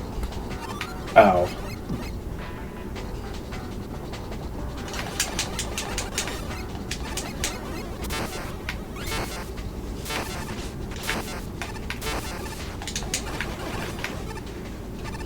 I'm going to guess you could probably...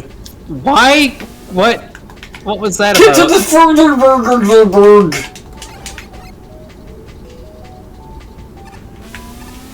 Wait. Okay. Oh. They're still here even if you're... Okay, that's not terrible then. IC key.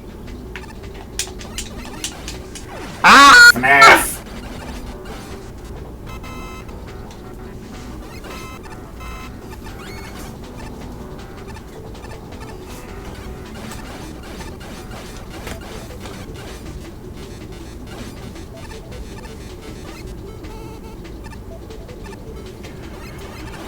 Higgly boogly doogly deegly boogly. I don't know why I grabbed the key. I don't know what could possibly be for that would... Required. Apparently. Oh! Yay! We did the thing. Convenience!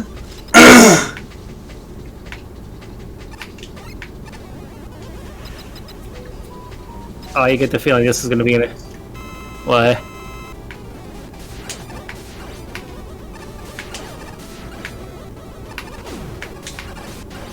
Wait, what did he throw that exploded? Because I couldn't see it. A bomb man bomb. Oh! Susie's the bomb expert here, you jerk. And hey, there's a reason I colored my bombs a weirdly shade of, like, blackish blue. So you could see them against the backgrounds that are frequently black. I didn't even see the frickin' bombs. Well, this certainly has an unorthodox crowd. The majority of his enemies are distinct from the usual suspects, being primarily Drillins and Elekkids, with the odd Bolton and Nutton be the only regular face. Unfortunately, the only real praise I can give this for unique enemies, well, that in the level is rarely outright unfair, even with some less than safe introductions like the Count Bomb Room. It has a fine set of building blocks, but the execution feels uninspired. The only real interesting moments are the few Drillins or the Count Bomb Room, and the only frustrating moment was the introduction of invisible blocks. I thought the level was broken when I ran into those. And I can't say what I was impressed when the realization hit. Otherwise, everything's just there. My Pop-Tarts The level are cold! No, the level doesn't do much of anything, even though it has a fair number of gimmicks. And the weirdly relaxing atmosphere only manages to feel boring. Some of the graphics are obvious placeholders don't exactly help that issue. Of particularly notable bosses. There are 4 fights here, and all of them are pushovers. Skullwalker's attacks are a complete non-threat when he's isolated on an island. The move, however, deflects the mech cannon's shots, meaning it can't hurt you. And Dev, for all his build-up, just stands there and shoots you. Most of his attacks are just dodged by just jumping and shooting next to the boss door so he can barely hurt you. Frankly, it's a big letdown. While it wasn't terrible to play, I can't say I enjoyed it in the end. I wasn't really sure what to expect when I first saw the name of the level, but the end result was more than a little messy, to put it mildly. The level design here is very odd, and not in a good or quirky kind of way. There's several questionable things in this stage, most of which stem from the room layouts. A good chunk of them pose almost no threat at all, such as a room with a single precedent that you don't even need to fight to progress. Immediately after that room, however, you're put into a think fast situation when you're suddenly standing on top of count bombs. This is also the first and only time the count bombs show up in this stage for that matter. On the levels, other gimmicks do get used more than once. They're only used in the most basic of ways. The Yoku blocks are a slight exception to this, since they show up as brief tells for the invisible maze section. That could have been interesting if there was more to it, and if it had a better introduction, though I did figure out pretty quickly you need to slide to get into that screen. It's still a piece of bad conveyance. Lastly, we have a matter of the end boss. For as much as he's built up through those text boxes, he's not really all that threatening. Standing on the far left of the room more or less ensures you'll never be hit by his junk block attack, and he'll have more than enough for time to react to his other projectiles. His shield of Saturn rings actually makes him even easier, seeing as they can drop items like large health pickups and extra lives. Can't help but wonder whether or not he was supposed to move at all, since that might have actually made him at least a little more challenging. Either way, he's a pretty big anticlimax for a stage that unfortunately doesn't have much to it. I'm blue, da-ba-dee-ba-da-ba. Well, right off the bat, I can't say I really agree with the aesthetic choice here. Bright blue background and bright blue tile set can be a bit jarring to look at. It also makes it hard to distinguish the actual geometry. Then we have these obviously placeholder textures for the top solids. Is the joke supposed to be that this stage takes place in a blueprint, hence dev is in development? There are also some mismatched collision placements in the room with the first skull mini-boss, which makes the stage seem amateurish in terms of polish for sure. The stage itself doesn't have much going on in it, especially not so many bosses you find in the dev kit. Sprinkle in some intermission gimmick platforms of the day in between, and boom, you have a mediocre stage. Kind of annoying that you have to fight the skull mini-boss each time after respawning from the checkpoint. There's a maze of invisible blocks. Oh gosh, it does occasionally reveal a block placed in this form of Yoku blocks, but still, I can't imagine such a concept would ever be remotely fun in any situation. Floor to the secret token that is invisible is a weird choice. It actually got me killed the first playthrough because the rush jet collided with the invisible block that I couldn't quite see. Yeah, me. A boss, development man, I guess, if we go by stage name. He's just standing there, menacingly! His movement model seems to be in development still, if I were to guess. Also, he is literally throwing random BS at you. That is pretty silly. I'm on board with the premise of Wily assembling the components for a super mashup robot. Unfortunately, this level squanders that premise. Let's talk storytelling. The text boxes paint a confusing picture of the narrative, and it wasn't until fighting a boss that I had any idea what was going on. He did that with the Doc robots. Except it wasn't Dr. Wily that did it. It was somebody that made no sense to have all the robot master powers. What was it? Yeah, Mega Man Game Boy 5, the stupid like sun god robot, whatever, that Wily found, that actually like turned around and kicked Wily's ass and then turned on you. Was annoying. Did Wily go back in time? Oh yeah, I forgot. The Mega Man Game Boy games are all on Switch Online now. No. Did Wily go back in time? It would have helped to explain exactly what preservation technology does, to find devs somewhere and move all the text boxes out of missable secret rooms. Moreover, the aesthetics and gameplay should sync up with the story, although the music is a good fit, but need a better looping. The graphics, especially the flagrant placeholder ones, don't really feel connected at all. The mashup of hazards from Bomb Man, Dust Man, Saturn, etc. would have made more sense than a seemingly random and unfocused assortment of death traps. I'll give you credit for the drill sections where move hovers used to cross a large gap. Those are effective. I really like the concept of the Yoku maze. Power-ups are doled out at a decent pace, and most challenges are innocuous enough that I can live with a skewed checkpoint placement. There are good points, but there are so many more problems. Inconsistent labeling of pits and transitions. Inexplicably invisible collision objects. Inadequate challenge introductions. Count Bombs dies in a panic. I must get my Pop-Tarts. Unsafe screen transitions. Duplicate checkpoint objects. Flat or reverse difficulty curves. Slide jumping keeps getting easier. The unnecessary key door. Just move that screen's entrance to where the key is located. No, not Pop-Tarts. Pop-Tarts. Questionable boss programming. Saturn rings don't do damage. I'm only scratching the surface. You are a tart. More than anything, though, I'm... Luna is a tart. Sweetie, you do not be a tart too and try to steal my Pop-Tarts. I'm scratching my head. This level is just highly confused. The story, aesthetics, and gameplay all seem to be going in... Do not steal my Pop-Tarts either. Different directions, and I'm unsure whether any of those elements has a destination in mind. Ah! Why does everyone... Cat. Let me have my Pop-Tarts. I have 2 cats and Luna all after my Pop-Tarts. Oh, I have a fever. I can't have 2 cats on top of me. Come on, you guys. Oh. Alright. Keep reading, I guess. Luna! No. Good Aces review. They are Pop-Tarts, not Pop-Tarts.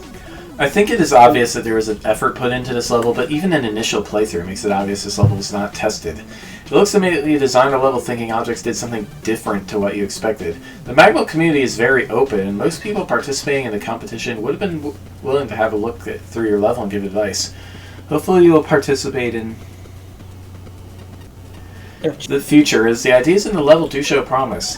The level has an overabundance of gimmicks, all of which are introduced in a dangerous setting, usually with fatal consequences if the player does not recognize them quickly. There's normally never a follow-up to the gimmicks, and on occasion they behave inconsistently. For example, the Yoku blocks act like an entirely different gimmick in the maze room. Mega Man levels use a few gimmicks and try to use them in original ways once introduced. There were a couple of places in the level where the objects placed did not work as intended. Did you know that napalm fire can be removed with weapons? Dustman blocks can also be destroyed. Where these appear, you can fall through the floor of the previous room. I'm also not sure if the mini-bosses worked as intended, as they were completely non-threatening due to their placement.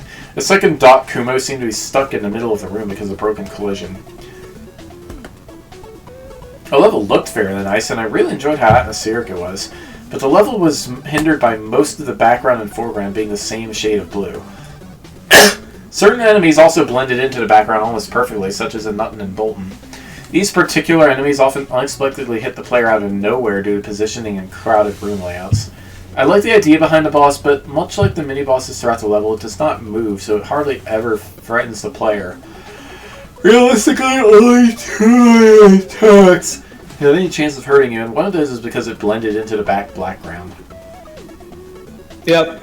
The background, yes. Your boss is certainly better than nothing, but you should plan to add movement to future Robot Masters. Alright. Turbo Man! Sweet.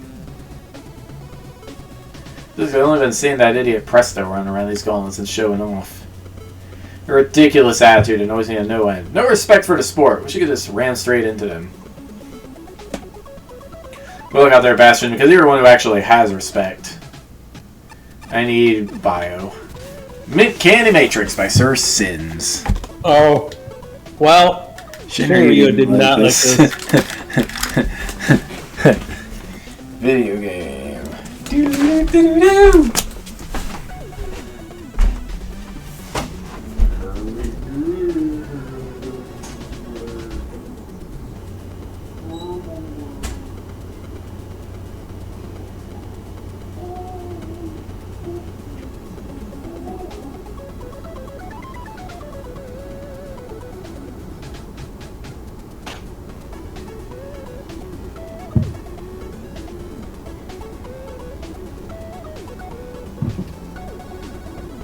Too many cats. I can't reach my mouse or anything.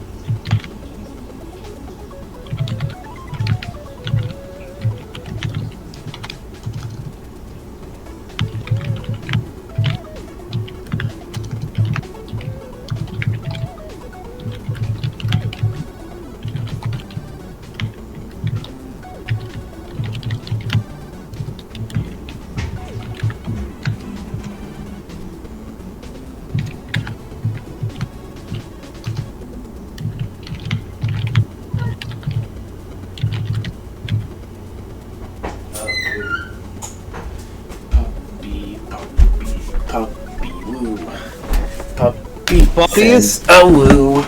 I have kitties. I'm here. I have kitties is what I have. Right. 2 of them. I can... 1 on each arm, so this is especially... a pain in the butt. Mint Candy Matrix. What is with the theme? What? Sheep Man! With Chill Man music.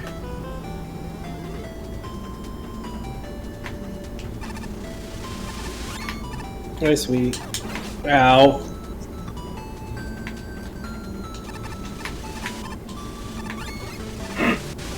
Ah! Ha!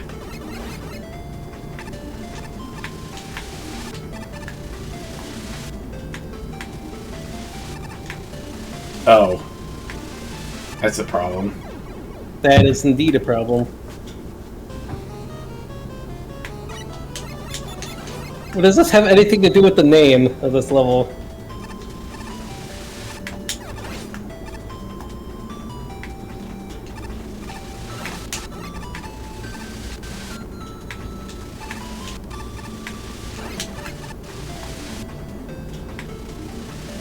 Oops. Well. Oh, this is gonna be a thing. These blocks are not meant for multiplayer. This is gonna be a thing, alright. Ow.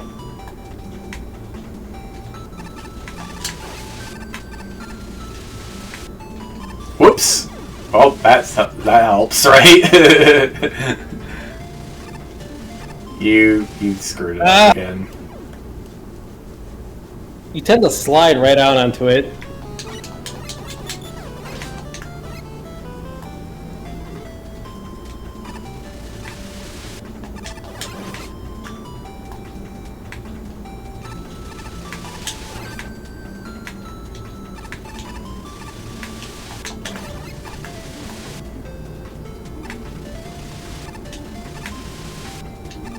Yay! I mean, it wouldn't be bad if you had time to, like, actually... no weapons allowed. No weapons? Wait, no, you can use magnetic shockwave.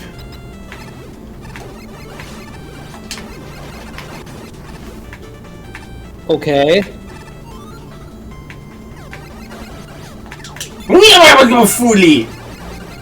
Well, now I'm dead. Thanks to no weapons allowed, I am soft locked. Great job.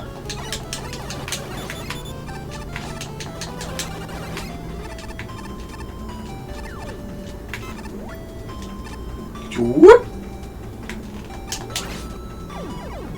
Yay, lag! Green transition lag got me. Hey, plushie.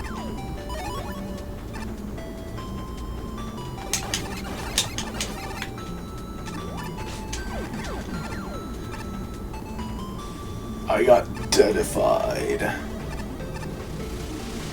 It really just feels like a remix of Sheepman's stage. Oh, that was not great. What was it? Deadified 6. Betterified. Yes, I know. That's the joke.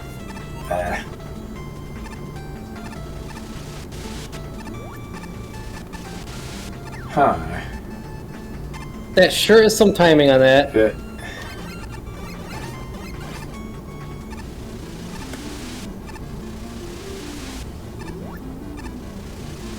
Oh, jeez.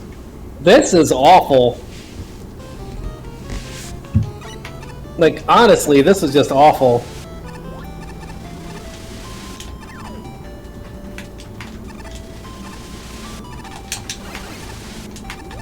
You got a flip armor.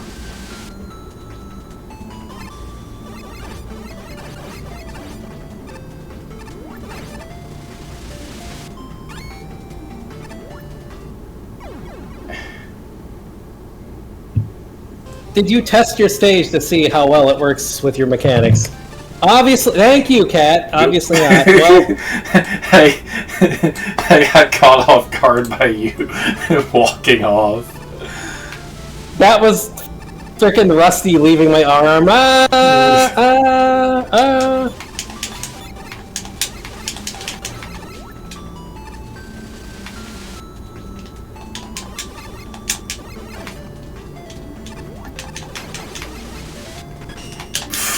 Ow.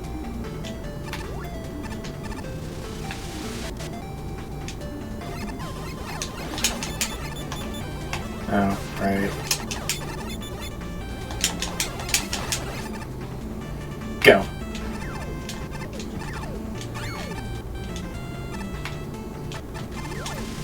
Ah! What? No! Multiplayer kill. Okay, I guess we need to slide off the up ones. Yes, we do, but we need like perfect timing because that's not multiplayer friendly.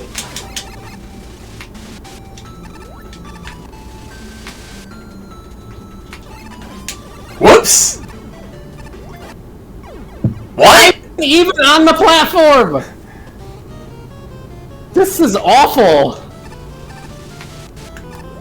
I get your premise, but like, it needs better execution.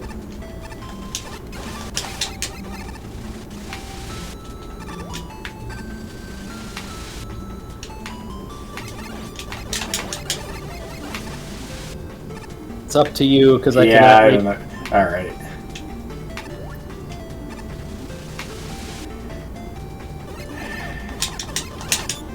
Oops.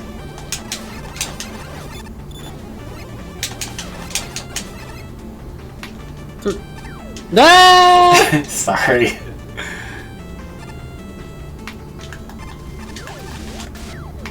Yeah, that didn't work.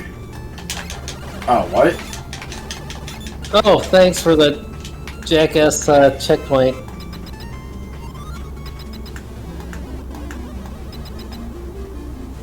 Who are we fighting? Quick Man! Oh, I hate Quick Man.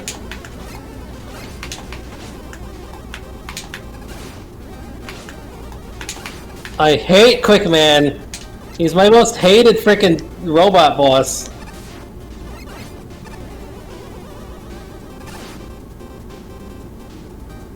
I mean, he's way easier on this than he is in the default game, but... Because you can't slide in Mega Man 2. That was not a good level. It had some interesting ideas to use with the sheet blocks, but poor execution. Vent.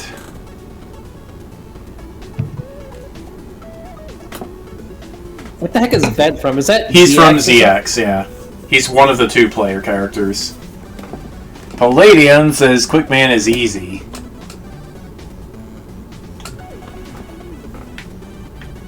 In Mega Man 2, not so much. And hey, remember, I started with Mega Man 1 and 2, so Quick Man has always been like my hated dude. Like, I don't really remember anyone else being an issue.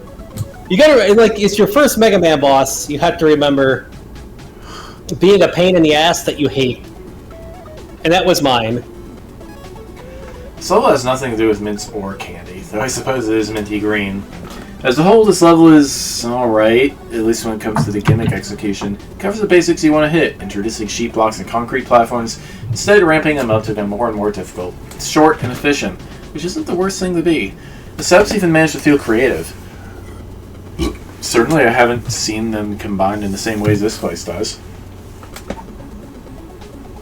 See, the thing to remember is the reason why he has such an impact on me, I was 6 when I first fought him. I was 6 when I first played Mega Man 3. I never beat Gemini Man's stage. Unfortunately, the enemy design is kind of a mess. I remember a large variety, all of which are used once or twice with little fanfare. Big Snaky has some fanfare to it, at least, though the first encounter as being a bit more complicated one is a bit backwards. Our Sniper Joe is also an exception, but he's really easy to take out from afar, even with basically every weapon disabled at Mag Shock, which makes me wonder why this bothered disabling things. And the final spike ceiling is easily ignored, combined with the tiles that don't animate and the music that doesn't loop properly, and the rest of the level is on the mediocre end. Respectable gimmick design, but this needs work to work on the rest. Also, maybe being a little longer wouldn't hurt. Besides, modern times, I say Ballad is my most hated dude, because he's just not fun to fight. Well, first off, why is every weapon locked out except for magnetic shockwave? I personally can't think of any good reason for this since there's nothing in this level that seems to warrant it. Aside from that, this is an incredibly short stage with very little going on. The other notable things here include a think fast moment with a Concrete Man platform, which will dump you into some spikes if you don't react quick enough, and the final section of the level which has some tightly timed platforming involving the Sheep Man blocks. The idea of making you jump into the next screen transition once the blocks disappear is certainly different, but it's not exactly practical or much fun either. Really, that's about all there is to this stage. Definitely could have benefited from being a lot longer and having more involved challenges, that much is certain. Okay, take the blue mint or the red mint. It's a decent little level, even though it has that somewhat unpolished feeling. As evidenced by the Sheepman tileset not animating, music not looping properly, one of the checkpoints respawns putting the player in mid-air, etc. I do like how the stage utilizes the Sheepman block gimmick in various ways, definitely a strong point of the level. Also neat when it starts interacting with the up and down platforms, though it does get a bit repetitive toward the end where you just wait for the wall to disappear and jump at the right moment to the next near identical obstacle. Quickman is a fine way to sum up this quick little stage. I can kind of see how certain foreground tiles might be casually described as mint candy. Sheepman graphics, if they were animated, could be reminiscent of the film The Matrix. The title partially makes sense. Gameplay does not. Disappearing blocks and rising and falling platforms are central gimmicks. The combination is different enough, but not terribly interesting or effective. All the most overused enemies in the franchise make a cameo, serving as stale challenges that merely look unique because there's a gimmick nearby, which has no bearing on the combat unless the player makes truly poor survival decisions. Other assets, including Quickman and a Stray Spring, show up just long enough to make me wonder why they're there. The difficulty stems mainly from dying suddenly after entering a new screen due to either having no time to react to an immediate hazard, mistaking a pit for a screen transition, or entering a perfectly valid angle that leads directly into a wall or pit. Inexplicably, every special weapon is absent except Magnetic Shockwave, which, for all the good it does outside of mini-boss fights, might have well been disabled too. Despite lacking a bit of finesse in the implementation, appropriate checkpoints and sufficiently frequent power-ups keep this length-conscious, oddly scrolling averse level moving. The music is inoffensive, though improperly looped and seemingly out of place. Nicely patterned backgrounds add some personality to the aesthetics. I like racing across alternating rising and falling platforms to grab a perilous power-up. That's the kind of meaningful complexity this level needs. Getting the jump timing right on the series of disappearing wall-floor combos is decently satisfying. Fighting a Joe with spikes overhead would have been great if the spikes actually posed a threat. The final stretch is not without its hiccups, but it starts to tell a story that I wish the rest of the level were a part of. Another example of adding Sniper Joes to a stage and making it significantly worse. When will people learn? I know there are only 3 of them, but they are so horrendously out of place it brings the whole level down. They completely break any flow the player gets into, waste the player's time, and aren't remotely challenging. The cheeky one on top of the checkpoint is not appreciated either. Aside from that, the stage varies wildly in quality, with some very interesting challenges, but some very frustrating duds. The stage comes alive whenever the Sheepman blocks are utilized, with every instance being a new challenge. This works especially well during the final stretch when combined with the Concrete Man platformers, which offer a novel timing challenge that doesn't outstay its welcome. On the other hand, the enemies in the level are almost entirely irrelevant and often detracted from the stage. One major exception is the first Big Snakey, which is a neat if out-of-place take on a mini-boss. This is then let down by a second Big Snakey being worse in just about every way. Quickman was a net negative to the level, especially as you did not have any weapons that were effective, ditto with the Joes. Graphically, the level ended up being quite dull as it lacked the animation the original Sheepman stage had, robbing your level of life and any cohesion. Didn't think the music fit particularly well, but I admit I may have a bias there, as I know it is from an ice level, so the score has not suffered there. Whoops. I need water. Yahoo! Now this place is my idea. With bouncing around who's gonna read it, I guess. Now this place is ideal hangout spot. Open, carefree, and full of what I'm made out of. This is way better than being used as a giant magnet. Who would have thought that hiring me to be that was a good idea? Froggy gravity. I need water. What? Froggy!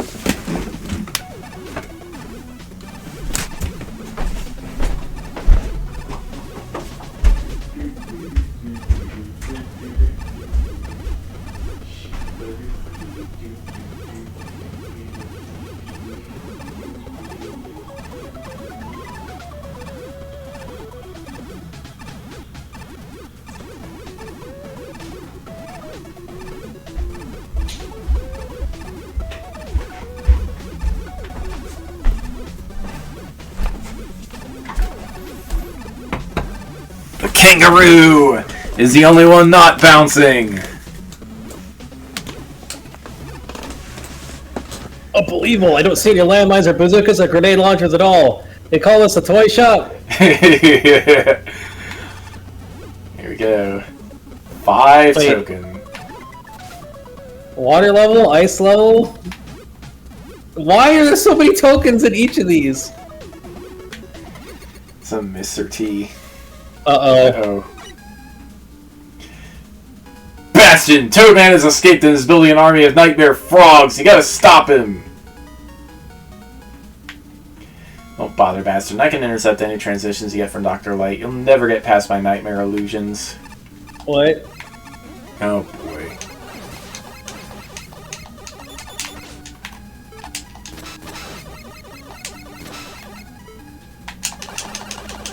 Ouija Baba! Oh, no!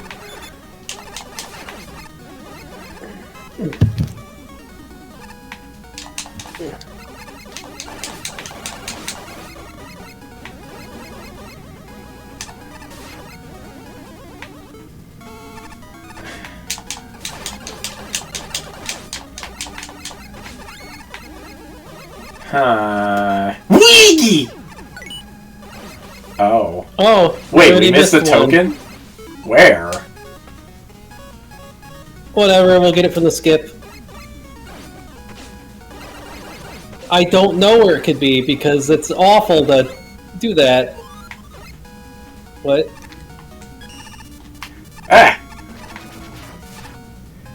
What? What? Well.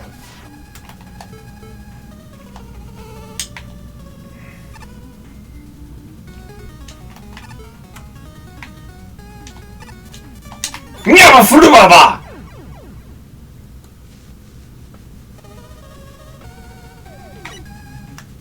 Okay.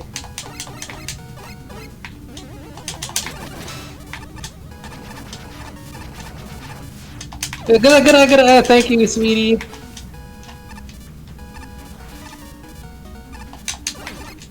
What is... Oh no! Eh.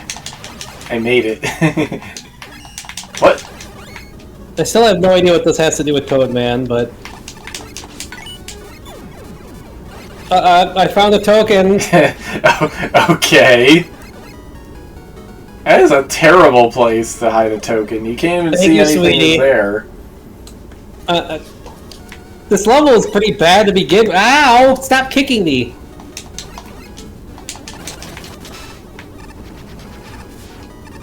I can't see it all right now. Oops. Not a level easily meant for co-op, that's for sure. I like that setup a little bit.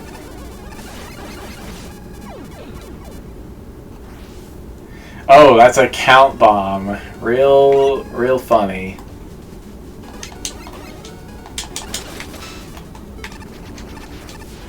Whoops.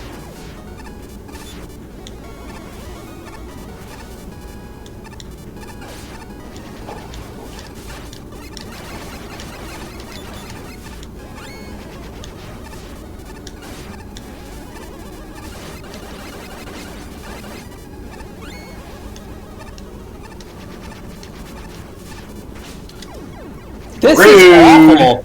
Okay, skip time. The enemy placement and everything is just fucking atrocious! Come on, man!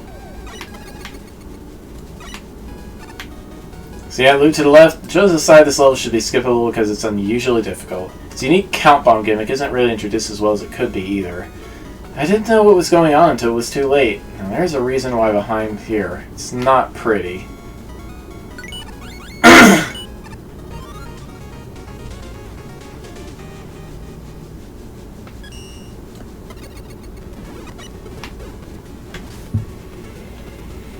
Wow, fun is very low. Wait, A-Spark, why? I didn't expect to find a level of this concept I fundamentally despised, and yet here we are. basic idea of this level is taking fairly normal level design and then removing or covering up a bunch of visual information to make it needlessly obtuse. For the most part, this is just bothersome. The green gravity indicators have enough contextual information you can figure them out, ultimately making the cover-up pointless. And all the green screens really do is cover up enemies and tokens, the latter of which is sorted by MaGMML's map upgrade, which could have been prepared for since MaGMML 2 had it. However, the count bombs are another matter entirely. The thing about count bombs is that their core concept is the countdown to explosion. You can see how long you have until 0, giving a player an obvious time frame they can use to their advantage.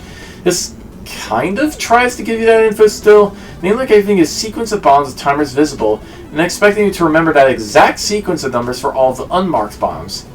In practice, this is so obtuse I didn't find out how it worked until literal years after I first played this. You've got precious little way of knowing if the bomb you just touched will explode in 9 or 0 or anywhere in between, unless you have those sequences memorized. If it's exploding in 0, you better have split-second reaction time because otherwise you're dead. This is especially bad since we're asked to fight on these bombs, which is a lot to ask on top of memorizing the bomb numbers beforehand, if you even realize you need to do that. And keeping track of the beeps. Especially since the entrance to the Star Token Challenge is right in the middle of a number to blank sequence, so it's painfully easy to forget that number set. Informed choices are an important part of fair difficulty, and that comes from consistency and proper telegraphing. The countless bombs have some of the worst telegraphing I've ever seen, and I've seen a lot of bad tells. As a result, the whole thing ends up smacking a fake difficulty. As a result, this is not entertaining. When an entire level is filled with fake difficulty, intended or otherwise, as a designer, it's hard for me to enjoy myself.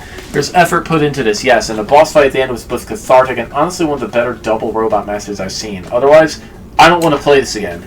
I didn't enjoy this, and y'all were lucky to have the upgrades we're providing in the main game. Alright, I can understand wanting to make something that's geared toward a more challenging side of things.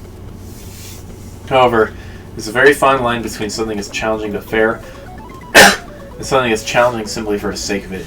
This level feels like it's firmly planted in the latter category. Things don't start off too bad though. The obscuring green panels are introduced well, and the enemy placement is very manageable, although the shield attacker definitely could have done with a better introduction. Once you get past the first checkpoint, however, things start to go downhill rapidly. Nearly every segment in the level from this point forward is directly over a pit, with the primary jump focus being jumps across count bombs. That is stuff would be so bad for enemy placement. A large number of them, especially the Pucapellis and Croakers, are set up to blindside the player. You're almost guaranteed to die anytime you get hit by them as well, given how small most of the platforms are. All this makes for a very frustrating section of trial and error, which really isn't helped by the fact that some of the timers on the count bombs are either obscured or just flat out don't exist. I guess it could be argued that not being able to see the time for those adds tension to the platforming segments, and while I can definitely see it, I don't play Mega Man to be stressed out. Unfortunately, stress and frustration are most of what the invisible timer segments here bring to the table. The double boss fight against Gravity Man and Toad Man at the end doesn't make up for the previous faults in the stage either. At best, it's an annoying fight that takes a while if you're doing it Buster only. Or you could just breeze through it with Spark Chaser like a sensible person. Overall, though, it's still one of the lesser evils this level has to offer. I can't even imagine trying to fight Toad Man with Gravity Man. Ugh. The frog is coming. Obstruction gimmicks, huh? That's a risky thing to design your stage around because it can easily lead to some unfair situations. While unique, I feel the stage would have been better off without them. They often don't add into the level design, and when the foreground obstruction is used, could easily replace it with a background indicator for when gravity gets flipped instead. Naturally gonna hide the tokens in some of these foreground walls, right? Could have been way worse, I guess, but I do also notice the tendency of the stage to throw in fast airborne enemies or homing projectiles in your face as you traverse through bottomless pits. Without fail, you can bet that you're going to get knocked off at least once by each of the pests placed around. Now, one token room pretty much requires you to use Magnet Beam. It says so in the text box, so why the extra hassle of trying to make it seem traversable without it? Just seems like the room was never completely fleshed out, so the decided solution is forced weapon usage. Not the most elegant solution. Interesting Gravity and Toadman duo boss, I guess. Actually, the battle typically goes like, focus on Toadman first, then deal with Gravity Man when he's alone, so in reality it's more of an extended Gravity Man fight. Also, one extra tile of Toadman's chamber gets cut off after winning the battle. There are signs everywhere that this level is trying to be good, but I'm not going to pretend like I didn't give it a fun score of 5. The graphics and architecture make for an inoffensive visual experience, and it's generally clear which way to go and what's a bottomless pit. The music fits the premise, if not the overall feel of each section. On a technical level, everything is in good order except for some problematic screen transitions and a health bar that sometimes flickers, presumably due to green screens being the same depth. The challenge progression feels deliberate, yet it seldom takes into account what the players actually learned at any given point. The random key door and conveyor don't help. I would have preferred a question mark to younger history columns. The lack of any text looks like a glitch at first. The entire level is too brutal in a buster-only run and too easily dismantled by special weapons. Rush Jet bypasses the entire first half. There's a certain measure of satisfaction from blasting through the entire gravity section on Rush Spike, but that's mostly because I don't have to worry about every single enemy knocking me into a pit before I have a chance to react. Toadman and Gravity Man working together is a novel concept, and it makes for a satisfyingly coordinated boss fight. Amidst the eclectic assortment of enemies is a focused, coherent theme of concealment and surprise. The level's a bit on the long side, but that's offset by regular checkpoints and power-ups. Cute dialogue and subtle referential humor with the Count Bob numbers add some much-needed levity. I get the sense that I wasn't playing this the right way to make this more enjoyable, which, speaking from experience, indicates the need for a more diverse playtesting group. Interesting stage. Mostly. It's also a level that felt much nicer on the second go than its initial and somewhat frustrating blind run. The concept of a stage whose main gimmick is to hide crucial information is so easy to screw up. I don't think that happened here. There are enough context clues for a player to understand what was expected of them, mostly. The first half of the better designed segment, and you play with the idea just enough here to maintain interest. I wasn't a fan of the second half, mostly, but that came down almost entirely to the use of the Strike Man enemies. The Mecha Pitchin', but the knowledge that they die to a charge shot followed by a single lemon or magnetic shockwave smooths out the experience.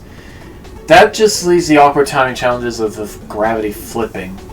It takes a very long time to get used to them, and the more awkward ones can be irritating when they're several screens away from the checkpoint.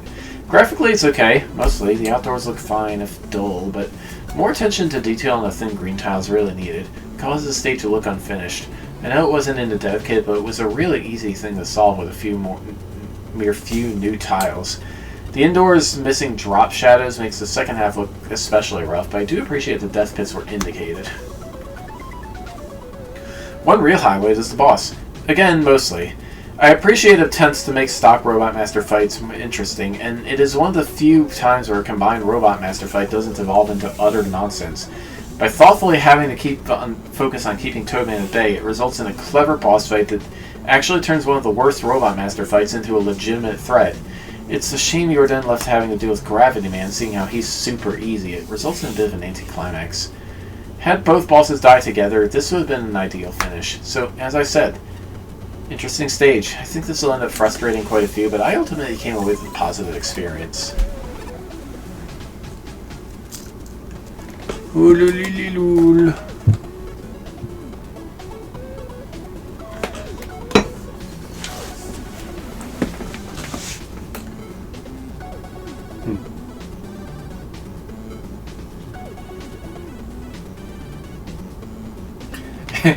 A what? Box of novelty screwdrivers. Uh-oh. Oh no. Another We're one? really... Oh! Wow. That's just rude.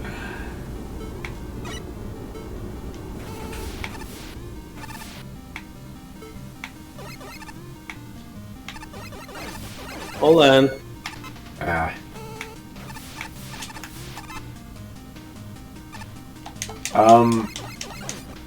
What the hell is even going on?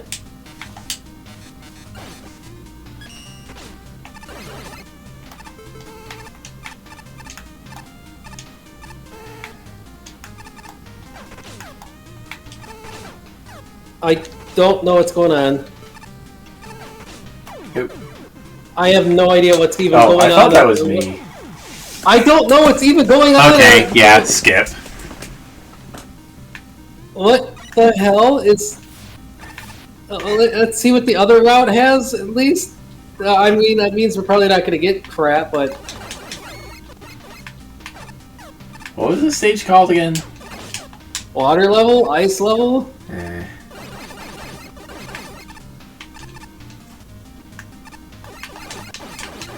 Hanging.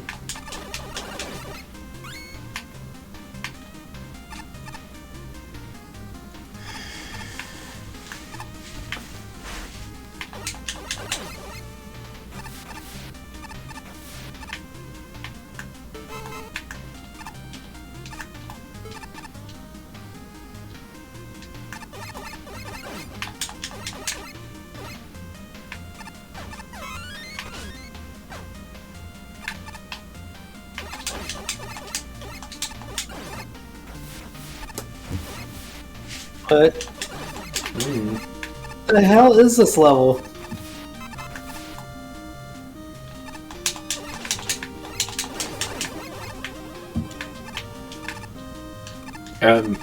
What? Why? What the heck is this level?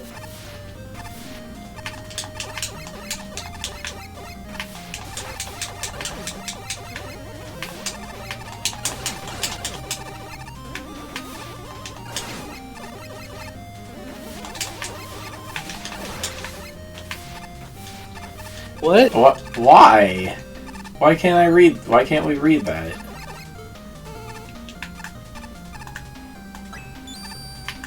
Huh.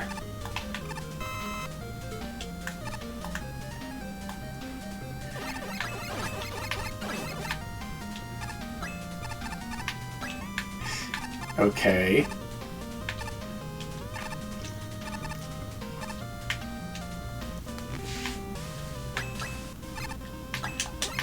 What? Does this just not work?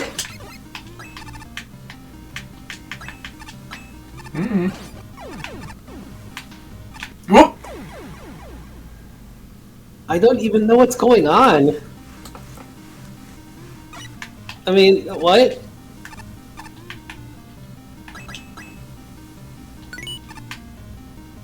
Like, oh, what?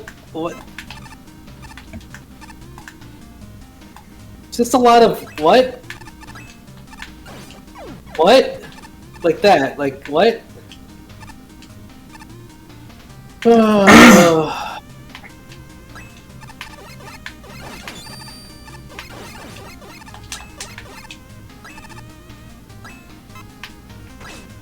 Why is my jump not working?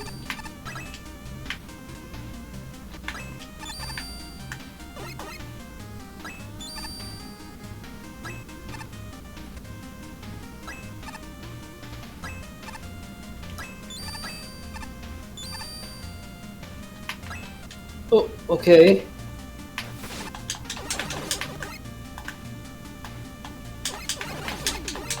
Neat gimmick, but it's kind of a weird level. I like the music.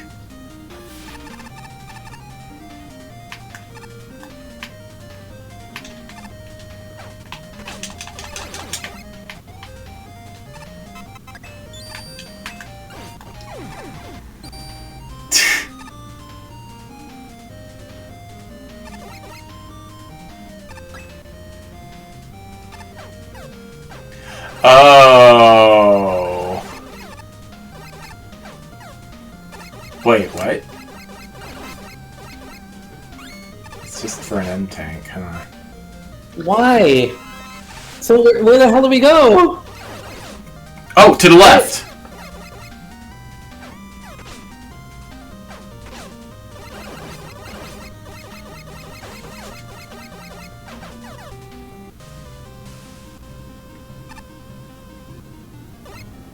You go... Well, you could try going left here, but yeah, you go down and past the skip date.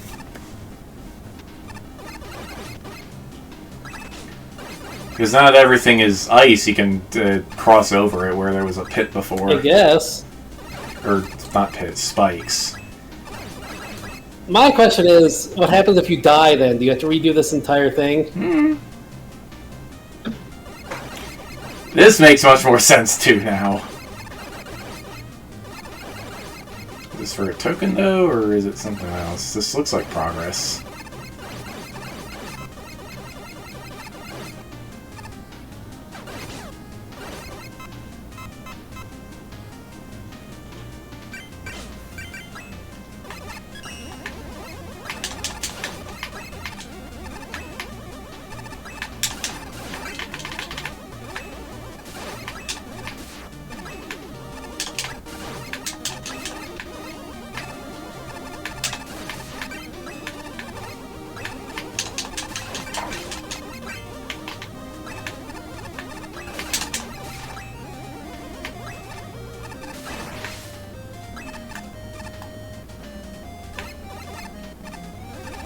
Eh!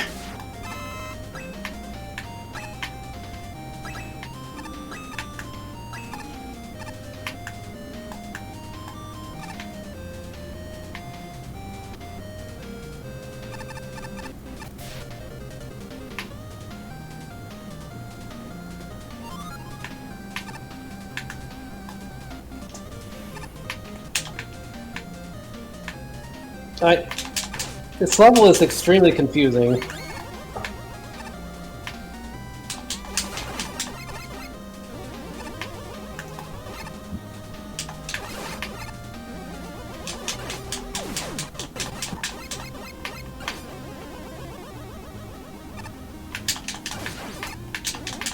Yeah.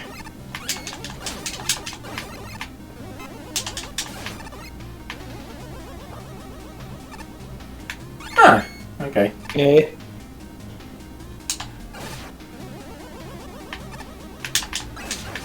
All for a mega tank, really? And a switch.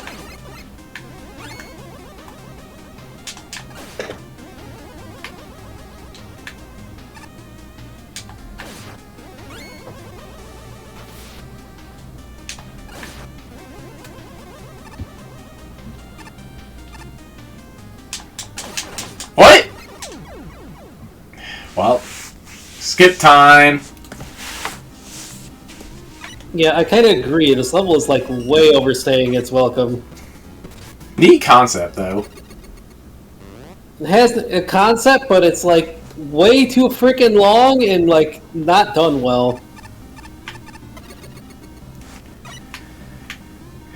Be warned, sequence breaking posers. This level doesn't account for clever use of Magnet Beam and Ice Wall. Bypassing the intended solution for some sections could lead to glitches and make the entire level even harder to navigate. The level's too twisty. The level's too cold. The level's too buggy. Oh, where is the gold? Just something from a scratch pad. I was inspired by the stage and it's hard to find tokens. So many paths, so many switches to flip on and off, so many steps you'll need to retrace. I lost my way several times, even went somewhere I'm certain I wasn't supposed to go to yet. This room is much easier to navigate. Go left to win! Tried that in a level and it didn't work out so well.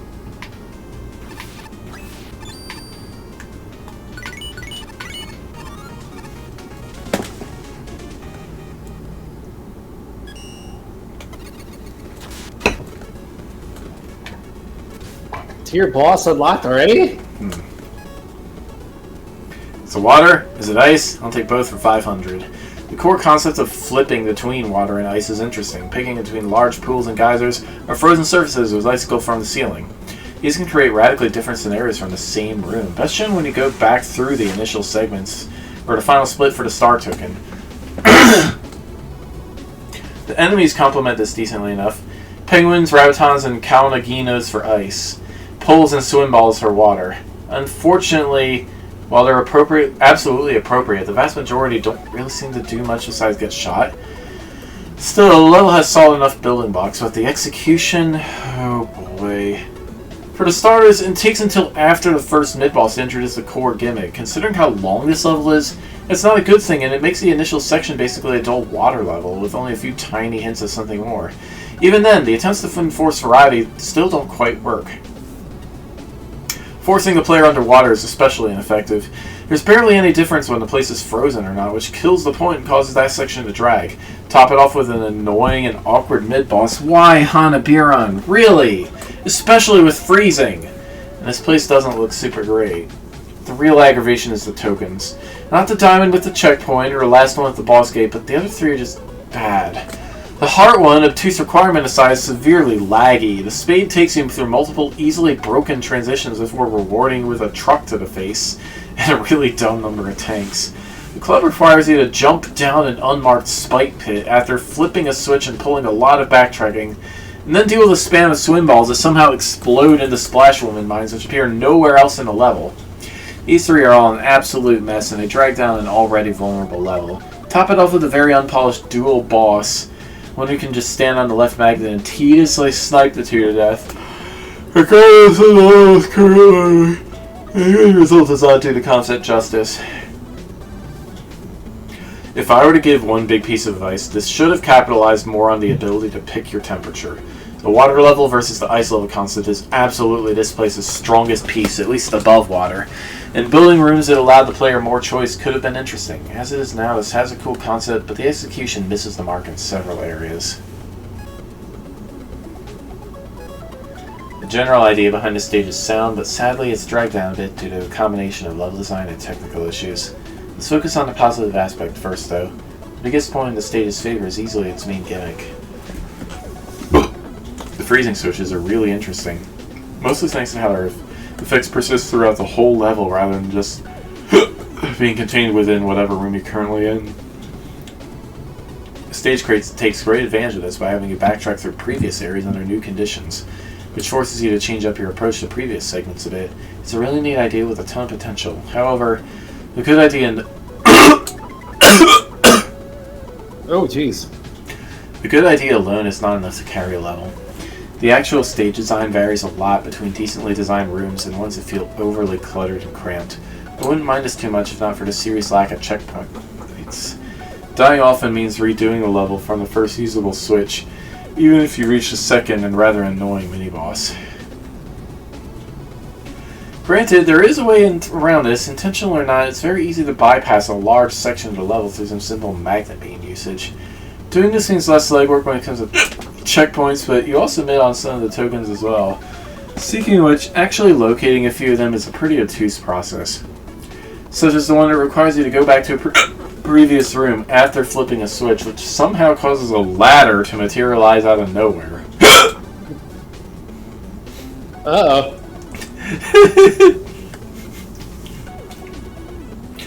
The route for these tokens also unveils some technical problems as well. For one, Like that? For one,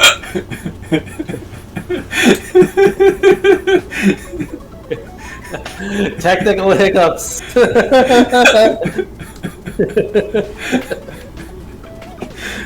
one, water. It doesn't extend the word surface is shown on screen. I guess this is probably tied to making room for a freezing effect. But even that being incredibly glitchy, since it's incredibly easy to clip through the ice and immediately die by just walking into certain screens, mainly the ones up to the left of the star.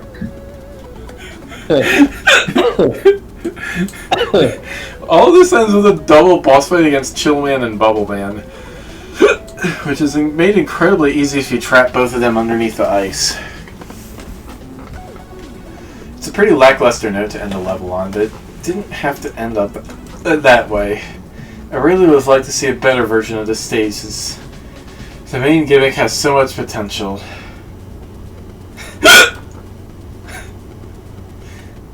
Steam level?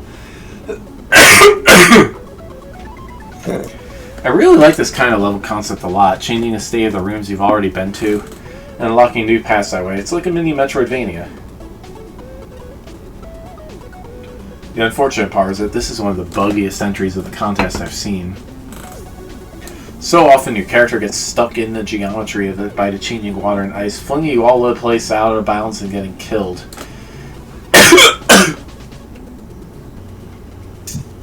Even just outside of the main gimmick, there just seem to be collision errors littered around.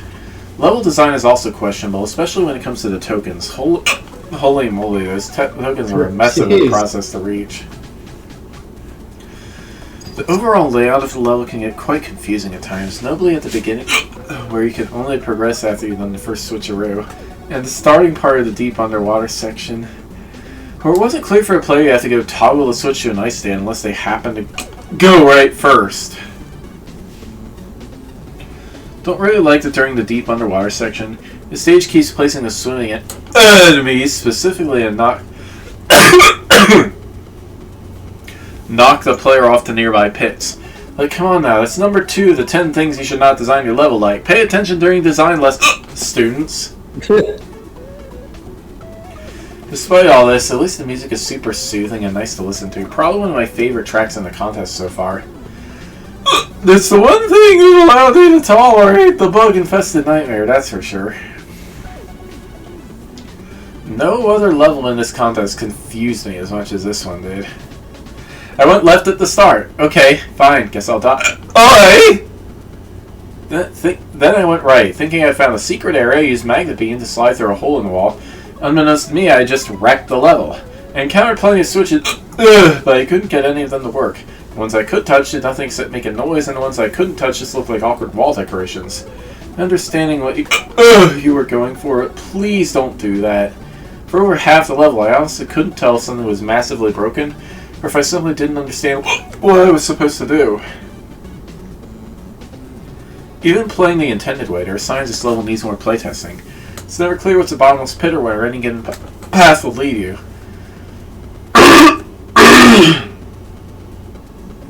It's possible to get stuck in a few places or shunted through the floor if you turn water into ice at the wrong time.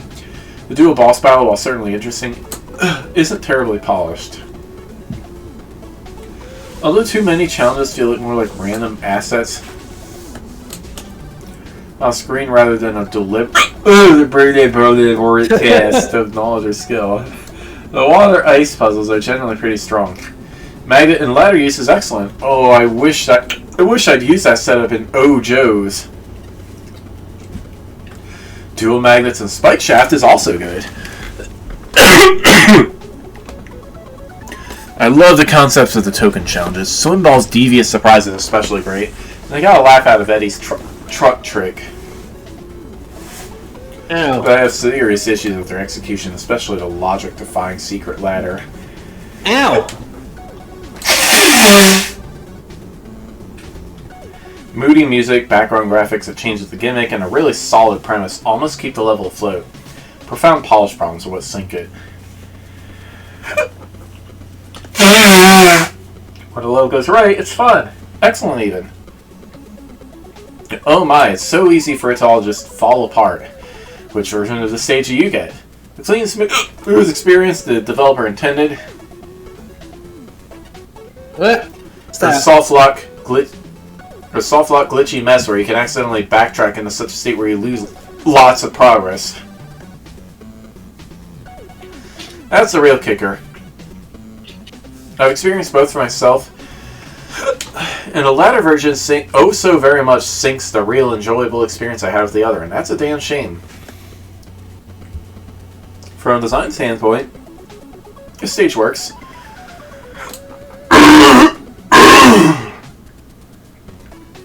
Finding yourself retracing your steps but seeing rooms in a new frozen or unfrozen state, that's thrilling. And the token layouts give the user a reason to try and progress through the rooms in the unintended way. That's also the issue. Some of these rooms were not designed with that in mind. There are many areas where going through a screen transition with the ice-water gimmick set in the wrong configuration leads to instant death via clipping out of the world, or worse, a soft lock. The player basically requires clairvoyance to tell which of these screens is going to kill them. Even with it set up correctly, the fact that ice needs to spend time spawning in means just walking through an intended screen transition can kill you. It's really cute then that the spade token requires sliding through a transition and you need to correct yourself before plummeting to your death. This, combined with it's the water level therefore spikes nature of the stage, is all the more frustrating due to the really questionable checkpoint placement. Just to quickly mention, the heart token having what is an invisible ladder that's only visible in the frozen state? No, don't do this. There's zero indication it's there and fails hard. The rest are fine, but this is absurd. The stage isn't great from a graphical standpoint either. It all feels rather flat, unpolished, and messy. Jeez. So it's proof of just how much important a good music track it is. That alone helps rise the atmosphere of the stage. It helps all the gimmicks and elements do their thing and sells the theme to you. It's also a shame the lack of polish given to the graphics also applies to the pit indication or lack thereof. Given the wild, confusing nature of the level, this really hinders the player's ability to tell where it's supposed to go. Instant death and the path forward look identical in this level, especially in the water. The boss also has two versions. The version where you don't let them interact and pick them off one by one, or the version where you're a dumbass and let them combo you into oblivion by unfreezing the water. I also have experienced both of those versions, but for some wild reason I don't feel I can hold that one against you. God, this is so frustrating. There's a really good stage in there to let down by just how unfun it is to play through a slog of glitches. Chaos Light City. Uh-oh. Fun levels are low. Do we want to do this still tonight, or you want to stop for now with your hiccups? We can do one more. Alright. Is this another skip gate? No. Only one. Hey! Ace Attorney Investigations 2 music. Wait, what? What? The streetlights block my shots.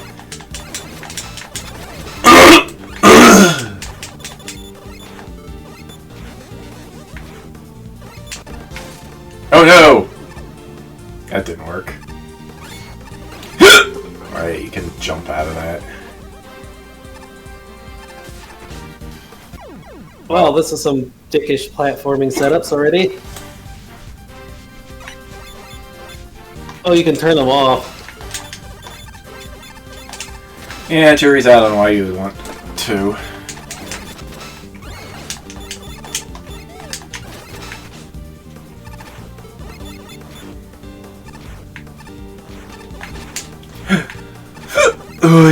Oh, yo.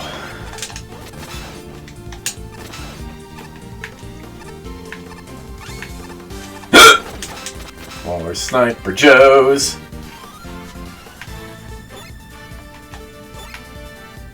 What?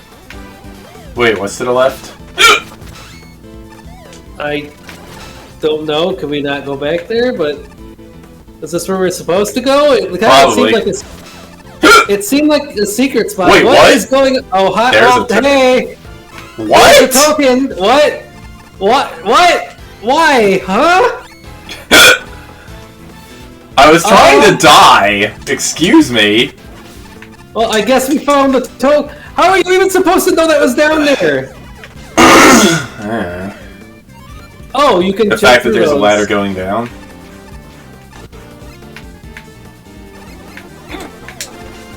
Why do the enemies blend in with the stage? That is super annoying. What? It's... What? Oh! Huh, that's neat. Not really when it does that much damage.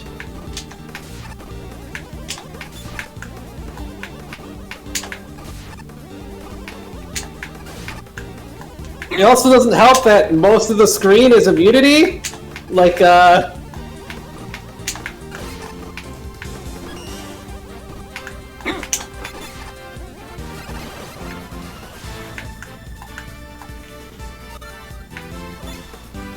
there, Bastion. The city is so beautiful this time of night, isn't it? Thanks to me, of course.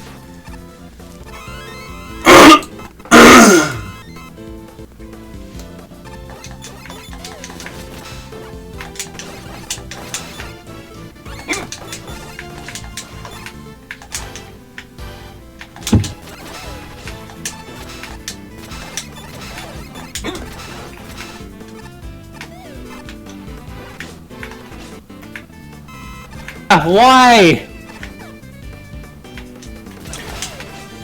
I would love to do a Let's Read of both the Investigations games with you when the collection comes out. Dang it. Not again! A Let's Read? Yeah. It's a visual novel. You don't Let's play it, you Let's Read it. Oh. Oh, okay. Why are there so many of these?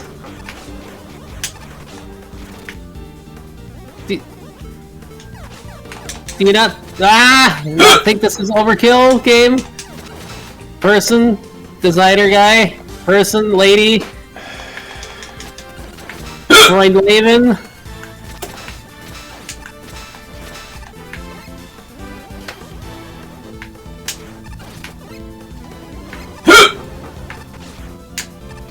Yay! Okay, Mega Man 2. Yeah. Building and well, it was inoffensive at least. Mm-hmm. Well, for the most part.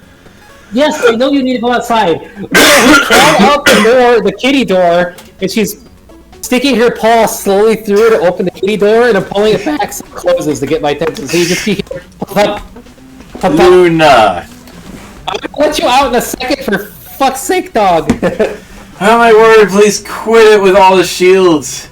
Seriously though, I'm pretty sure every enemy in here is shielded, and Chaos Light City has a tendency to overcrowd its rooms with souped up, stronger shielded enemies than normal. This means Laser Trident is the go-to weapon for the player because the alternative is an exercise in frustration. And that presents a huge problem for the level design. The idea of turning off its streetlights to remove this ability is neat. I could get behind it in another level.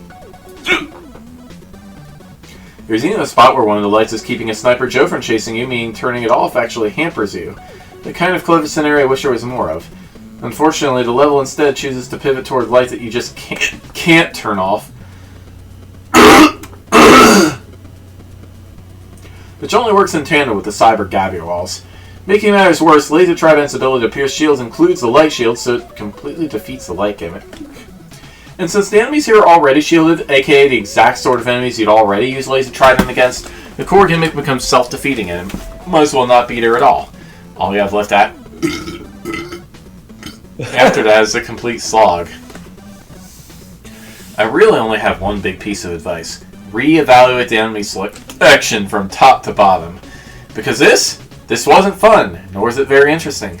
And disabling Laser Trident wouldn't have helped at all. Then it'd just be extra-aggravating instead of just frustratingly boring. Part of me wants to like this place as there was clear effort put in, but the rest of me is too frustrated and bored to give it that luxury. What? I know you're sick. You just those hiccups don't want to go away. Jeez. There's Development hiccups.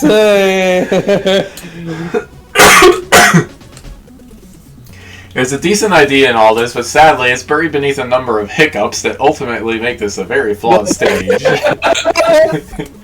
The biggest issue here is the enemy placement. Simply put, they're set up in such a way that they're more of a nuisance than anything.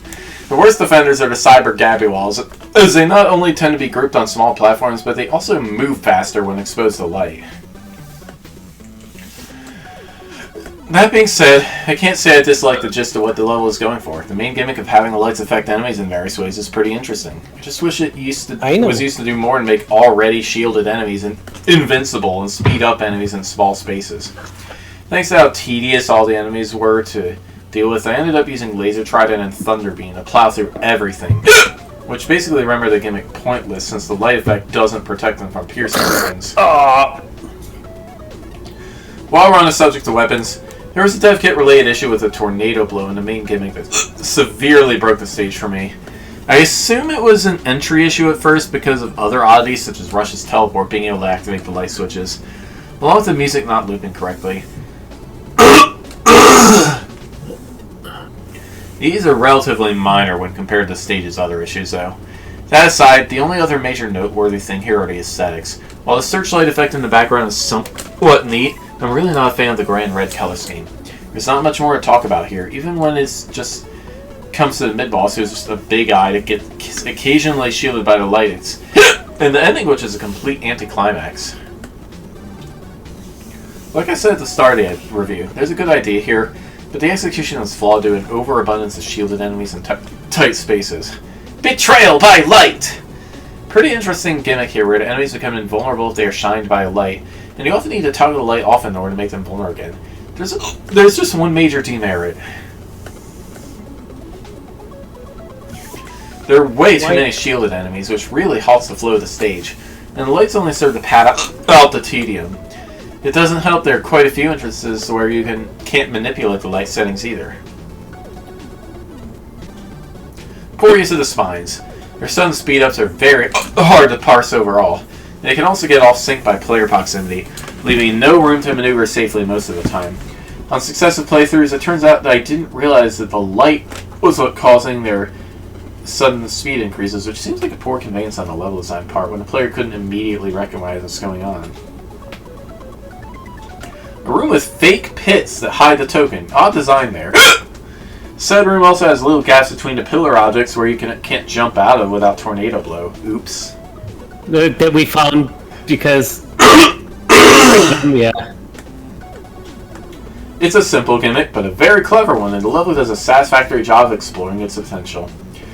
Timing and sequencing puzzles are the right way to go. Big Eye is a great choice for a mini-boss. Inherently shielded enemies are, well, the worst possible choice for this level, but at least they don't disrupt the pacing. Theming is on point with shadowy enemies, albeit admittedly a bit too shadowy against an exciting backdrop of animated lights. Surrounded by neutral-colored architecture, it looks nice without pulling focus from the action. It feels like a lot of thought went into this level, or at least certain aspects of it. However, it doesn't feel like there was a lot of playtesting. Directionality gets fuzzy around the first 1-up screen. The player can easily get stuck between pillars on the screen above the token. The otherwise perfect music doesn't loop correctly. As much as fun as it is to turn off lights with Rush Coil, the main gimmick doesn't properly account for special weapon use. There are so many oversights that the player could conceivably reach the end without ever realizing the lights are more than decoration. And special weapons are essential because most challenges are so cramped, overcrowded, or precision-driven it's unreasonably difficult to avoid damage without them. I get the sense... Hey, my foot! I will let you out when we're done here. That this level knows the basic tenets of good game design, but not how best to apply them. New elements are introduced in a way that could be appropriate if the player thinks and plays exactly as intended. Gimmick complexity keeps increasing, yet the difficulty remains constant because there's usually too much going on. Power-ups and checkpoints are abundant, but haphazard. The level ends after an acceptable number of screens, but without a climax that gives the ending a sense of accomplishment. I'd love to play a revised version. Good ideas and great atmosphere, making this a level worth updating. The stage has a neat idea, but the enemy selection really lets it down. Having a gimmick that makes enemies invulnerable would be cool with more mobile, weaker enemies. However,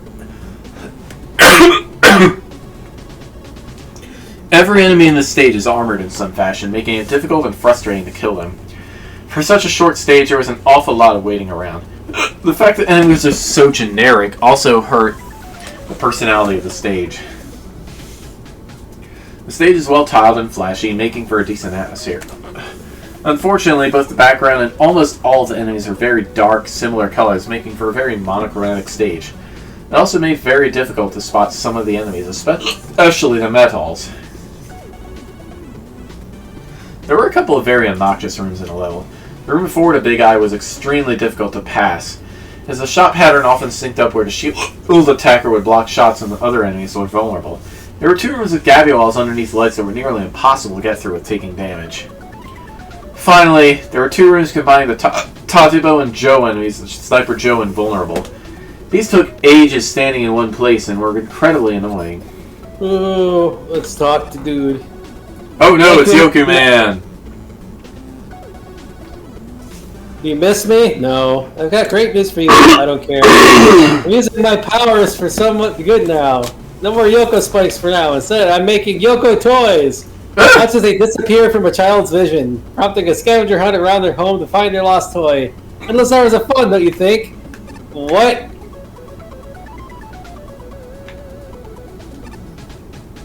Present? You should set your system time to Christmas. Next episode. Alright, it's midnight now, and yeah. It sounds like you are still suffering from the hiccups there. Yes. I can't tell if you said that as a joke or it just was because you had the hiccups. I did say that as a joke. Okay. Well, yes. But, okay, so that's going to be it for tonight. I need to, like, focus on something else for a little bit, because being sick is not fun. So I need to get the fuck out. She keeps biting my foot and, like, being a pest. Luna. Right, Luna? Alrighty. Hopefully, maybe, please be back tomorrow with some finally RP He's not on duty. Or at least he said he wasn't on duty this week, so... it's been months. This is ridiculous. I agree. Stuck in limbo. It's hard to even, like, remember and get into stuff that was going on. I remember mostly. It's just... There's bears, and there's bears, and there's Ice Place, and then there's, like, a girlfriend that hasn't been met yet, and other stuff. It's a thing. It's a thing. Alrighty. Fine, Luna. You gonna pass? You gonna pass? Puppy! You gonna be a pass? Alright, I get good to night, use you. everybody.